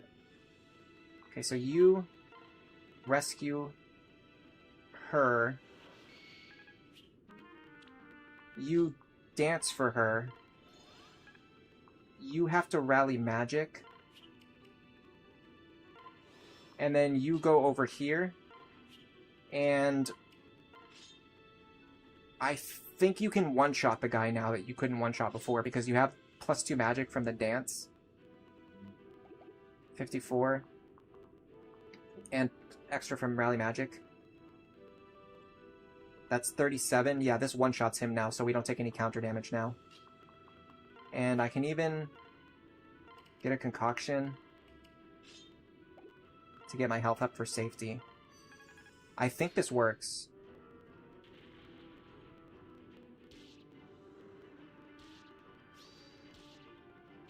So we survived that.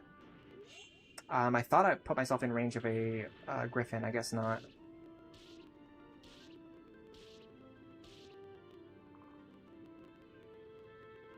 Yeah, I don't think resetting is worth it, especially on this run where we have a bunch of extra bullions from Despoil. I think we've got enough money. I don't think we have to stress over a medium bullion. You think Iron Manning Lunatic Plus sounds impossible if you can't reset when you get bad rolls and enemy skills. So the way that I'm planning to do it is a regular Iron Man run where I can reset for enemy skills, and it's definitely possible. I haven't succeeded yet, but I have a route that works, and we got 1 or 2 good attempts so far, and I've even refined my strategies more, so it should be even more consistent on the next attempts. Also, there is a user named Kuroi TTV who has done Lunatic Plus Iron Man resetless, which means he does not even reset for skills. He just takes whatever skills the enemies have, and he's completed it many times, in fact. He's kind of a monster when it comes to this game.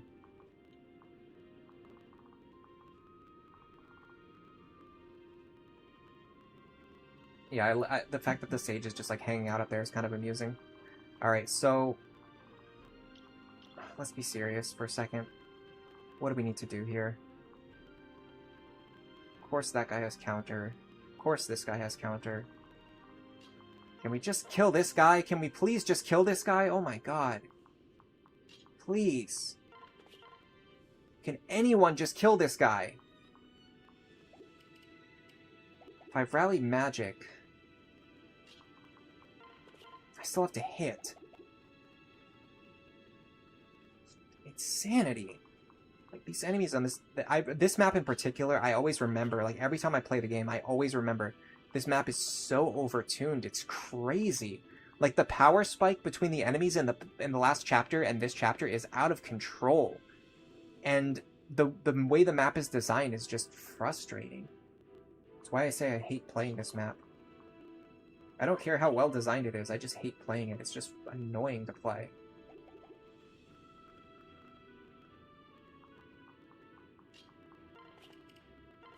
Can anyone just kill this guy, please? I don't have any consistent way to kill this guy. It's insane! And I'm 1 point of damage off with, like, everyone that I want to use. Someone's also Iron Man'd it on YouTube. Doesn't surprise me.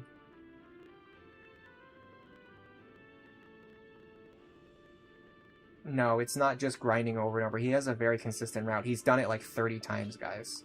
It's not just resetting over and over until you get a good run.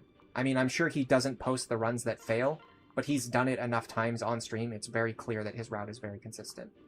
I think it's actually very rude to undermine that by making it sound like you're just grinding for attempts. That's not the case at all. He's extremely skilled at the game. and very good at routing.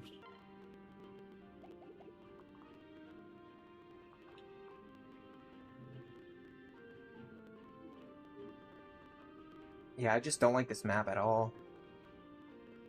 This is so annoying. I have to waste Tharja's action to get through here.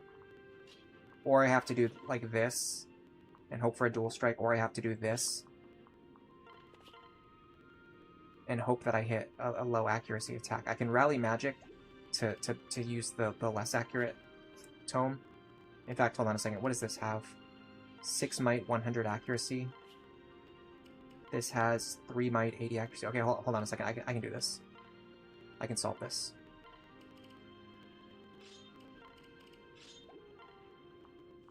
Okay, we're getting somewhere now. That's a game changer. Now, these guys do not have any particularly deadly skills. Problem is I need to kill both you and you. Do you have pass? Don't ask. Please don't ask. Please. Why? Why? The moment I say, do you have pass, it confirms that he's going to have it. If I just don't say anything, it wouldn't happen. It's insanity. God. I'm getting so tilted already. I hate this map. It's so annoying. Alright, hold on.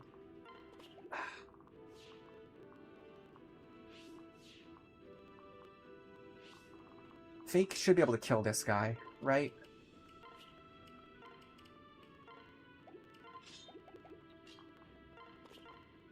Okay. This is a start.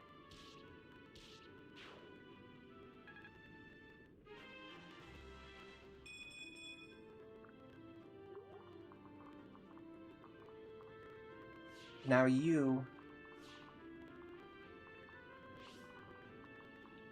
here. Now I need these attacks to hit. I also need Robin to actually... I kind of need Robin to dual strike, but I also need them to not dual strike. I'm going to send it. I think this is going to be fine. I think that's actually good. That saves me a Nosferatu charge. That's the time where I want to dual strike. Now on the other ones, there's technically going to be cases where it's like, I don't really want to dual strike, but if I do, I don't think it's the end of the world.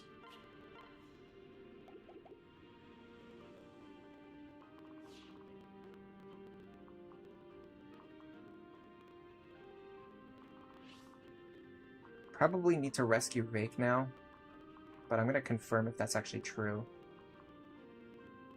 49 plus 47.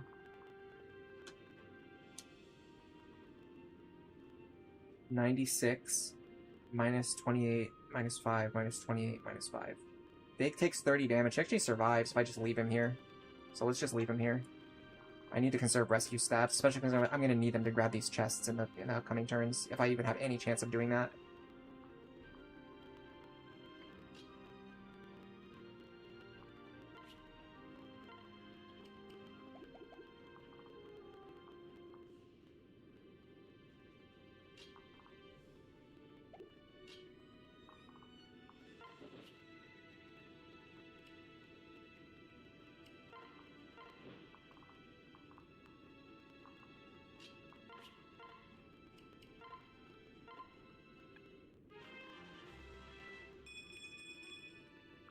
Swordmaster is good for pair-up. I wouldn't say great for pair-up. I think it's good. It has problems. Namely, the fact that it only gives speed and nothing else.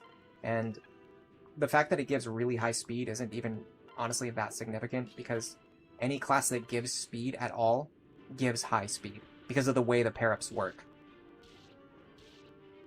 Because you're getting a huge bonus from support ranks anyway. Okay. So like a class that gives like 2 speed is actually giving like 7 speed. And then Swordmaster like says it's giving 5 speed, but it's only giving like 9 or 10 speed. So like 5 seems a lot better than 2, but 10 is like not that much better than like 7, proportionally speaking. Alright, now we have a billion flyers coming after us. Good news is not too many of them have counter. If we play our cards right, we might be okay here. Again, we have to hit some attacks. Oh, God.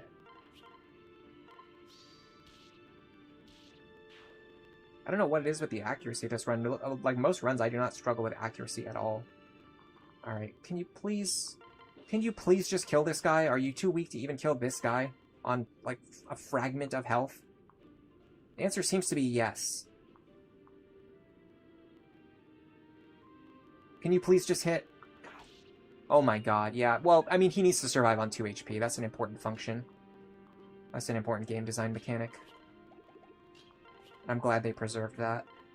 I'm not even... you know, whatever, it's fine. It's fine. Okay, sure. Sure. Sure thing. Did that Sage finally start moving? Why did he suddenly start moving? That's so weird. He didn't move for like 10 turns and then he suddenly started moving. I would love for someone to explain why that happened. Okay, what is going on now? Where are these threats coming from? You're actually not threatening as much territory as it seems. It seems like this guy right here is the big one.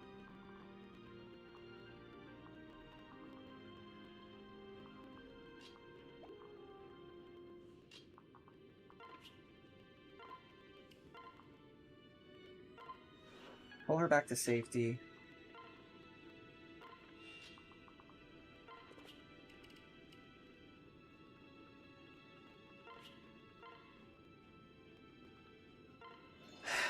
Dance for Vaike.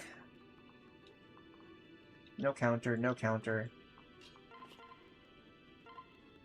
Vaike kills this guy. Okay.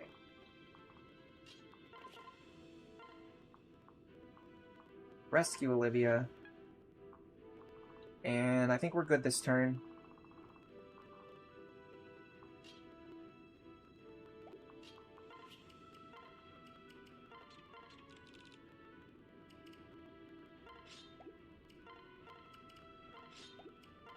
As I said before, you are constantly buying rescue stabs in this game. It's not even... I can't even convey to you how many, like, how valuable rescue stabs are. Very interesting that they don't take damage. It's probably because they're flying, right? I don't know. I don't remember. Because, like, see, I take damage at the start of my turn. They don't take damage at the start of their turn. Is that because they were flying, or is it because of another reason? Is it because the enemies don't take damage on the turn when the thing appears? Alright, we've still got one more turn, but we've got to grab 2 chests next turn. So I would like to kind of set up to accomplish that goal. I've used all my hit X charges.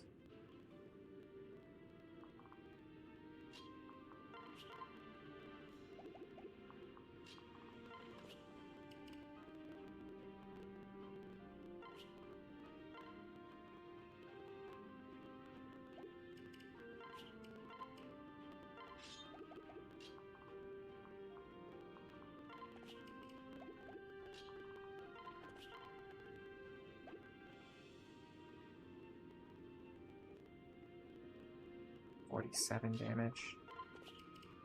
If I land 1 attack and 1 dual strike, I'll kill this guy, but that honestly doesn't seem that likely. What if I just smack him? He's gonna deal 54 minus something, I'll survive. I'll dodge it anyway, but even if they hit me, I would have survived, is the point I was making. Alright, you need to run over here, and honestly, I don't even know if you can reach next turn. That's 1, 2, 3, 4, 5, 6, 7. Okay, you'll be able to reach. That's good.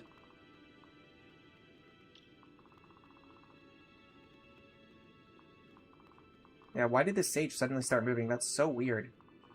Yeah, flyers do take damage from hazards. That's what I thought too.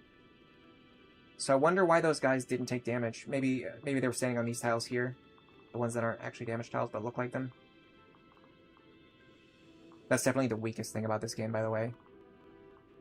The visual identification is, like, really bad on a lot of maps. 49. I'll survive this no matter what. I'm not even going to use Nosferatu here because the battle's almost over.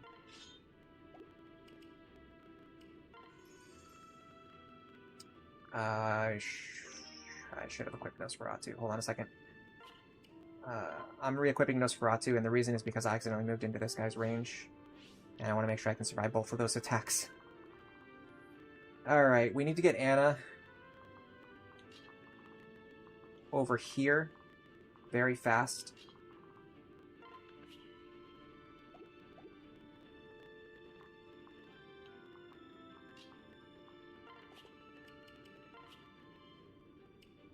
To that end, I'm going to do this. One extra tile of movement. I'm also a little worried about this chest right here. Can I pull one of these guys to the left? No, they have overlapping range. Okay. It's fine. Stand here. And then you are going to go over here. Oh, really? The exact tiles I needed to walk across? And that makes sense. Yeah, the visual clarity is pretty bad in chapter 1 as well. And there's a couple others. Where, like, you literally cannot tell what's a forest tile and what is a plains tile. Okay. Here's the idea. Get this chest. You're gonna go 1, 2, 3, 4, 5, 6, 7, 8. Okay, so what we need is to put you, like, anywhere around here. Can I actually rally movement? Hold on. I can. Hold on, I'm gonna rally movement for Anna just in case it matters. So next turn I should be able to grab the other chest, and I think all the enemies are gone, other than that one sage. So we are pretty good to just hang out.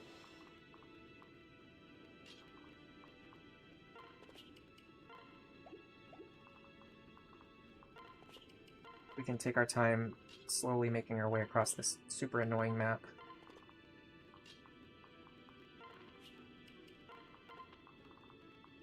Honestly, like, even after you're done with the map, it's still annoying. Crazy how annoying this map is, isn't it?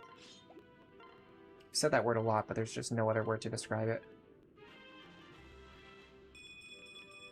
Yeah, the minimap helps, but I mean, the minimap helps, but it would be better if the map was more clear, right? Like, GPS helps, but if you can't see through your windshield, that's still a problem.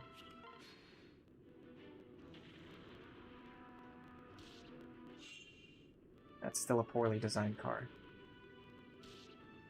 Yeah, see, Frederick takes damage at the start of his turn when the lava appears, but the enemies didn't. It's probably because yeah. Everyone knows what I'm trying to say. It's probably because they were standing over tiles that didn't get turned. I'm gonna do this so I don't have to waste the chest key.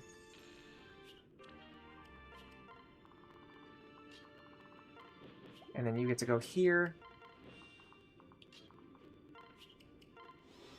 Okay.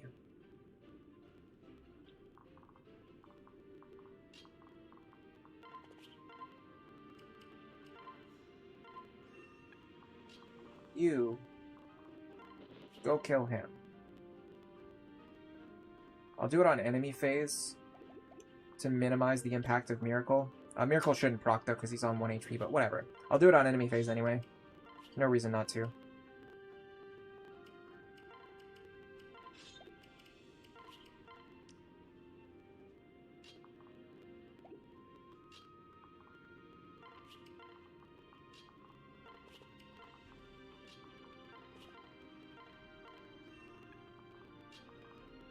We're gonna do some staff grinding on Church, I think.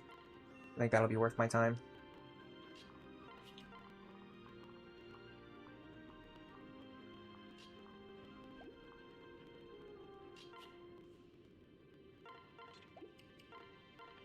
I'd like for Vaike to fight the boss, but it's a pretty bad matchup against the sword user.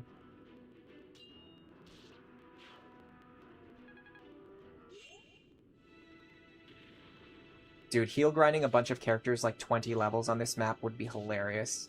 I'm honestly seriously considering it for the Iron Man route. Like, think about how big of an impact that would honestly make.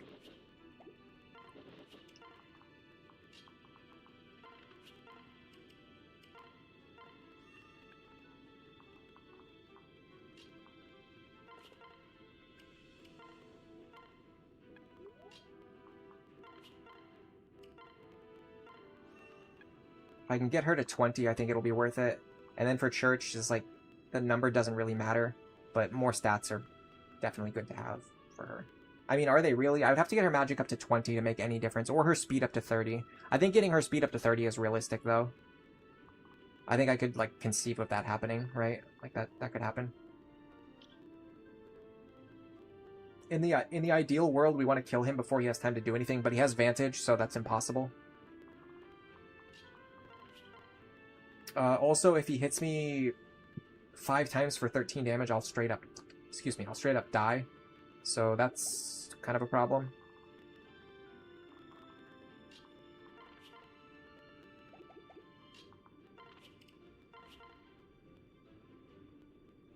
Five times for 7 damage would not kill me. It's gonna burn Amatsu charges though, because he has Vantage. He's always gonna... No, he doesn't have Vantage Plus. He just has No, he does have Vantage Plus. Okay, sorry. He does have Vantage Plus, so yeah. We're gonna be burning through Amatsu charges here.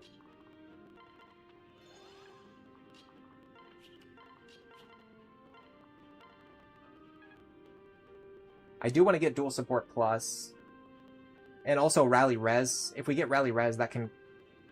That's not going to help her, because this guy's a physical attacker. I'm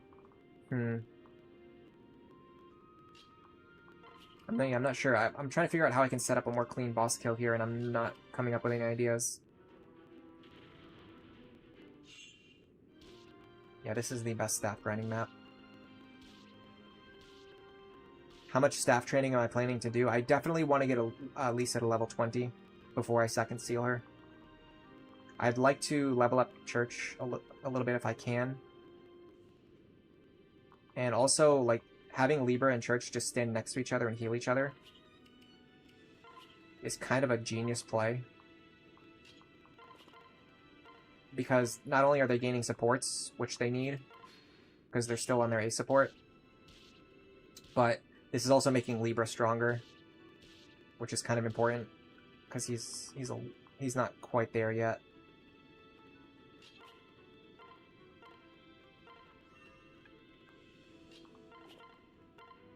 Like, if we just do this for a bunch of turns... I need to make sure I get Lisa up, though. So let's do that. Let's make sure we remember to do that. And then again, like, while we're doing this, like, maybe you grind Maribel as well. Maybe not, though. I don't know. Maribel's a little bit weird. She barely has her place on the team right now. Realistically, can we just get these two onto a tile? That's not going to cause any problems, because they're just annoying me by taking damage every turn. Same with Crom. I'd like to just pair him up with someone.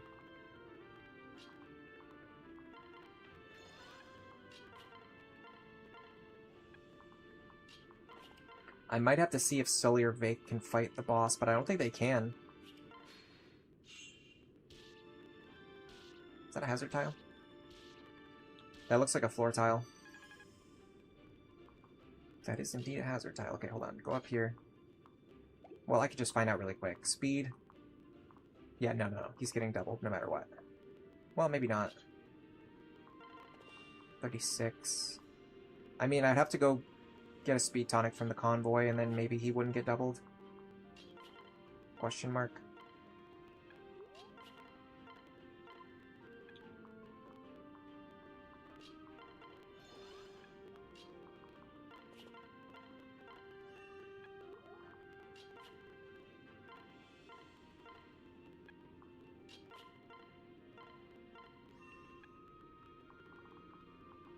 Alright, let me think a little bit about how we can have her fight the boss and not die.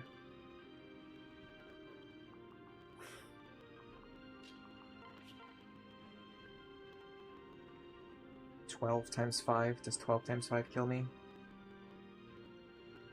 Even 12 times 5 kills me. I might have to just have Robin fight the boss. There's no one else who can do it safely. You think Vaike can do it with 20 accuracy? I mean, we'll check. There's no reason not to.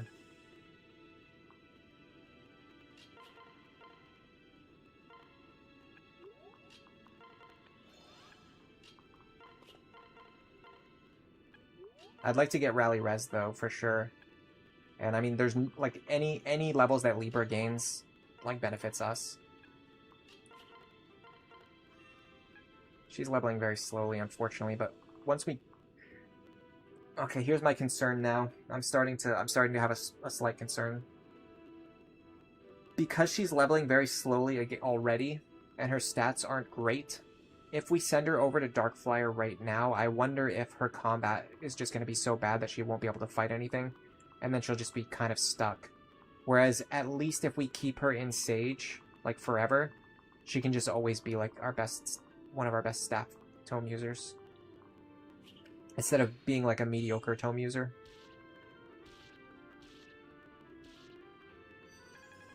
Her speed, notably, is a pretty big problem.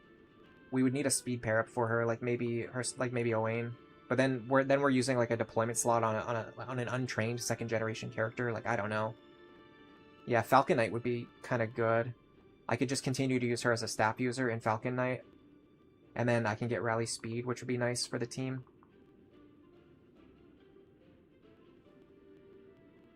I don't think she's getting Gale Force anyway. I don't think she's getting to 15 Darkflyer in this team structure, where she's stuck with Rickon as her partner, and she doesn't have enough speed to fight things safely.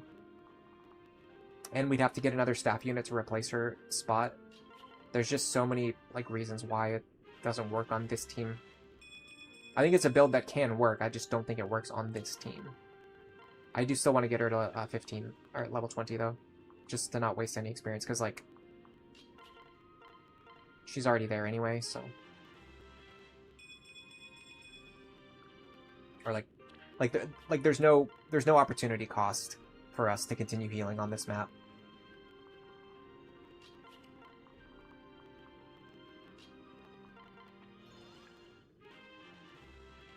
Other than time. Which is fair if people get annoyed by me sitting here doing this for 20 minutes, but it is what it is.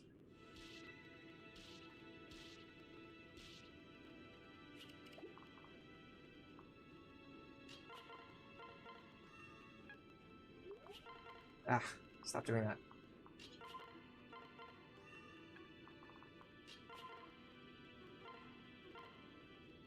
I will say the combination of not getting the Bullion and then also burning a bunch of heal stabs might be bad for us. Alright, I'm going to check if Vaike can actually fight this guy. I don't think he can. I think he gets doubled. And if he gets doubled, the threat of Astra becomes astronomical. This means if this guy lands Astra twice, we take 100 damage. That's not likely, but it's not impossible. And we barely even have a chance of hitting him anyway. So yeah, it's not gonna work.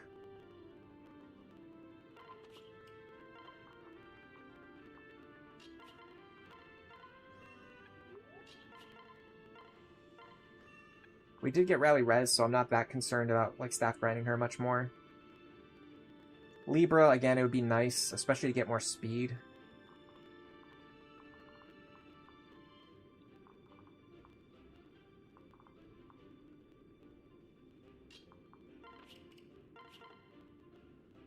If we get hit 5 times for 7 damage, then we'll be fine. We're pretty likely to hit.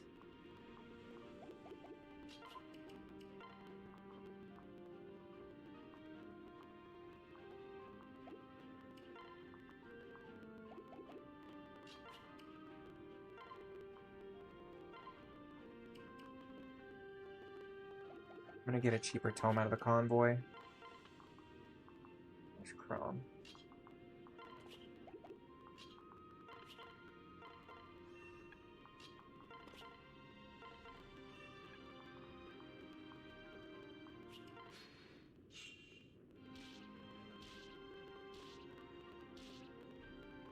I have 3 paralogs, 8-man story maps. I'll probably get 1 more paralog before the end, but yeah, you're not far off.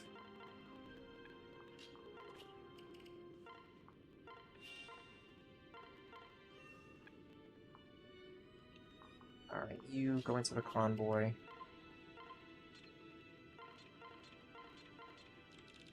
I'd like for you to just use a basic wind tome if you can get away with it.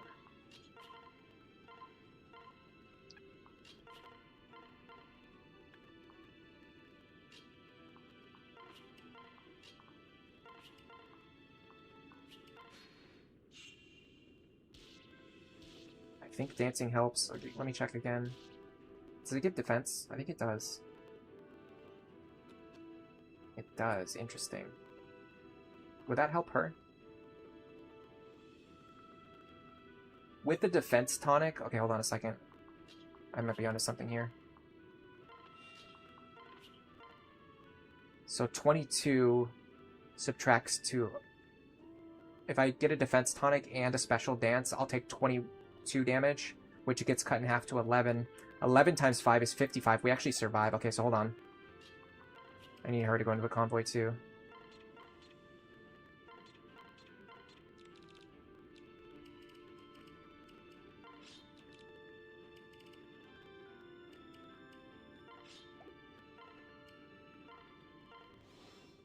I think this works. Yeah, so 22. If he lands Astra, and he lands all of his hits, we'll take 55 damage and we'll survive. I'm not ready to end the battle yet. I have to make sure I do not forget to special dance. That is absolutely crucial. If I forget to special dance, it will be a huge problem.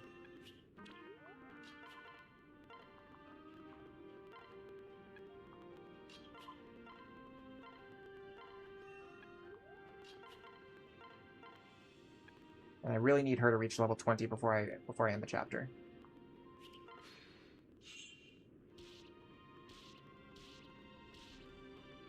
That triggers in a really weird order. That is not the order you would imagine that they would get hurt in.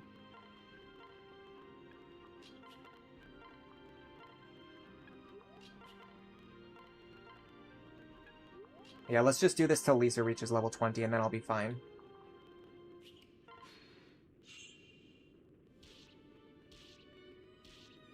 Yeah, Tegwell is one of the big things that holds Pan back from being a great unit, honestly. It's not just that Tegwell is bad, it's that she has to start in Tegwell and then grind out of it. It's the same problem that Donald has, really.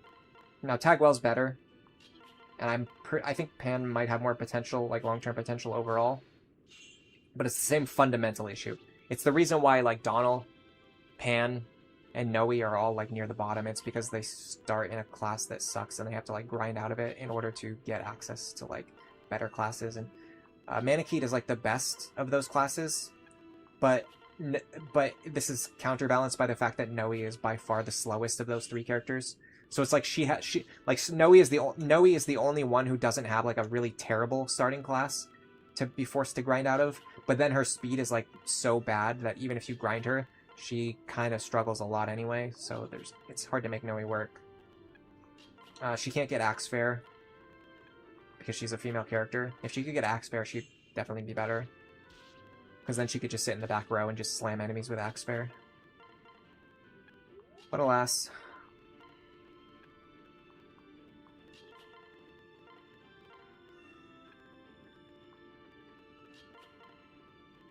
You think all 5 hits in Astra are keyed to the same RNG? Like Gen 1 Pokemon? Maybe? Is that what you're saying? I don't know. I've never tested it. Alright, so in theory, if he hits us for 55 damage, we'll survive. We'll hit him twice. If we don't crit, he'll survive. That's fine. That just means we get more experience. Oh, I don't feel good about this. This is so terrifying. I'd like to see him trigger it just to see. Yep, there you go. Alright, let's see. If he hits 5 times, it's very suspect. Oh, okay, so I think if you guard, I think it guards all 5 strikes. Yeah, because there's no way you'd trigger 5 dual guards in one turn. Sorry for the lag, by the way. This game always lags whenever magical effects are on screen. Okay, so that was a lot better than I expected. So yeah, I think if you guard, it guards all 5 attacks. It's funny how that happened right after you mentioned it, too. Don't forget to dance. We can also equip Robin now.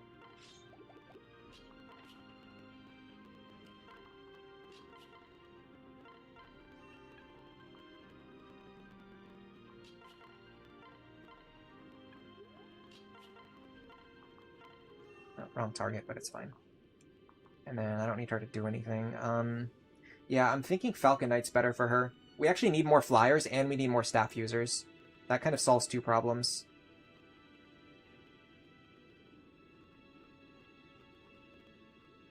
Frozen Helm says it only applies to dual guards in particular, where it either blocks all 5 or it doesn't block any of them. Again, I haven't tested enough, so I don't know anything about that.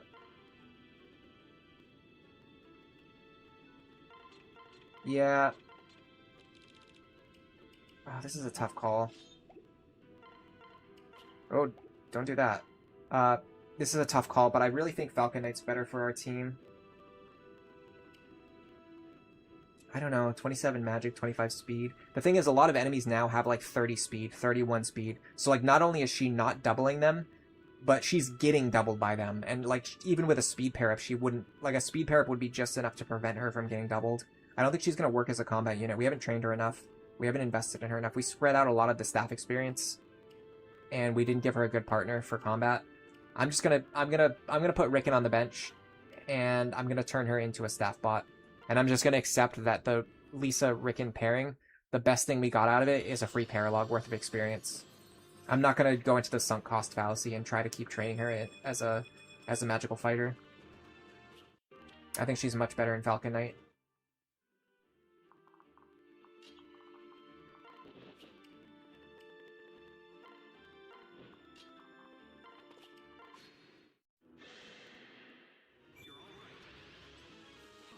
No Astra this time. Cool Vengeance proc. I didn't hear her quote. Did you guys hear it? She talks really quietly. Let me know if you heard it.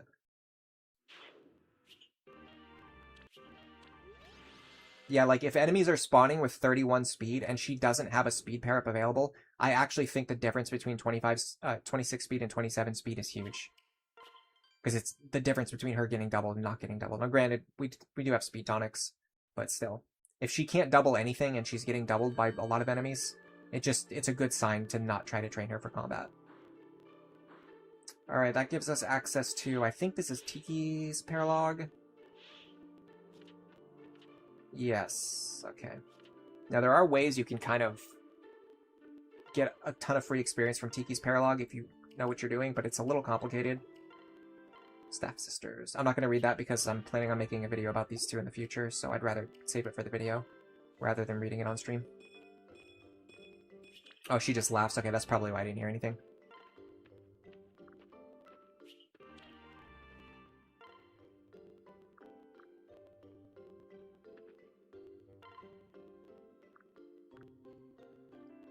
Yeah, Kunai Cat. The answer is no. It's not like Fates. Fates has, like, skill backlogs where you get all... Like, in Fates, you learn all of the previous skills that you would have learned from any previous levels. Awakening isn't like that. Every time you reset to level 1 and you have to level all the way up through that class to get all your skills. It makes skill inheritance much better in this game. Like, being able to inherit good skills is actually really important because it saves you the effort of needing to grind 10 or 15 levels in a class that you don't want to be grinding in. Sometimes 25 levels to get a good skill, depending on how out of the way it is. So you have to really plan accordingly. Alright, let me take a quick bathroom break, and then I'm going to decide what chapter we're going to do next. I don't think we're doing Balm Castle Approach next. I think our team is extremely weak. The problem is, I don't know how we get Cordelia to 15. I just don't... We have to find, like, we have to find some place where we can train her up to level 15 before we recruit Severa, but I'm not seeing how we're going to accomplish that. So maybe we just mark Severa as a lost cause too, which sucks, but I don't know how to fix her. Yeah, the Manakate speed cap is really low. It's not really the speed cap because she can get into other classes, although I think most of her other classes are pretty slow. But the bigger issue is that her speed itself is bad, like her inherent speed. I think it's -2. It's down there with like the worst characters in the game. And speed is such an important stat. That's like the worst stat to have like a -2 in. Alright, let me go to the bathroom again. I'll be right back. I might grab a snack while I'm away too. I think everyone should go get some water and drink as much as you can. Well, not as much as you can, because that would not too much, but it's very good for you. Water's good for you, and it'll make you feel better and not feel miserable. Like drinking most other like poison drinks that we put into our bodies in the modern day age, they actually just make you feel terrible. It's better to just drink water and like almost nothing else. But I'll get off my soapbox, and I'll be right back in a few minutes.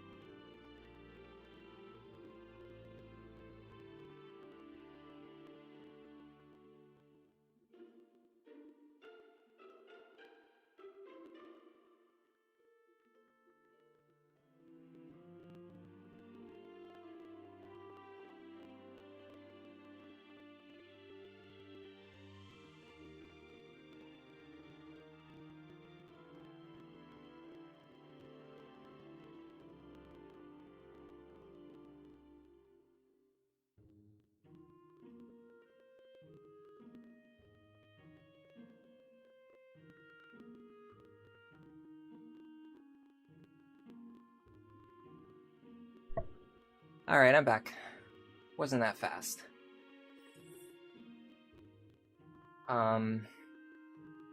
You didn't know that she had a -2 speed cap. Let me double check. I don't want to spread misinformation, but I'm pretty sure her speed cap is -2. Her growths are out of control. Noe's growths are amazing, but her speed cap is very low, and it's very noticeable. And her speed base is bad. And I think even though her growths overall are very good, I think her speed is one of her worst growths, maybe. Pan is just a ball of stats with really bad class access. Yeah, and a permanent beast killer weakness too. There's a lot of reasons. One of my favorite expressions that you guys will often hear me say is that this game is really not played in a spreadsheet. You have to actually like play the game itself to understand like which units are good or bad. And Pan is like one of the premier examples of that. If you just look at a spreadsheet with all the characters' stats, she looks really good. But if you try to use her in the game, she has problems for sure. Like, one of the things you would want her for is to get past Chapter 12 as a Wyvern Lord, but she is still weak against Beast Killers, even if she's in Wyvern Lord, because she has an innate weakness that she can't get rid of. What was I trying to do? Noe. Stat caps. So Noe's speed, yeah, speed is -2. It's tied for the worst in the game. Noe, Kellum, and Frederick have -2 speed. Nobody else has it. There's nobody else who has speed that as bad as those three. Noe, Frederick, and Kellum. And then her growths. Again, Noe's growths are incredible as a whole, but her speed is the one that's like notably not that amazing. And in fact, a lot of them, she actually has a similar problem to Donald, where a lot of her high growths are loaded into luck, which is just a stat that doesn't do anything. So, but even if you remove her luck, she still has very high growths across the board. But her speed growth is only 30. It's one of her worst. So it's noticeable with her bad speed base, her mediocre speed growth and bad speed caps. She's always going to be slow at every stage of the game. I'm eating crackers, by the way, so you guys are gonna hear me eating them, and you're just gonna have to accept it. You like Wyvern Pan? Yeah, but like I said, she's still weak against a Beast Killer even in Wyvern, which is a big deal. Because one of the things that Wyvern is good for is to not be weak against Beast Killers.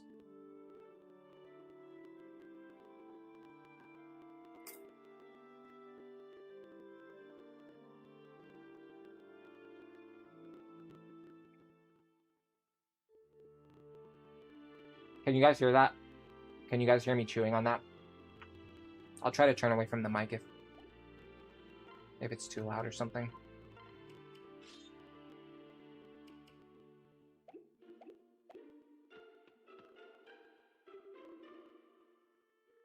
Yeah, it's like understanding what happens in the actual maps in the game.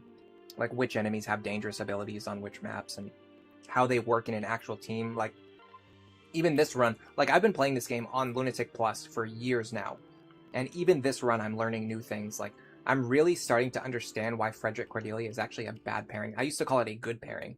I don't think it's a good pairing. I don't even think it's a mediocre pairing. I think it's actually a bad pairing.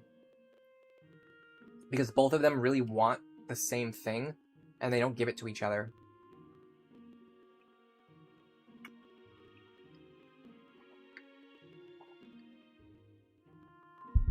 What happens is, and we've seen this over and over again throughout this run, instead of having Frederick as a strong flyer with a good support partner, and Cordelia as a strong flyer with a good support partner, instead of having two flyers who can both fly in like separate directions and do different things, we have them stuck together, and they just make one mediocre flyer with a bad support partner. So it's like, instead of having two good flyers, you have zero good flyers when you pair these two together. I think it's way worse than I even imagined.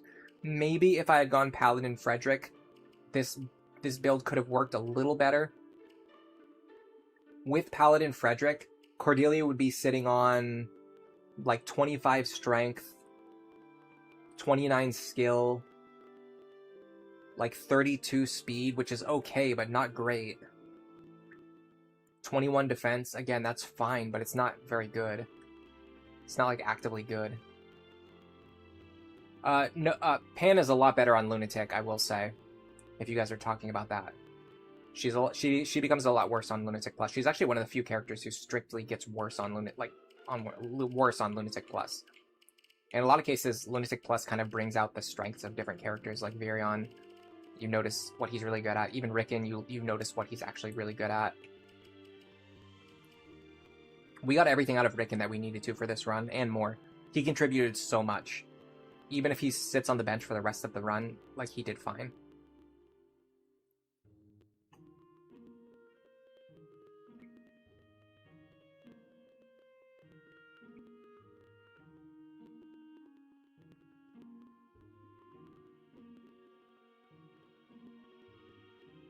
Yeah, I don't like Griffin Knight. I don't think in the entire time I've been streaming this game, I don't think you guys have ever seen me put a character into Griffin, and there's a reason for that.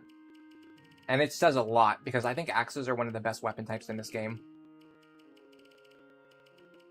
But there's something about Griffin that just doesn't work. It has multiple weaknesses, and it only has one weapon type, so it's often, like, bashing into the weapon triangle.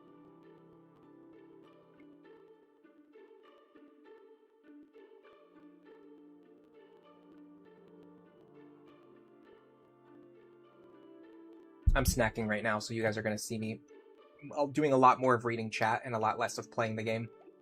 Alright, let me think about what I can do here. So, I don't think I can do Divine Dragon Grounds.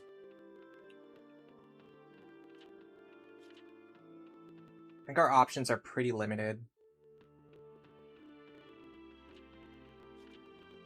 We basically have to do either Noir or Inigo's Paralog, and then in that Paralog we would have to gain five levels. And then we would have to be able to recruit Severa, and then Severa would have to actually turn out good, which I don't think she's going to.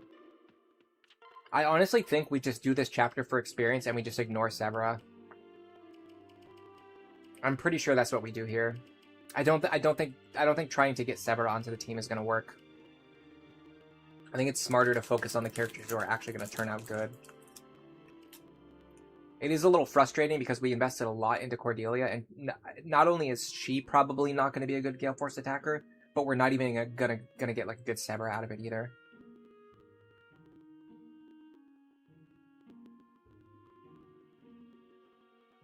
Griffin looks cool. Do I think Tiki is the hardest paralog in the game?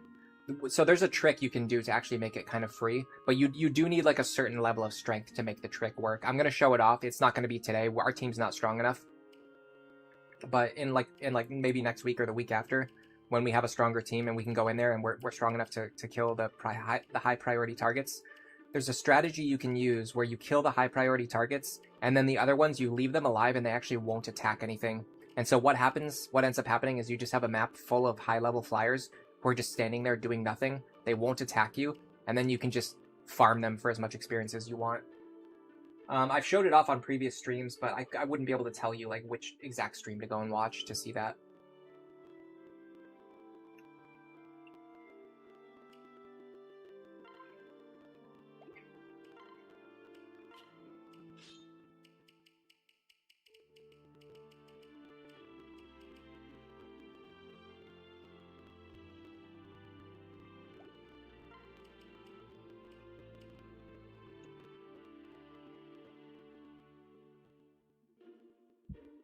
I think Cordelia works significantly better if you go Falcon first, get Lance Fair, train for free with staff experience, like staff grinding, and then go into Dark Flyer later. We had this harebrained idea that we were going to send her into Dark Flyer and get Gale Force as soon as possible, and it just didn't play out because it's so hard to get her experience. We couldn't get her up to level 15.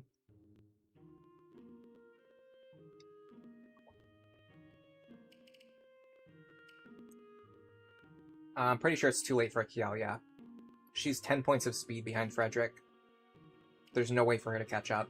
Everything is going to be doubling her for the rest of the game.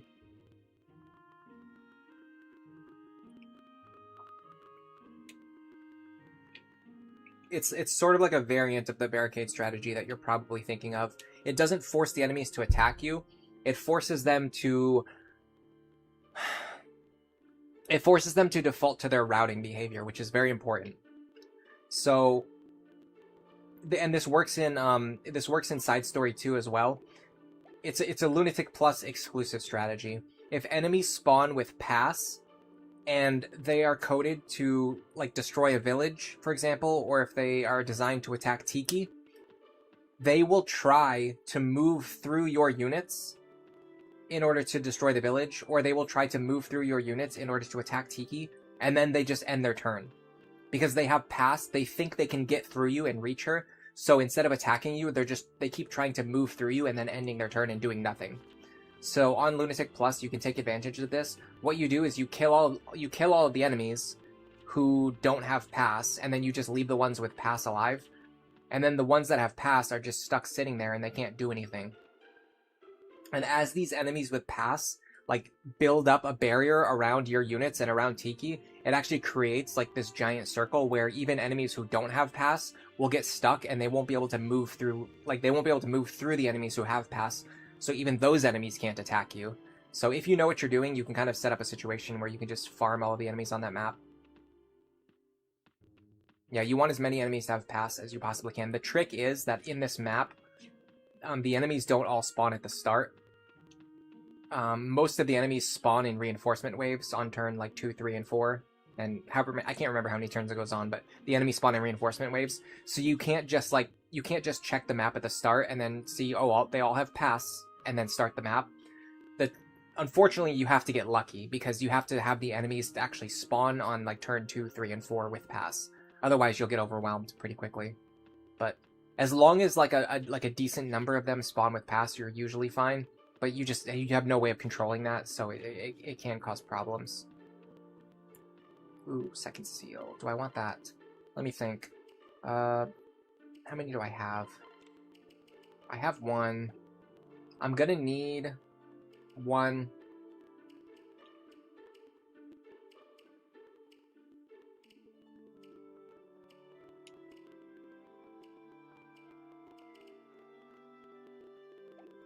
I mean, this is on sale, but I'm a little bit short on cash, especially because I let that bullion go. And I can't think of myself needing more than 1 second seal in the immediate future. And we didn't get any small bullions on that chapter either. Man, we got really unlucky with Despoil this stream. That first battle, we got 2 Despoils, and then ever since then, we haven't gotten any in any of the other battles. It's turn 2 through 5. Okay, it's the same on L+.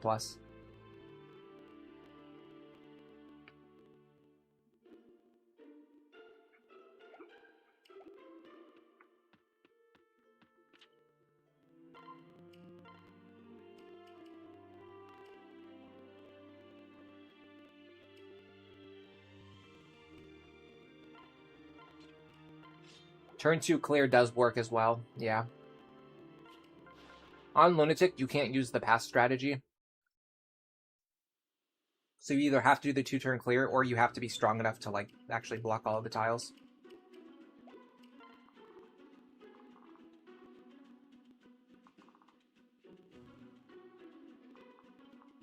Level 6 enemies.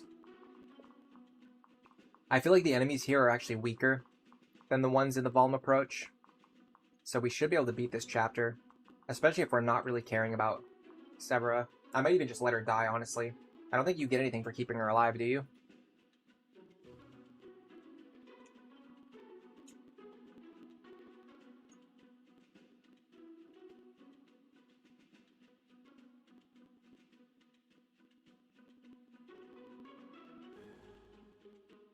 I mean, this is like a Vaike run, it's not a Severa run. So if we don't get anything for keeping her alive, I don't see any reason to do it.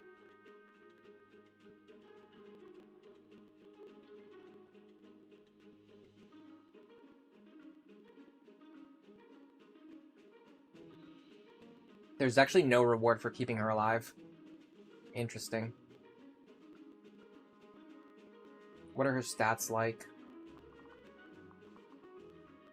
About equal speed, much worse strength, worse defense, worse HP, bad starting class. I don't see it. I don't see the vision. I don't see how we could possibly use her. If she started with Gale Force, like maybe.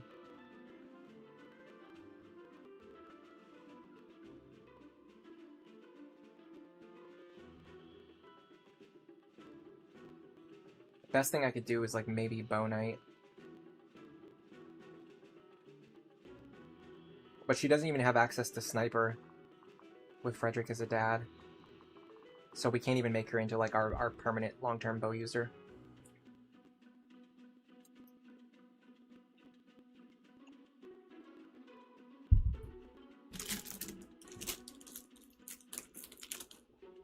Is there any class she can go into?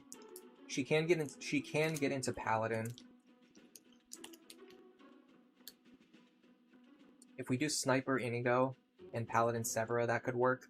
But the problem is, I don't think we have time to do that. Like, how would we train those characters?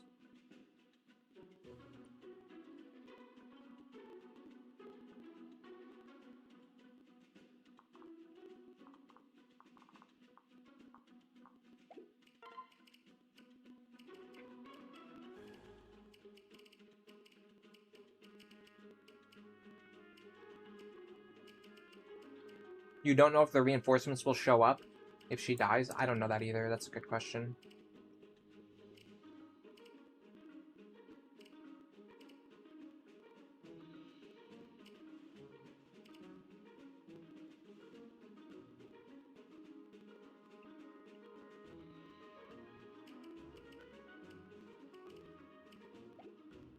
Alright, we know which characters we're bringing. Now we just have to restock our inventory. It's actually going to be pretty tough because we don't really have any money. Because we didn't get any in the last battle.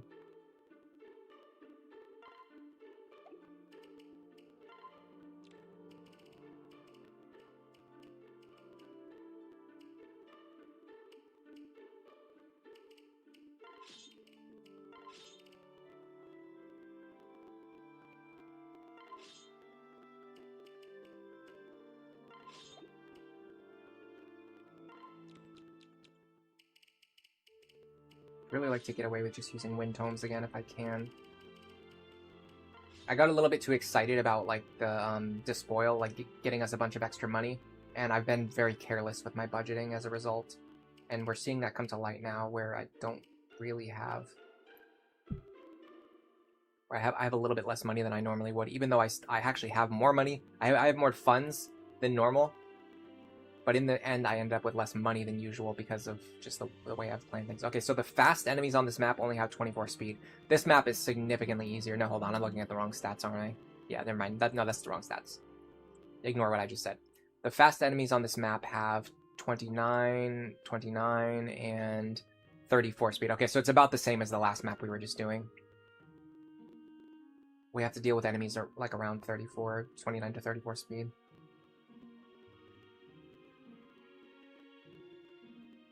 Valm Approach is a map where you kind of just need to go for a boss kill, honestly.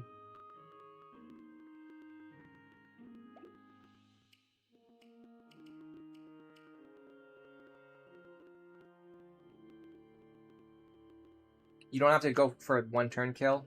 It's actually better to, like, you know, get some resources before you clear the map. But you should kill the boss before any reinforcements spawn, just so you don't have to deal with them.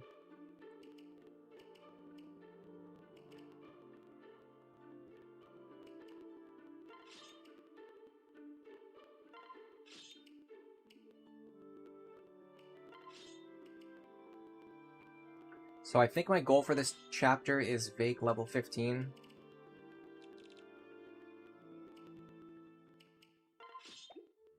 And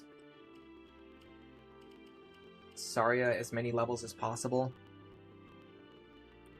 She's still got a little bit of growing to do. Yeah, I mean she could stand to gain like 14 levels. 15 levels and before I would be comfortable. Like she still has a lot of growing to do. Sully I don't care that much about. I mean, getting a couple extra levels on Sully would be nice just to hit 20 strength, 20 speed, if possible.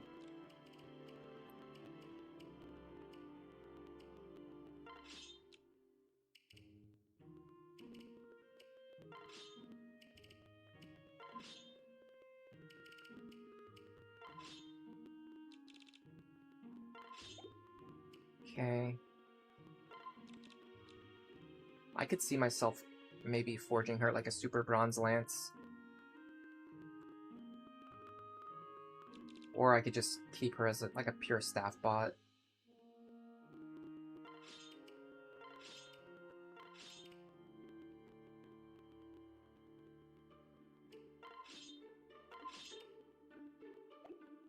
That might be good enough.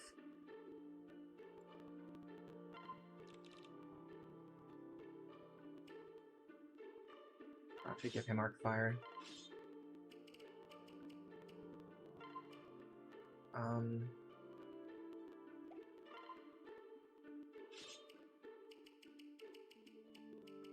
Hold on.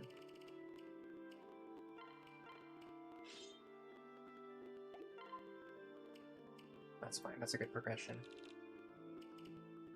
Heal staff and a rescue staff for sure. I need to go buy more rescue staffs, which is going to be a little bit tricky because I'm really running out of money here. You need the Hyper Thunder Tome. Let me give her a regular Wind Tome too. Regular Wind Tome, regular Thunder Tome, and then the Hyper Thunder Tome. And then some healing items, just in case he needs them. And, honestly, this is actually good for her to hold. Just in case I need Libra to Physic, he'll have one in his backup inventory.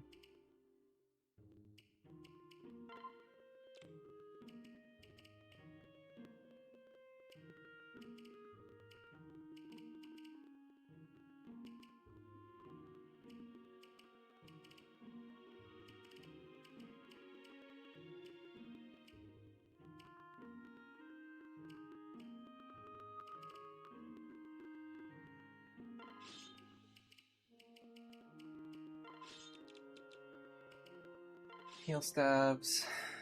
I just spent a bunch of them on the previous chapter. Kind of want her to have physic as well.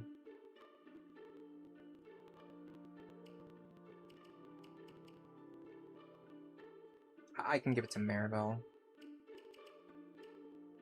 I need to buy rescue staves though. Okay, I need 2 rescue staves.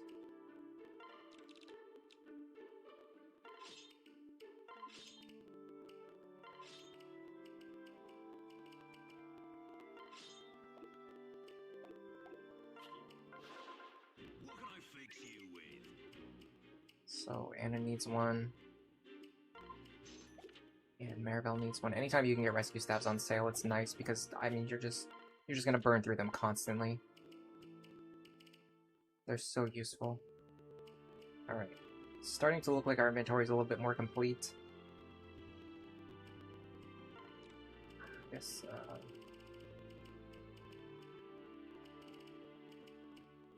it's actually better if she's not holding anything, I'm pretty sure. I mean, I'm never going to want her to ever attack anything, and if she gets attacked, I would rather she not have a weapon equipped. 99% of cases, so I'd rather just leave her inventory empty. In fact, I'll give her. It's just in case. Alright. Almost there. We need to gear up these 2, and then these 2 probably as well. Need a little bit more than the bare minimum. Other than that, we look pretty good. We didn't have to spend too much money. Hold on. Someone... Oh, that was Olivia. Okay. Alright, so let's gear up these 2.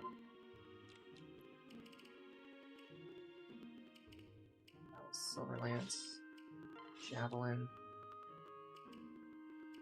Silver Axe. Hand Axe. And then just like a regular axe is fine. And then you need...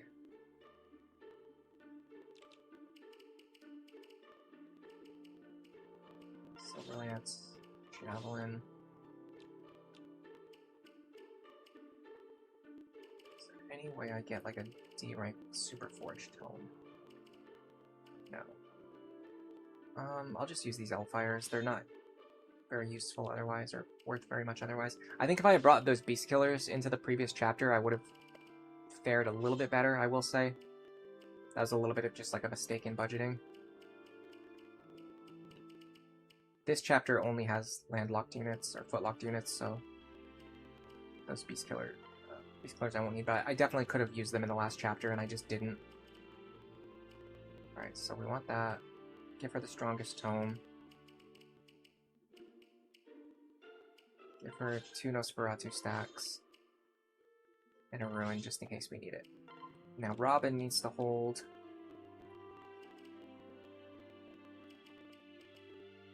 an Elf Thunder. He needs to hold the Flux Tome, just in case she needs it, and then healing items. Concoction and Elixir is fine. Alright, I think we're ready to go. I'm a little scared, but I think we're fine. Honestly, I'm a little worried because this is a chapter that requires a lot of rescue staves to keep Severa alive.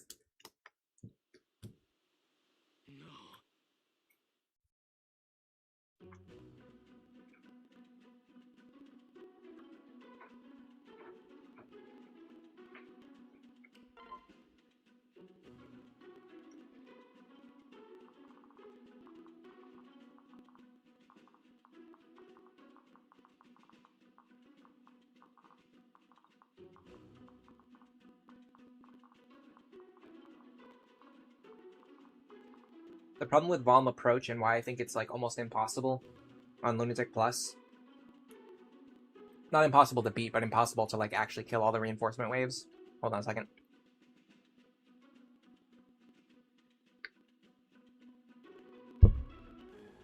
Is because you just can't account for the fact that they could spawn with like counter Lunatic Plus, counter Luna Plus,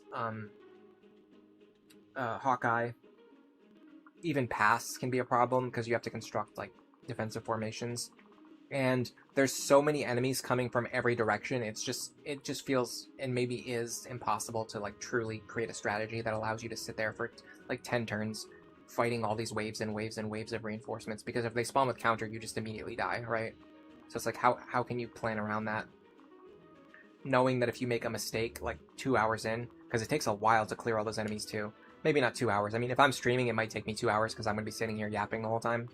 But either way, like 40 minutes in, and then suddenly like one enemy just spawns with counter at the wrong time on the wrong tile, and you just have to start the whole thing over. I just don't think it's, I don't think it's like a map that's like worth playing the way the devs intended. Or maybe, I would honestly say the devs probably intended that we're supposed to warp skip it on either turn 1, 2, 3, or 4. That's what I would imagine.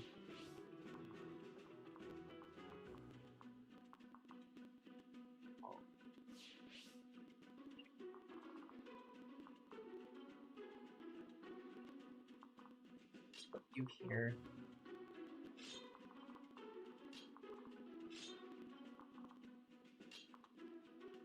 These two here, fine.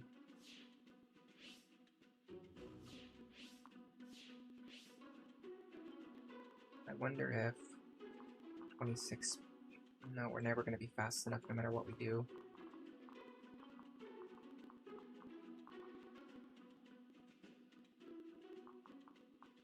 Let's try this instead.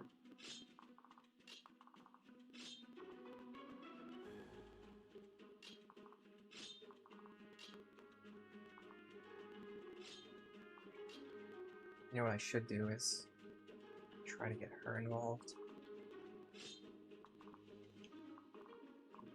I'm not yet 100% sure how that looks, but something like this probably.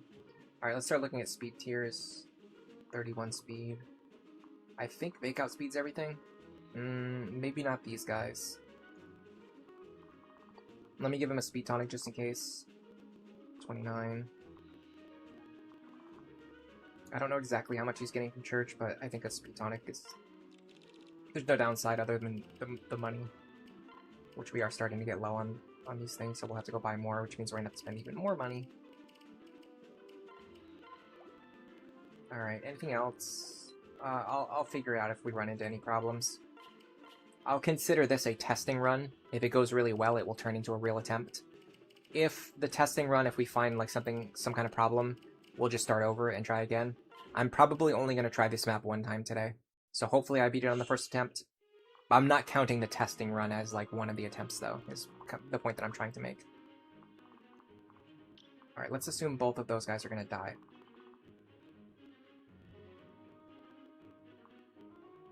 That gives us the freedom to do something like this.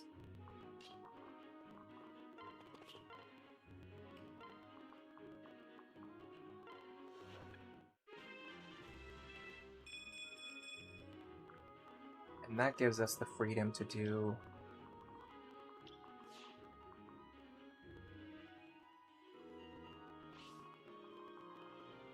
this.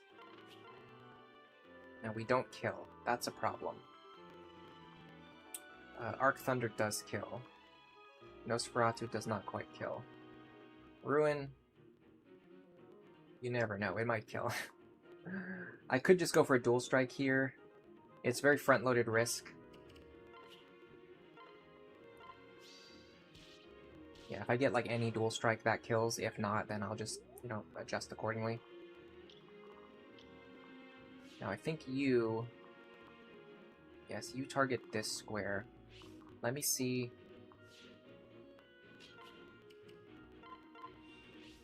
What is his speed? 34? So we want 39 speed. Can we get 39? We're on 38. Very frustrating. We won't be able to double that guy.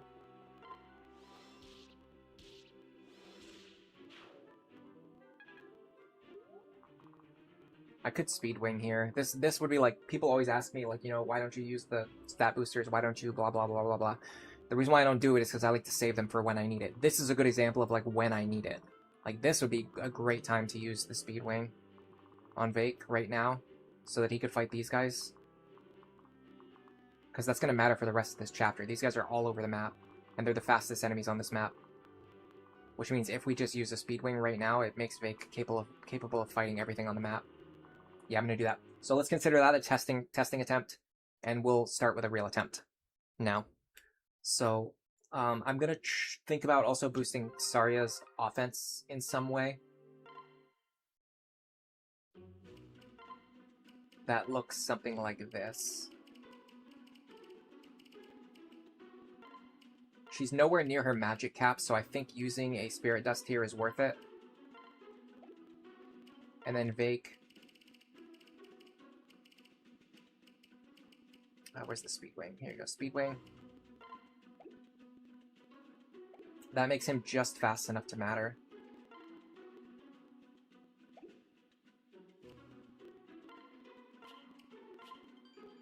We can also have Lisa cast Rally Magic, or use Rally Magic. Something we should have done on the last attempt anyway. I really want to get her to Falcon 5 for Rally. We should have had Rally Speed a long time ago, honestly. I think getting a Falcon Knight early on in the run is so underrated, and I made the mistake of not doing that. Okay, unless we get super unlucky on turn 1, I'm going to say this is the first, or the only real attempt I'm going to be doing today.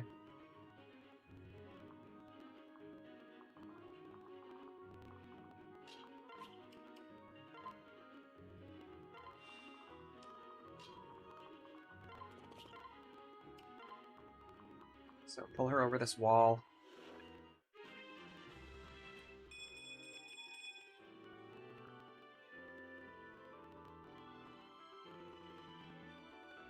Yeah, she looks a lot worse with 2 mediocre parents, as you can see. She's like a weaker version of Frederick, which is a character we've been using the whole game. So why, if you were going to do that, why not just keep using Frederick, right? Okay, so that's 1 down. Now the other one. We go here. So we're aiming for 39 speed, which we should have now. Yes, we have 40 speed now. So we can kill this guy. Okay, this run is significantly more, like, ready to go.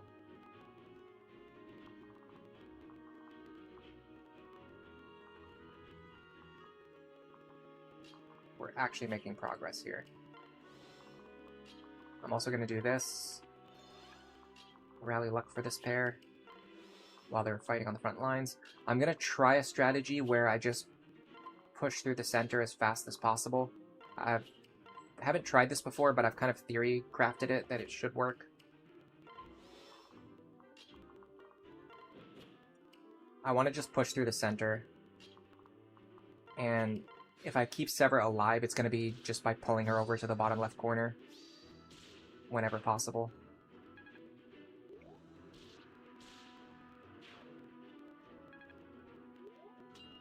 And then you... Look at this. It's going beautifully. So this is what it's like when you actually have multiple strong carries. Alright, you... Probably... I think Libra would like to fight you, but I don't know if Libra can actually kill you. But I don't think he needs to kill you. I think if he just keeps you busy, it's fine. Let me check the reinforcements on this page, on this map, because it's going to be turns and turns of reinforcements we're going to have to deal with.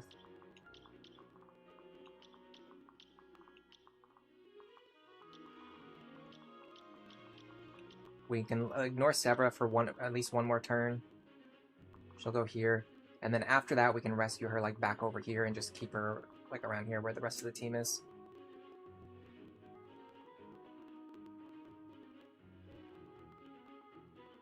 Alright, so the reinforcements are on turns...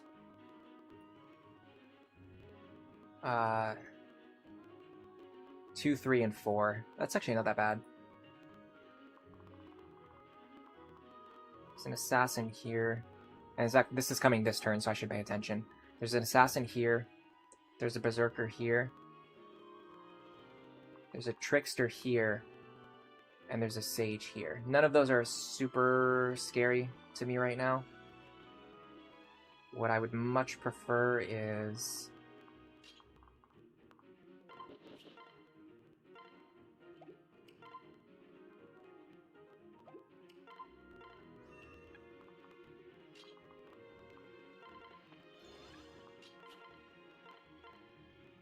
Alright.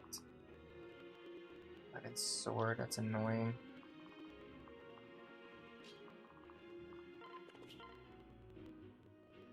We need to hit some pretty inaccurate attacks, or inaccurate attacks.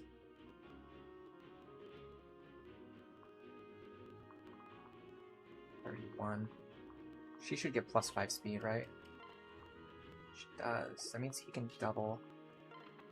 How much does he deal? He can actually double and he can kill, but he has to hit. His accuracy is pretty atrocious. He'll get some accuracy with her pair up.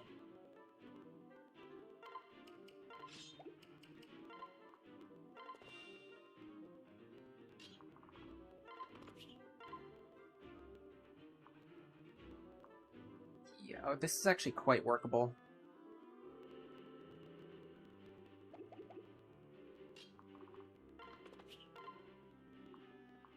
This is pretty likely to kill. Okay. Now I can kind of find a way to send her forward a little bit more, and then I guess Vaike fights you. It's a little bit of a struggle, but what's the alternative?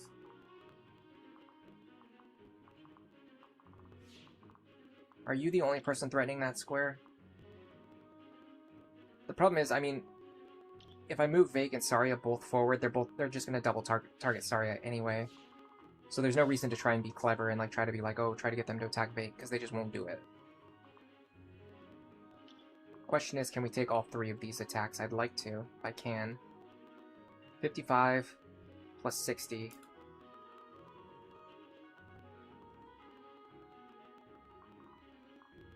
Plus 44. That's 159. That's a lot of damage.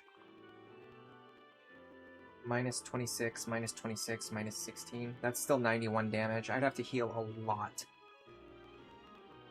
How much can I reasonably expect to heal? So 50.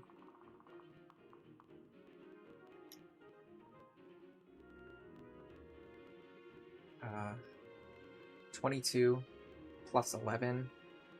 So 91 minus 33. That's 58. I think we survive. And then this guy would be...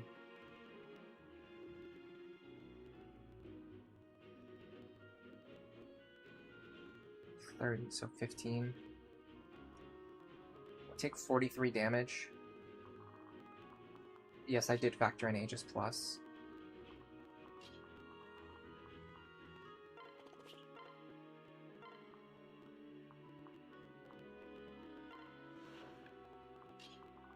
So go like this. Let me see if I can... Do I have any rallies that I haven't used? Not really. Unfortunately, the good rally was right here, but I had to use her for something else. So we'll just go here. We want to not be equipped because we want to get as much healing as possible. And she should be able to survive in this position. Okay, in that case, let's send Vaike over here. Do we have any good supports for him? Something like this could work. I don't need to rescue her this turn.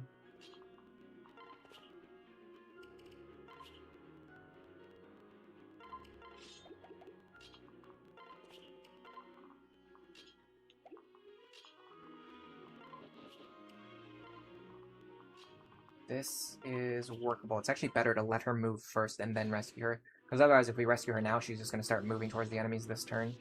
Which plays against what we're trying to do. Again, this is one of those moments where, like, okay, now I'm stuck here. I have to have the page open that has all the enemy ambush spawn information. So you're not going to be getting as much chat interaction from me. Okay. I think we're good. That just saved us.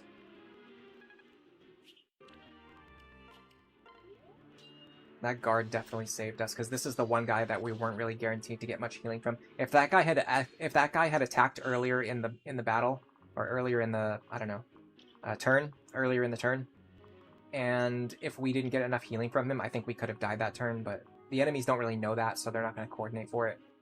Okay, this turn there's going to be a Berserker here, a Sage here, a Sage here, and an Assassin here.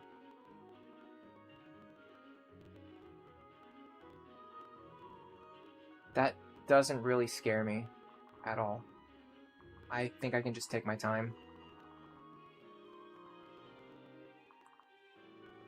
I think I can actually leave her for one more turn. Because these enemies won't move this way. And then she'll move here, but she won't be able to attack anything. Let me make sure this guy doesn't move. Is there anything like begins moving on turn 3 or whatever? No. I don't see anything about moving on turn 3.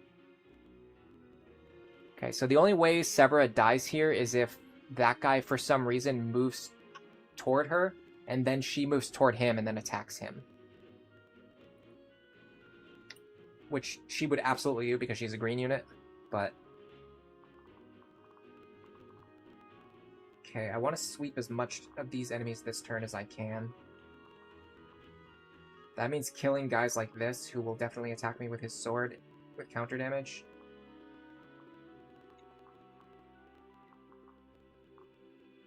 Yeah, so the first priority is getting rid of this guy.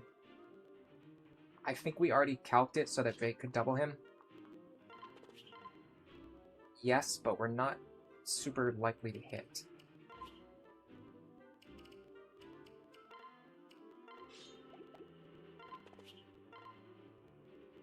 It's not super unlikely either. We also have a crit chance. We also have dual strike chances.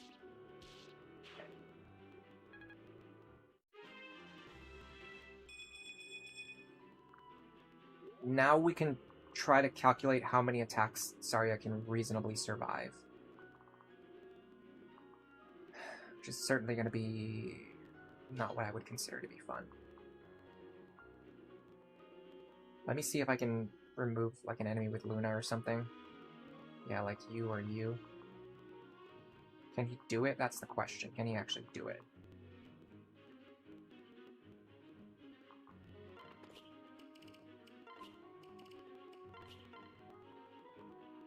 Yeah. Yeah, very, very comfortably. Okay, so get rid of this guy. That prevents her from taking a hit from an enemy with Luna. Thins out the enemy group. Okay, let's start pulling characters back now before we use too many rescue stabs and we make a mistake. Or before we use too many actions and we don't have any rescues left over.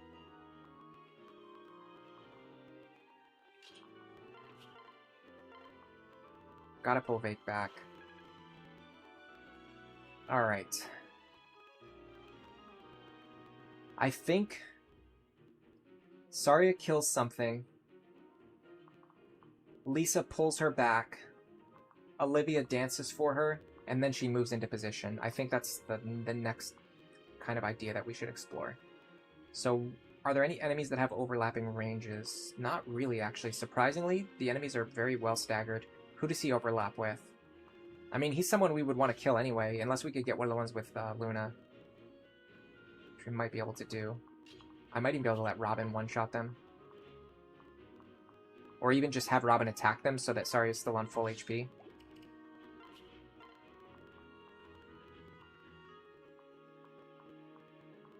Yeah, something like this.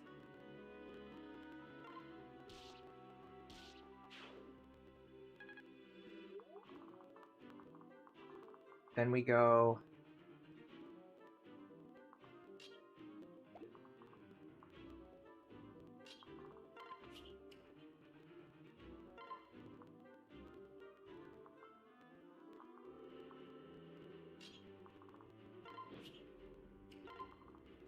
here.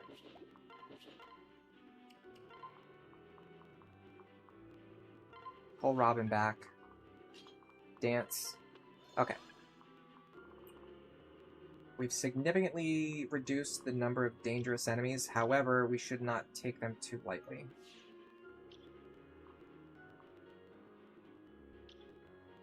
This guy's pretty scary. We're not going to get a lot of healing from him, and he hits pretty hard.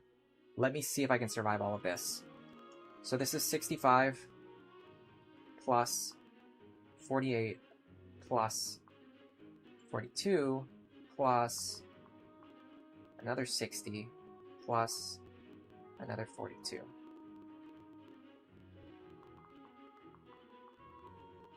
This guy's got a killing edge too, that's also a problem. Okay.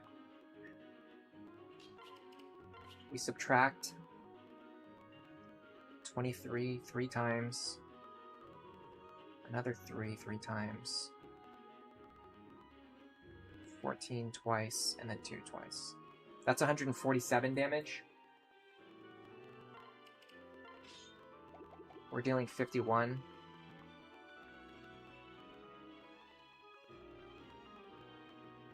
So we're getting 11 healing from him. So hold on, 147. So we're getting 11 healing from him. Another 11 from him. This is actually bad. The fact that these two both have Aegis Plus means we're not going to get very much healing from them, which means we're going to be getting crushed with damage.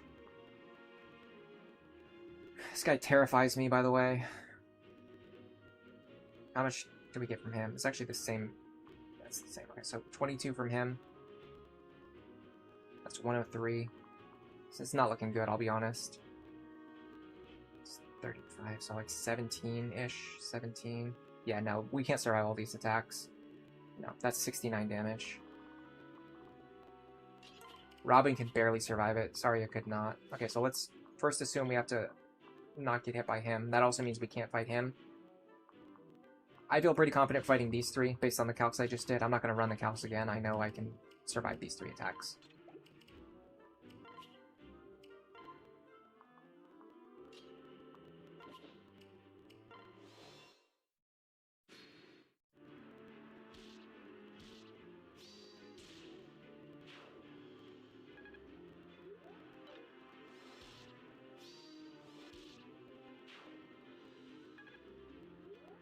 Alright.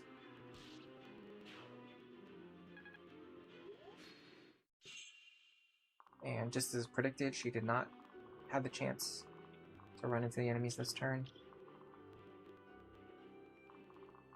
So it's turn 4, and there will be more ambush spawns this turn, but this is the last turn of ambush spawns, other than the ones that we can, like, you know, perfectly keep under our own control. So it looks like a berserker here, a trickster here. No, sorry. A trickster here, an assassin here, a berserker here, and a trickster here. But again, those enemies can't reach us, so we only have to worry about the enemies who we can actually see right now. There's nothing like hidden coming from a different direction that's going to be able to threaten us that we can't see. Vaike can fight this guy, although the Pavis Plus is kind of annoying.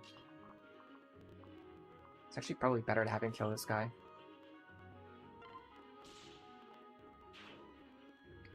This is one of the few maps where having sword access is really great, especially in the dual striking position. If your dual strike partner just keeps like a silver sword equipped for this entire map, you're usually going to be fine. It's usually like the best option for most, if not every turn. Alright, so I could either dance for Vaike and then send him back over here to intercept this guy, or 34 speed. I could fight this guy. We just hit each other once each.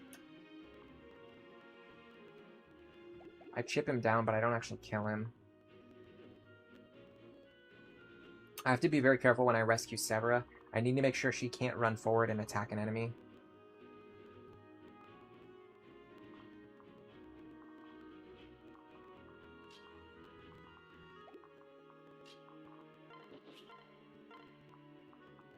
Let me just do this so I don't forget. Oh, never mind, I can't reach her. Let me just do this so I don't forget.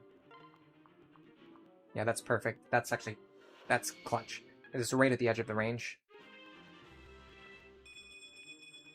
Now I think what she wants to do with her pathing is go up here, and then over here, and then over here. And because of that, that's going to give us some time to clear out these enemies without being quite as worried about her. Alright, how do we get rid of you in an efficient way? 30 speed. Thing is, Libra can actually double him, but we have to get him over there. He also has to be able to take a hit from the Levin sword.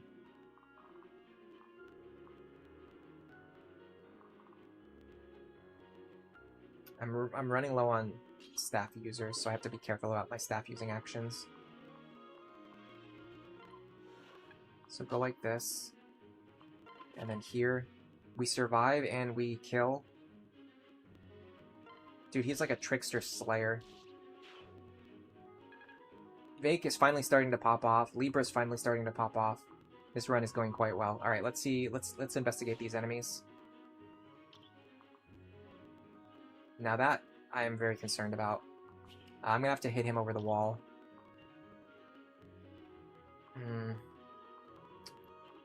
That's annoying. I don't really have the capability to do that. 36. If I can deal 14 damage to him, I can basically ignore a counter. I can deal 9. I almost feel like this pair of 10, 11, 12, 13, 14, 15. Yeah, I can actually make this work. Okay, so go here.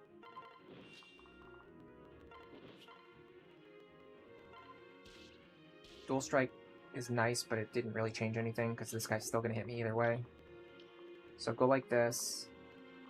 Now I can go here. There is one more concern, which is that this guy's going to hit me and then I won't get much healing from him. 41. Minus 26. I'm going to be on 15 health if this guy hits me first. If that happens, I'm only going to get 3 points of Nosferatu healing. That puts me back on 18, and then this guy kills me. Yeah, I dealt too much damage there. I should have actually made sure that I couldn't dual strike. That was a misplay for sure. It's even more of a problem than it looks like, because it's setting me back multiple turns. I'm going to have to move. This is such a waste of a rescue staff. I'm going to have to move Cordelia out of the way, so that Tharja can attack from here, so that I'm only half of a turn behind instead of being a full turn behind.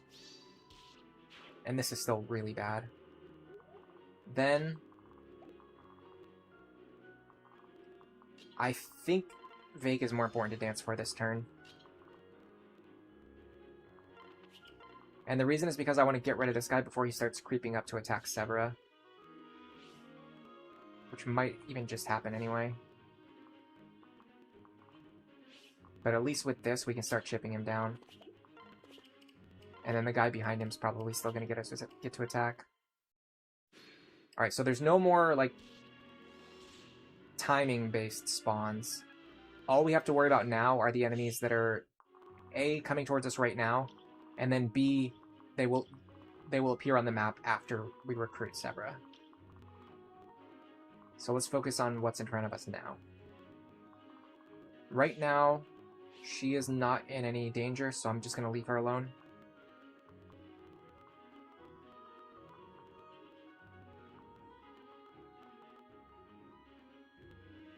Killing you is good, but there's a lot of guys with Aegis Plus around here, which means I'm not going to be getting much Nosferatu healing. Severa does not attack enemies. Oh, I thought she did. I actually didn't know that she didn't do that. That's extremely surprising to me, especially because she's a green unit. I would just imagine she's designed to be as frustrating as possible, but that's actually really good to know. Hello, Scuba Luigi. Welcome to the stream.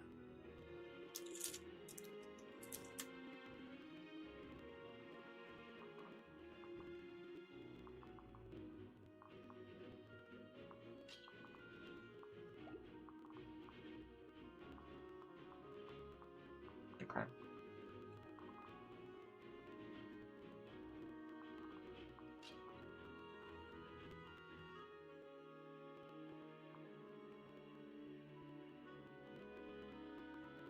Trying to decide who I need to kill with priority.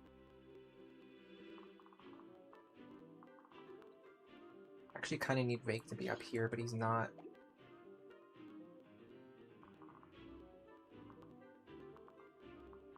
Can you kill anything? Not realistically because of Aegis. Okay, in that case, I should definitely kill you. Yes. Okay, I see the idea. I see the concept.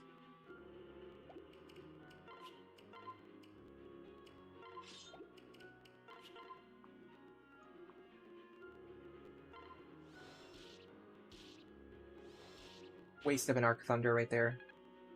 If I did some math, I probably could have calced it out so that I wouldn't waste two, or I wouldn't attack twice with Arc Thunder there. Don't need Ignis. We're never going to be in the front row. Could pass it down to Noir.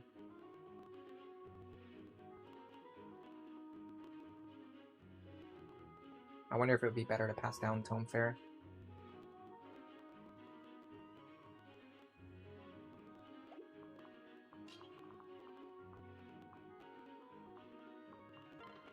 So this should allow him to get rid of you.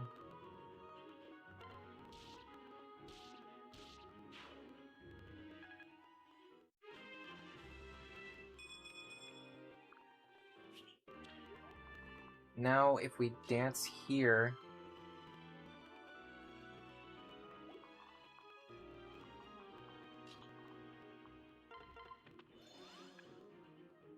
Now we need to start rescuing. I gotta be careful too, because I don't have any more charges. Are there more in the convoy? There are. Okay. Do it this way.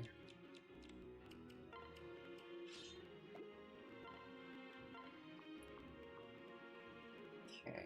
Pull Libra back.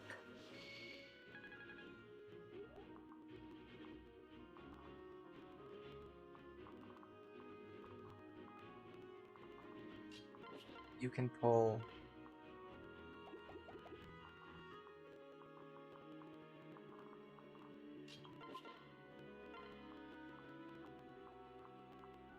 Honestly... I'm trying to think if I need to get more value out of Vaike right now, this turn, or if I can kind of like leave it be.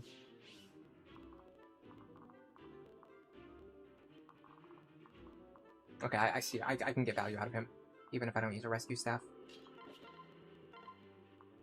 So bring Olivia back.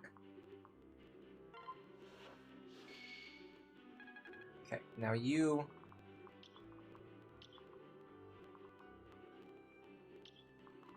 If you stand here... How much do these two do to you? 44 plus 42. I think there's actually a very, very big chance of me taking counter damage here, so I'm gonna equip Nosferatu. I'm not even gonna do calcs. I'm gonna assume that if the enemies move in the wrong order, I could take Nosferatu, or I could take counter damage. So I'm just gonna have Nosferatu equipped just for the worst case scenario.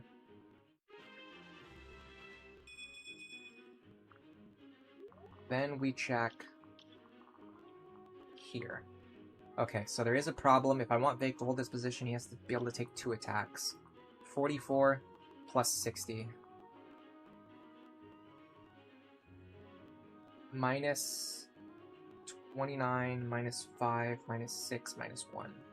He will take 63 damage. He will survive. So put Vaike here. Don't want to waste an elixir. I don't have any really... Well, I can do this.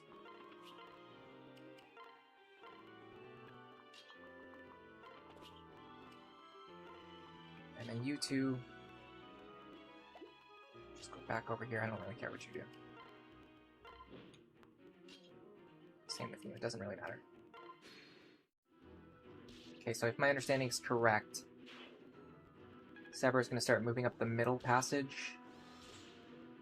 Okay. Perfect. Good anchoring. Okay, so these enemies did start moving. Interesting, I didn't think they would. Oh, it's not, because it's not these ones, it's actually the ones that came from up here a few turns ago. So So the trick now is that we need to actually keep Sever alive while also getting through this group up here fast enough to matter.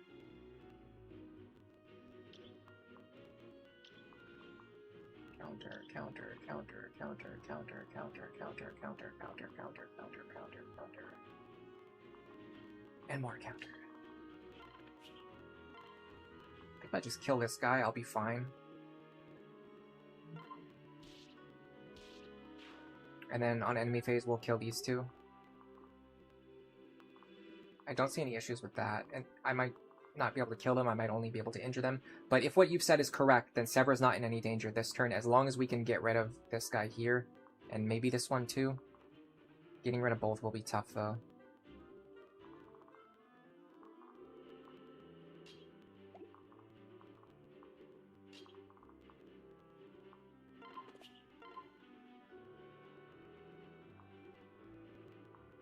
Start with this. Now I suspect if Vaike tries to attack that guy, he'll die. He also can't reach anyway. So that's a little bit of a concern.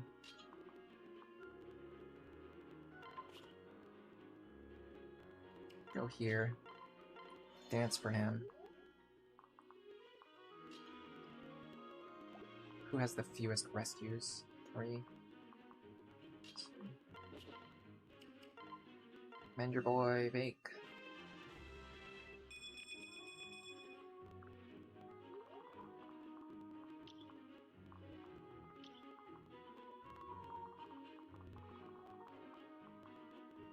I'm probably not going to take all those attacks, so I should be planning around a rescue strategy. Oh god, we actually need to kind of hit either some crits or some dual strikes here. Otherwise we're kind of screwed. In a lot of ways. Okay. So it's just what happens when enemies roll both Aegis and Pavis. You just get stuck. You missed? You missed twice, though? You actually missed twice. Okay. It's fine. It's a logical outcome, I would say.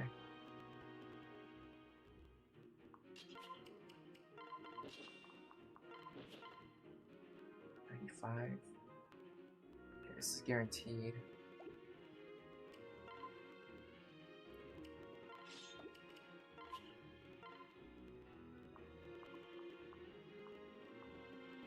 I don't know if I should gamble on a 97. It's like, it's very likely to hit, but it's not guaranteed to hit. And that scares me enough to not do that. Alright, now I'm a little worried because I need to do 3 rescues, and I don't have 3 rescues. So, if I can't do 3 rescues, what's the next best option? I mean, there is no good option here. I'm pretty much screwed, right? I have no way out of this. But I had to kill those guys, and it had to take me 3 attacks because he spawned with Aegis and Pavis. I'm just thinking if there's any way out of this. Yes, I see one plan that could work. It depends on this guy's reach. Okay.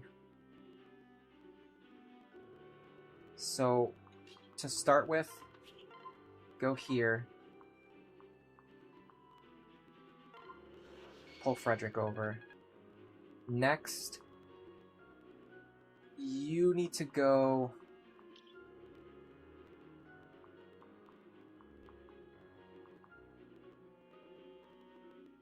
I hate this so much.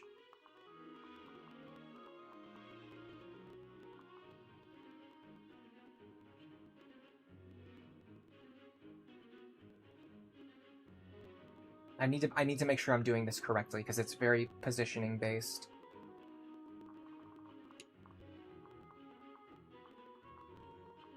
It's like, it's heavily based on where characters are going to go.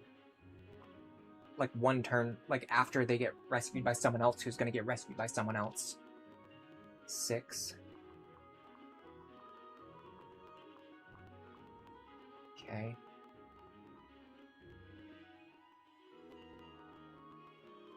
So if I'm not mistaken,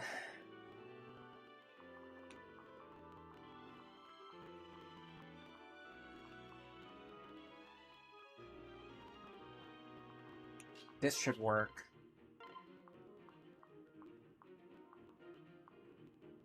rescue Libra over here. Then you are going to grab her, switch her into the lead, take his rescue staves, then you are going to rescue Vaike over here. Okay. Got out of there somehow.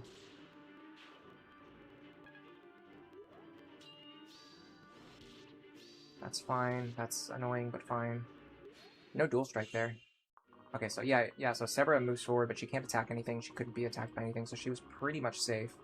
Now, aside from these two right here, all we have to do is clear out this passage and make room for Severa.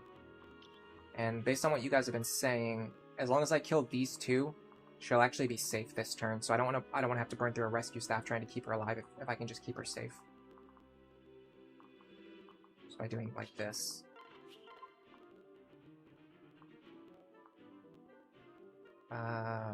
Sure.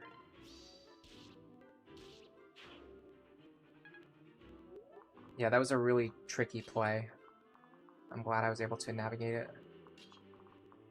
Can you please just kill this guy? No, of course not. Don't do that. I think I need to, like, rescue Vaike up here so that he can do it. Or maybe, like, dance for him. But then I also need to make sure I kill these two.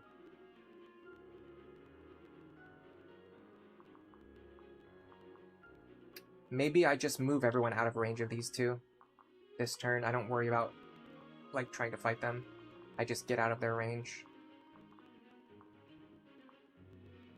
Yeah, I could even enemy phase with Vaike. This would be a good time to use the elixir. I don't want to leave him fighting a bunch of sword users, though.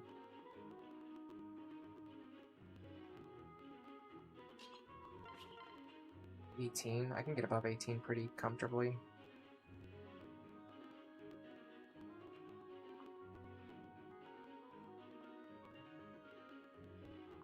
So I want him to go...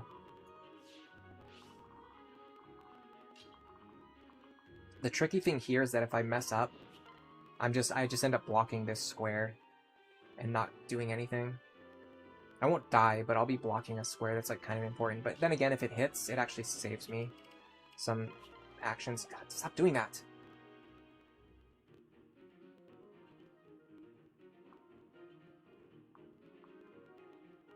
So if I get a dual strike here, it saves me some actions. Okay, there you go. So that saves me some actions. It's kind of important at this point. Okay, so we want you up here. Drop him. Okay. You need to be here with her in the back row, still paired up. That allows Libra to go here.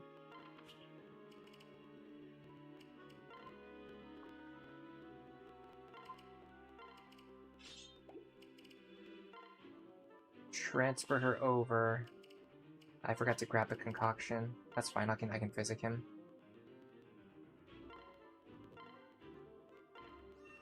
Who has the physics staff? Yeah, we can physic him. I just need to get him above 18 health, so it's not like a life-threatening situation. Alright, good level up for Maribel. Oh, Maribel. I'm gonna go here. Mend. Alright. This is looking pretty good, surprisingly.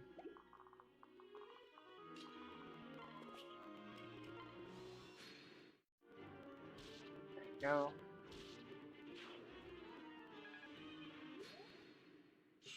Okay, now we have to either kill, like,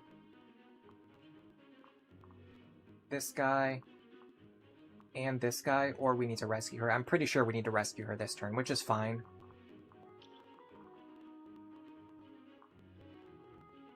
It's not a unreasonable request. think we can kill here. No, we couldn't double these guys. I thought we could.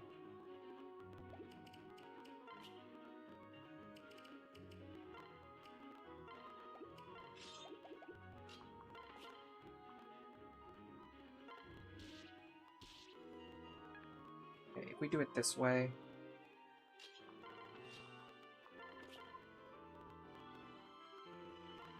Sully can grab the kill. Okay, we want strength and speed. We got neither. Why do I say things out loud? I don't know. At this point, I really should have learned my lesson by now. Just don't say it out loud. The game knows. The game is always listening. Okay, we're getting a little low on rescue stabs. It's not unsalvageable, but it's definitely a thing. We're getting low for sure. Okay, we can take that attack.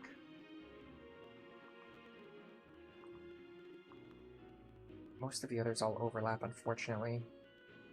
But we can set up a situation where we just fight like one guy this turn, and then next turn we can kind of prepare to jump forward with other characters. Get everyone into position. So... just pull her over here, honestly. That'll give us a couple turns to clear out this group. Okay, you two go here. I don't really care where you go. I could rescue Vaike, but I don't think I need to do that. I don't think the situation is that dire. I do think this is probably better. Because Libra's a little bit more flexible than Vaike is, weirdly enough. He's not quite as fast, but he's better at other things that Vaike really can't always do reliably. Like fighting guys with swords, for example. Alright. Nice guard, nice crit. Oh, perfect. That actually got them to move forward. That's even better. Okay, so we need to either kill all 4 of these enemies, or we need to kill some of them and then rescue Severa. Killing all 4 of them sounds like a tall order when Vaike is all the way over here and Olivia's all the way over here, to be honest. But maybe Libra kind of gets things started. It's a pretty good use of Arc Fire. Very good use of Arc Fire when you crit. Okay, does anyone here have counter? You do, but you're a 2-range fighter. It's actually probably better to just get rid of the guys with Luna. He does have pass. Of course he has pass.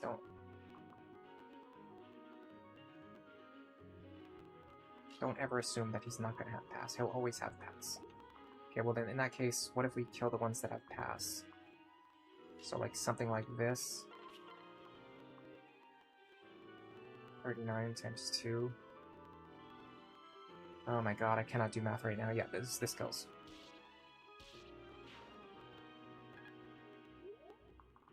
Now, you go up here.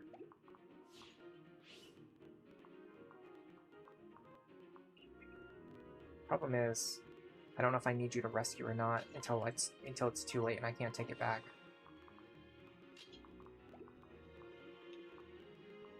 You go here. You here. Now, if this works, Silver Sword should be the only guy standing. And he doesn't have pass. So he can't get through me.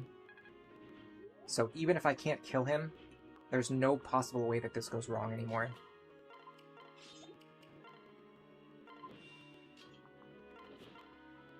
So I can just do this.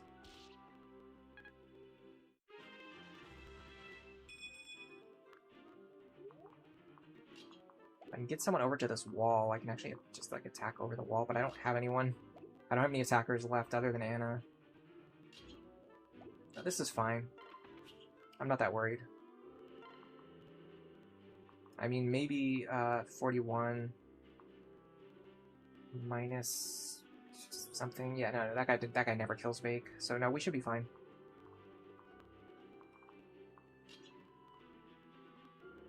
I'd like to heal Vaike, but I'm not gonna... This is not worth a physics staff. We can just relax for a turn. Let this guy, yeah, do this. Enemy phase. Alright, that went pretty well. Now we need to go up here, and I'd like to actually block Holland. so that Severa can't talk to him right away. I need to keep this door locked as well for the time being. That's annoying. She's in my way. This is actually really annoying.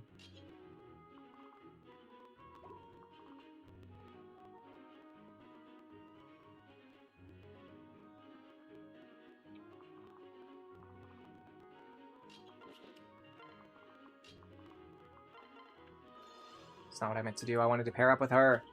God, why is the like dancing and like staff usage order so different? Like it's the exact opposite of what it should be. So like when I run up to someone and I want to pair up with them, the game just thinks, oh, maybe you want to run up to them and dance for them or heal for them, and it's just so obviously not what I want to do. If I wanted to do that, I would take the time to do that. I mean, the game literally has a mechanic where you walk into someone and, like, it pairs up with them. So why does that change if I'm holding a staff or if I'm a dancer? I don't know. Alright, I think we got this done, though. This is the first attempt, but it's very likely to succeed from here. I'm not going to say too much because I don't want to jinx it, but...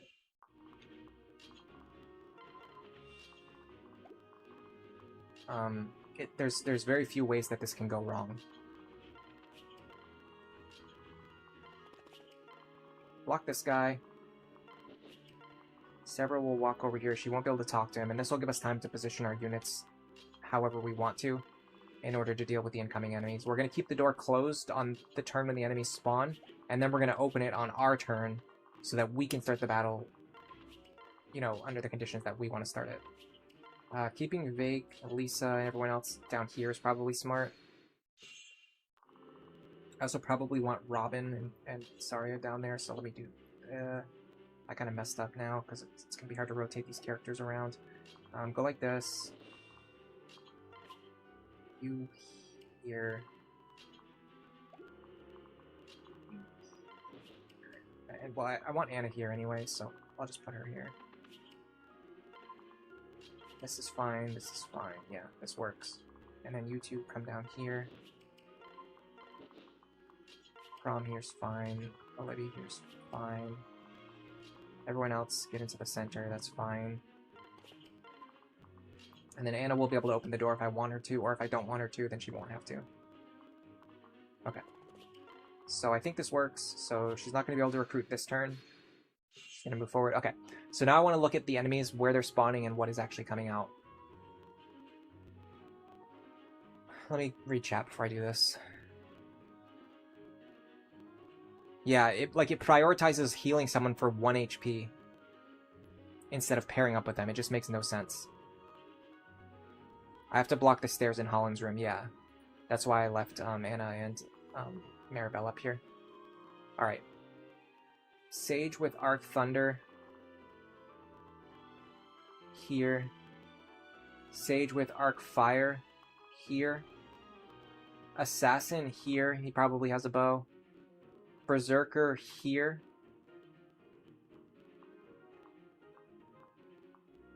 I can put someone here and they will only fight the Berserker. I think that's a worthwhile play. These stairs I'm gonna block.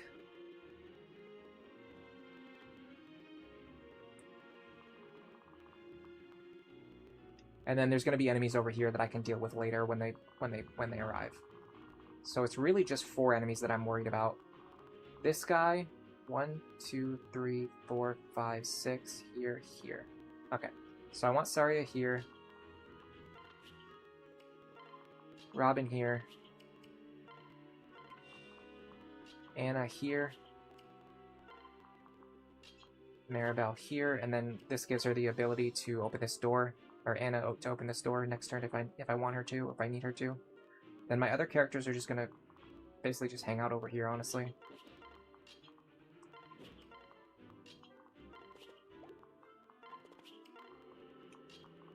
Should be fine. Yeah, I'm not worried about anyone else, really. Okay. She talks to Holland. There's no reinforcements this turn. But there are reinforcements this turn, so I have to be careful. I also get control of Cordelia. Is there any merit to making her into a Bow Knight? I don't think so. She's very slow. Her strength is not even that amazing.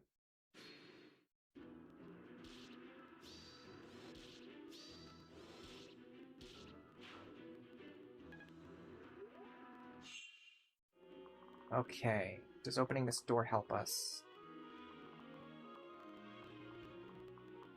Not really. I can leave the door closed. I'm gonna wait on the chest. It's not a high priority. Staying alive is a higher priority. Okay, Libra first.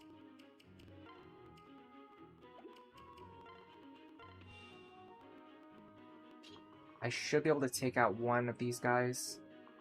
Probably this one. He has counter, so getting rid of him is not a bad idea. Make sure I'm dealing enough damage. The answer is yes. What about Wind Tome? No. Okay. What about Elf Thunder? Yes. Arcfire is more accurate. That's Tome rank. Okay. Now you go here.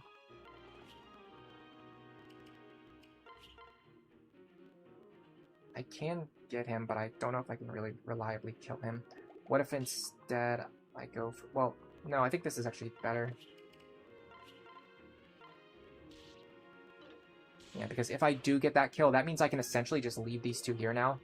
No, because this guy has counter. He'll move here onto this pillar and attack Libra. So I can't just ignore him and leave him alive. What I could do is...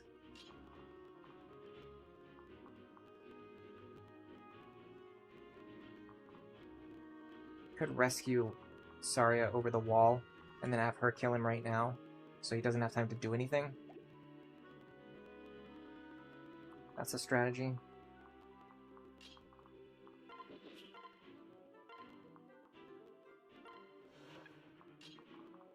Might need to heal her. Nope, she's actually fine. Survives on 1. She might get a sick Vengeance proc. She dodged anyway. Oh, she did get the Vengeance proc too. That would have been so cool if the enemy dropped her down to 1 there, and then she got a plus 59 damage attack. Or what is it? Plus like 25 or something. Plus 24 in this case. Free Levin Sword. That's actually really good for, in particular, the character who just opened the chest. Does Lunatic Plus change the amounts of reinforcements or anything like that? No. It's actually the same as Lunatic mode. The only difference is the enemies have randomized skills. That is the only difference. Pretty cool, actually.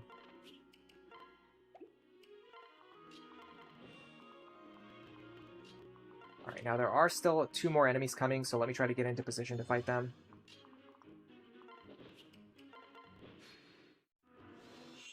Alright. Oh, actually, more than I thought. Oh, the ones in the hallway start moving. Interesting, okay. I should have remembered that. Alright. Let's see. Don't like that. I want Vaike to get to level 15 by the end of this chapter. Although I don't know if I'll be able to send him over to Warrior immediately because his speed might be too low.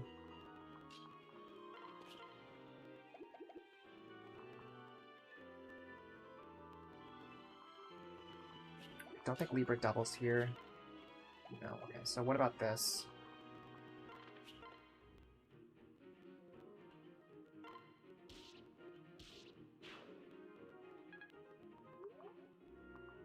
Unfortunately, they both target the same square. I'll give Vaike the combat experience. Especially because this guy has Aegis Plus anyway, so Libra probably wouldn't be able to kill him.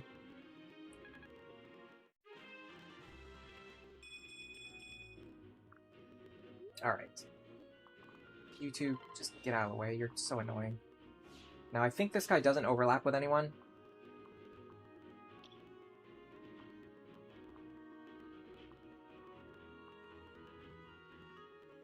So if I rescue here...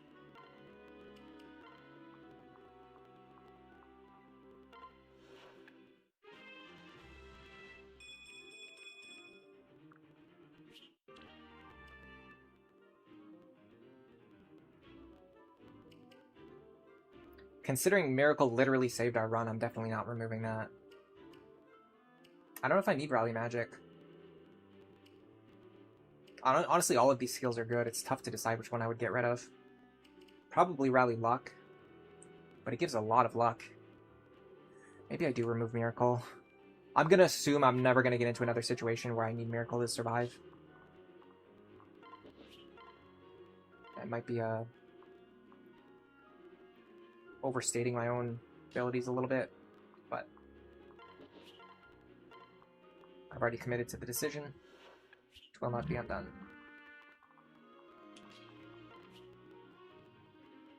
The Sage had 0 accuracy.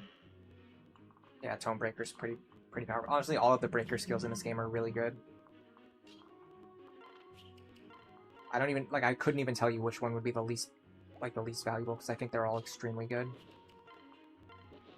I guess I would probably start by thinking about which one is the most valuable. And it's probably Tone Breaker. Just another reason why Sorcerer is busted. How much is he dealing to me? 46. She might be in a really bad spot here. I should have thought about that. I should have considered her health. 46 minus 8 is 38. I actually die here if this guy hits me. Oh god, and I have no actions left. I only have...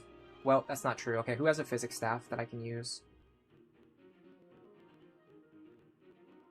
This is a C rank staff. She has A rank stats. Okay. I can just barely save this.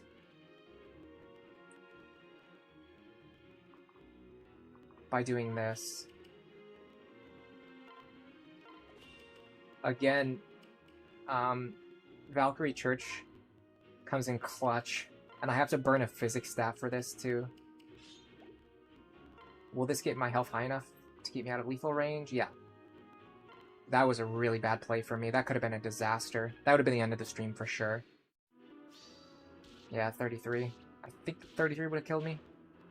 For some reason I calculated it as 38, but either way, that would I think it was on like 30 HP or 31 or something. I think that would have killed me. Okay, our speed is capped. Now we just have to cap our magic and we'll be ready for endgame. HP and defense and res are nice to have. Skill is nice to have, but we'll have to get those as they come or don't come. This guy's gonna hit me for 31. I need to heal.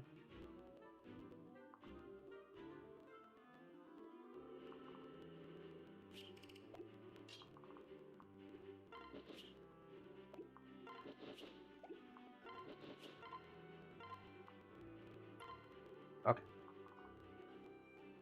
44.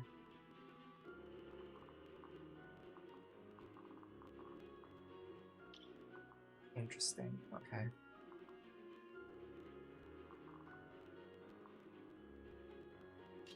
If I go here, take out this guy with Nosferatu.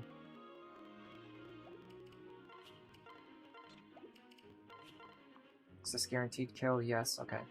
So this will heal me back to full.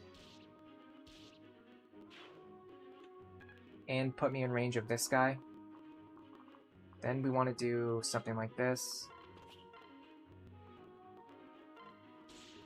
Nice crit.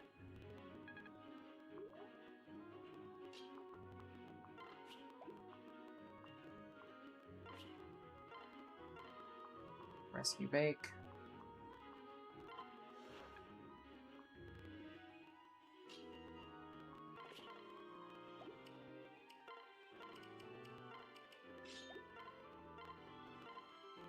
Yeah, giving this pair that extra physics staff just in case I might need it at some point came in clutch. And then also 2 times this battle we had plays where I had a character who really had nothing else to do. Grab Church, rotate her into the lead, and then I basically got another free heal out of it, or like a free staff use out of it, which is really cool. You don't see that every day. I mean, you don't for the like to begin with, you don't even see Valkyrie Church every day or like ever. Pretty cool. All right. I'll just put Sully in the lead. Wasn't like a super important dance, but I guess it was better than not doing anything. Yeah, 33 was lethal. I mean, I definitely clocked that. It was just like, I didn't check until... And the weird thing is, I made a mental note earlier in the turn that I was gonna, you know, check on her HP, and then I just didn't check again until after my staff users had already all acted, which left me without any real options. Okay, we definitely want Vaike to get this one, if he can. If not, he'll just get some good chip. Nice. He should be able to get to 15 in this battle.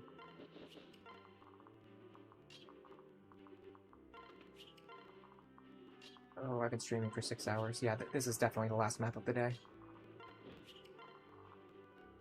I got something that I kind of want to do at 8 o'clock too. Not super important, but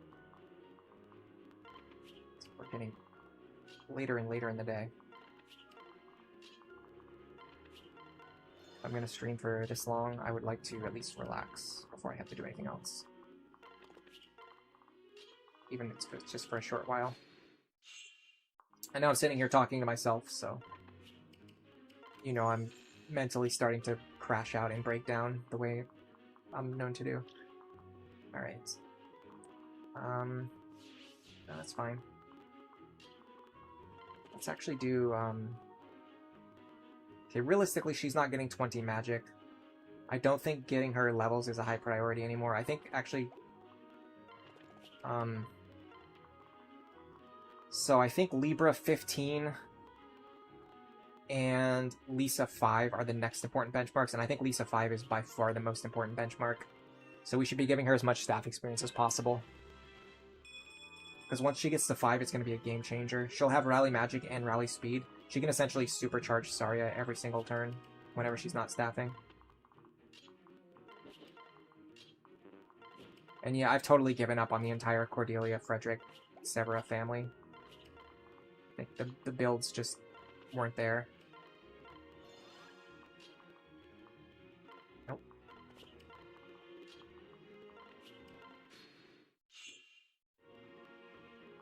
Alright. I would like for Vaike to fight this guy.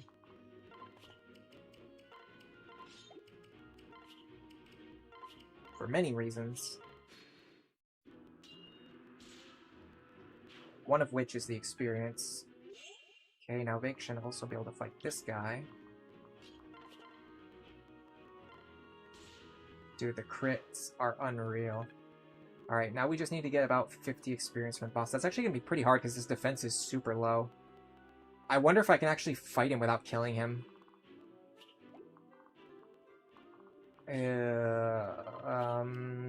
I guess we'll find out. But yeah, she's no longer a priority for staff grinding. We got her to where she needs to be. Let's get rid of all the characters that I'm not going to be using here. I think right now Lisa is by far the priority for staff grinding.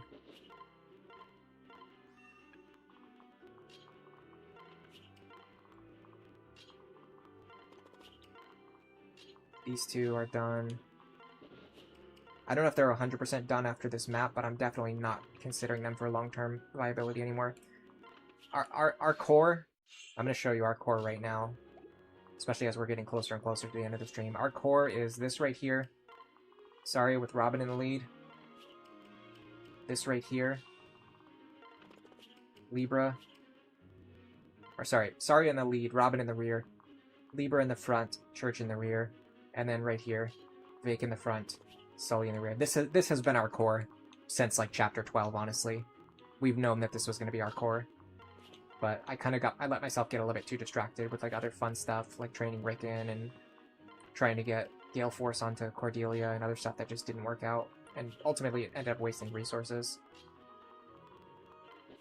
This is our actual team right here. And we have kind of like 4 dead slots that we can fit characters into. Hopefully Noir, and then maybe a partner for her.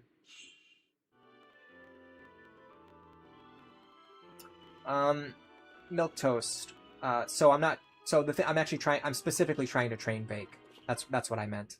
Yeah, so like I need Vaike to fight this guy and not kill him so that I can get experience, but I can't do it because if I hit him, I will just kill him. So it causes a problem. The question is, maybe I could get... could I get like 50 experience from a boss kill?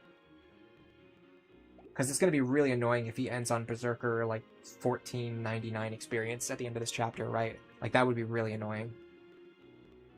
Because it would mean I would have to stop and use the second seal at some point during the next battle. Let's see if we're not paired up. We still hit twice hard enough to kill him. Yeah, no, there's no way to make us not kill him. Even if I'm pretty sure even if we had a joke weapon in the convoy, we'd still kill him with it. Which we don't even have one, but even if we did, because Vake's it's like Vake's strength. Let's ignore the hand axe entirely. I mean, the hand axe only has 2 might or 3 might to begin with, right? Let's ignore that entirely. We're still hitting for 47 minus 16. So Vaike barehanded would deal 31 damage to this guy. He always doubles him, so we're going to deal 62. So barehanded Vaike would kill this guy if the game allowed us to use barehanded attacks, which it doesn't. There's just no way to fight him without getting the kill immediately. With that in mind, let's give the chip to someone else and then give the kill to Vaike and then hope that the kill pushes him up to 15. And if not, then oh well, right? So I would imagine someone... Oh, come on. Someone like Libra or Tharja would really appreciate just a little bit of chip experience here. See, that's pretty good. I just need to make sure I don't get crit and don't crit him, which I can do. Okay, cool. So let's do this. Yeah, this is actually perfect. This allows me to train my tome rank right here.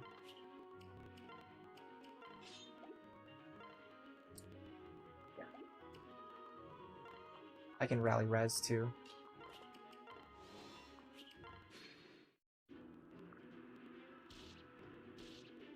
Oh, I should make sure Robin's not equipped. Okay, he's not.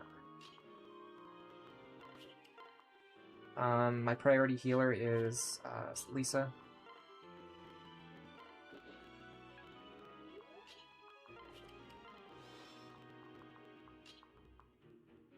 Actually don't want to dance here, because if I dance I'm going to deal more damage. And I want to deal less damage. And I want to get as much combat out of him as I can. So this is 2. You can get up to 5 points of weapon experience from a single enemy. It's actually 10, technically, but it's only because the game counts it as like 2 per attack. So essentially the enemy attacks 5 times, you get 10 weapon experience. That's kind of how it works.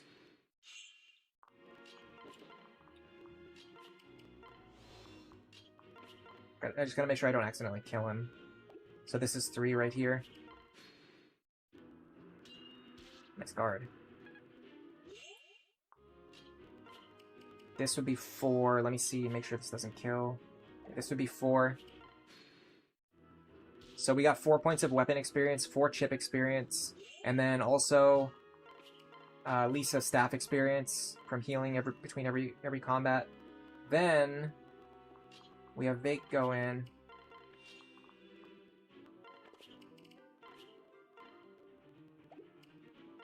And grab the kill. And hopefully this will push him up to level 15. I don't think it will, but I wish that it would. Yeah, no. Okay, it's fine. We'll just have to train him in the next chapter as a berserker. In fact, the next chapter is a short one anyway. So even if he only gets like 2 kills or 3 kills on the next chapter, it should be enough to push him up to 15. And then we can hopefully switch him over to warrior after that, but it'll be dicey. We have to keep an eye on his speed, basically. Alright, now there is one thing that I'm pretty sure we've unlocked.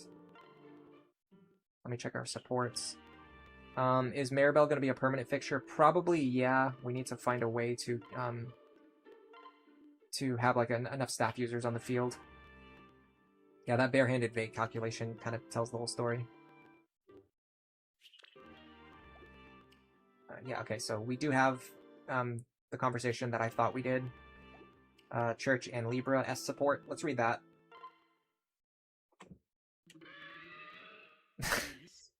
Huh, that's Minerva, but something sounds wrong. Minerva, what is it? What happened? What? It's Church. She's not feeling well. Understood. I'll come right away. Church. Hello, Libra. What are you doing here? Minerva came to me in a panic. She said you were ill. Really? She said that? Please, Church, what is the matter? Shall I summon a doctor? A doctor will not help, I'm afraid. I suffer from an ailment of the heart. Ah, I see. I believe I understand then. Why would he say this? You are in love with me. That's, I had actually expected this to be somewhat more couched in metaphor. But yes, Libra, I am. I see. I'm sorry, I didn't mean to spring it on you so suddenly, but I couldn't... Do not apologize. Your words bring joy to my heart. They do. Absolutely. I would not lie to you about such a thing. I confess, in bouts of wild optimism, I prayed this day might come. And yet, I am a man poor in worldly goods, and do not have a ring to offer you. Thank you. I don't need a ring, Libra. You just have to promise to love me forever. Then I pledge on bended knee my eternal love, and promise to buy a ring later. Why would you show up at someone's house who's sick and just be like, oh, you must be in love with me? That was a weird riz, I have to say. But it made me laugh, so I don't know, maybe it's something. Oh my god, a Brave Lance! I want it! Oh man, I want it so bad. And a Brave Axe, are you kidding? Oh, this might be exactly what this run needs. Hold on a second, my friends. I carry only the finest. Got a lot of... Yes, another Despoil. Dude, that's enough to buy both of them. I think this is worth it. My only concern is we're very, very low on rescue staves. Take your time. I think this is worth it. This is pretty much always worth it. Getting early Brave weapons. These will essentially secure that we can beat... Like, it's almost impossible to lose the rest of the run now. That we have a Brave Axe and a Brave Lance. That we can just fire off whenever we need. If there's ever, like, one of those annoying enemies with, like, Aegis and Pavis at the same time and has, like, 1 billion HP and, like, 1,000 defense, we can just hit them twice with a Brave Axe and chunk them for the amount of damage that a character would actually normally do, instead of, like, 1/4 of my normal damage. Libra should just assume that with everyone. He's an Omni Casanova.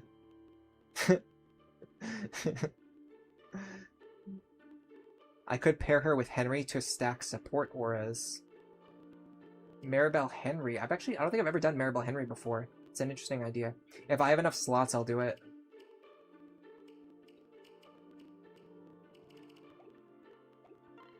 Either way, that's gonna have to be it for me. If you want to say goodbye, I would recommend you say it now before, because, you know, there's a little bit of a stream delay, so if you say it, like, after I end the stream, I'm not going to be able to respond. Before that, I'm going to thank all the people who chatted today. Let's check the list. Frozen Helm, thank you for being here and chatting a lot. Red Watcher, thanks for being so chatty. Milk Toast, thanks for chatting. Everyone keeping me company. Sothis, Tricky, Miguel, Cheetah Call, Eo Camellia, Asius, Reverse Lunatic, Kunai Cat, Iku Larg, Miracle Dang, Super El Jeffru, Grey Bell, Devin, the Prince of Art, Sir Winston the Fourth, Matthias Torres left a comment on my video this morning too. Which, by the way, if you haven't seen the new video, go check it out. It's all about Robin and how just like cracked Robin is. So if you haven't seen that yet, definitely go check it out. No Dot, thanks for being here. Nova Zoe, TMCNIC, I don't know how to pronounce that. Olrin, Nine Highwind, Fat Tim Slim, Akihiko, Alfonso Rodriguez, Kitogashi, Yikes, Idius Maximus, Icedale, Hunter B, Bookerbot, Bright SP.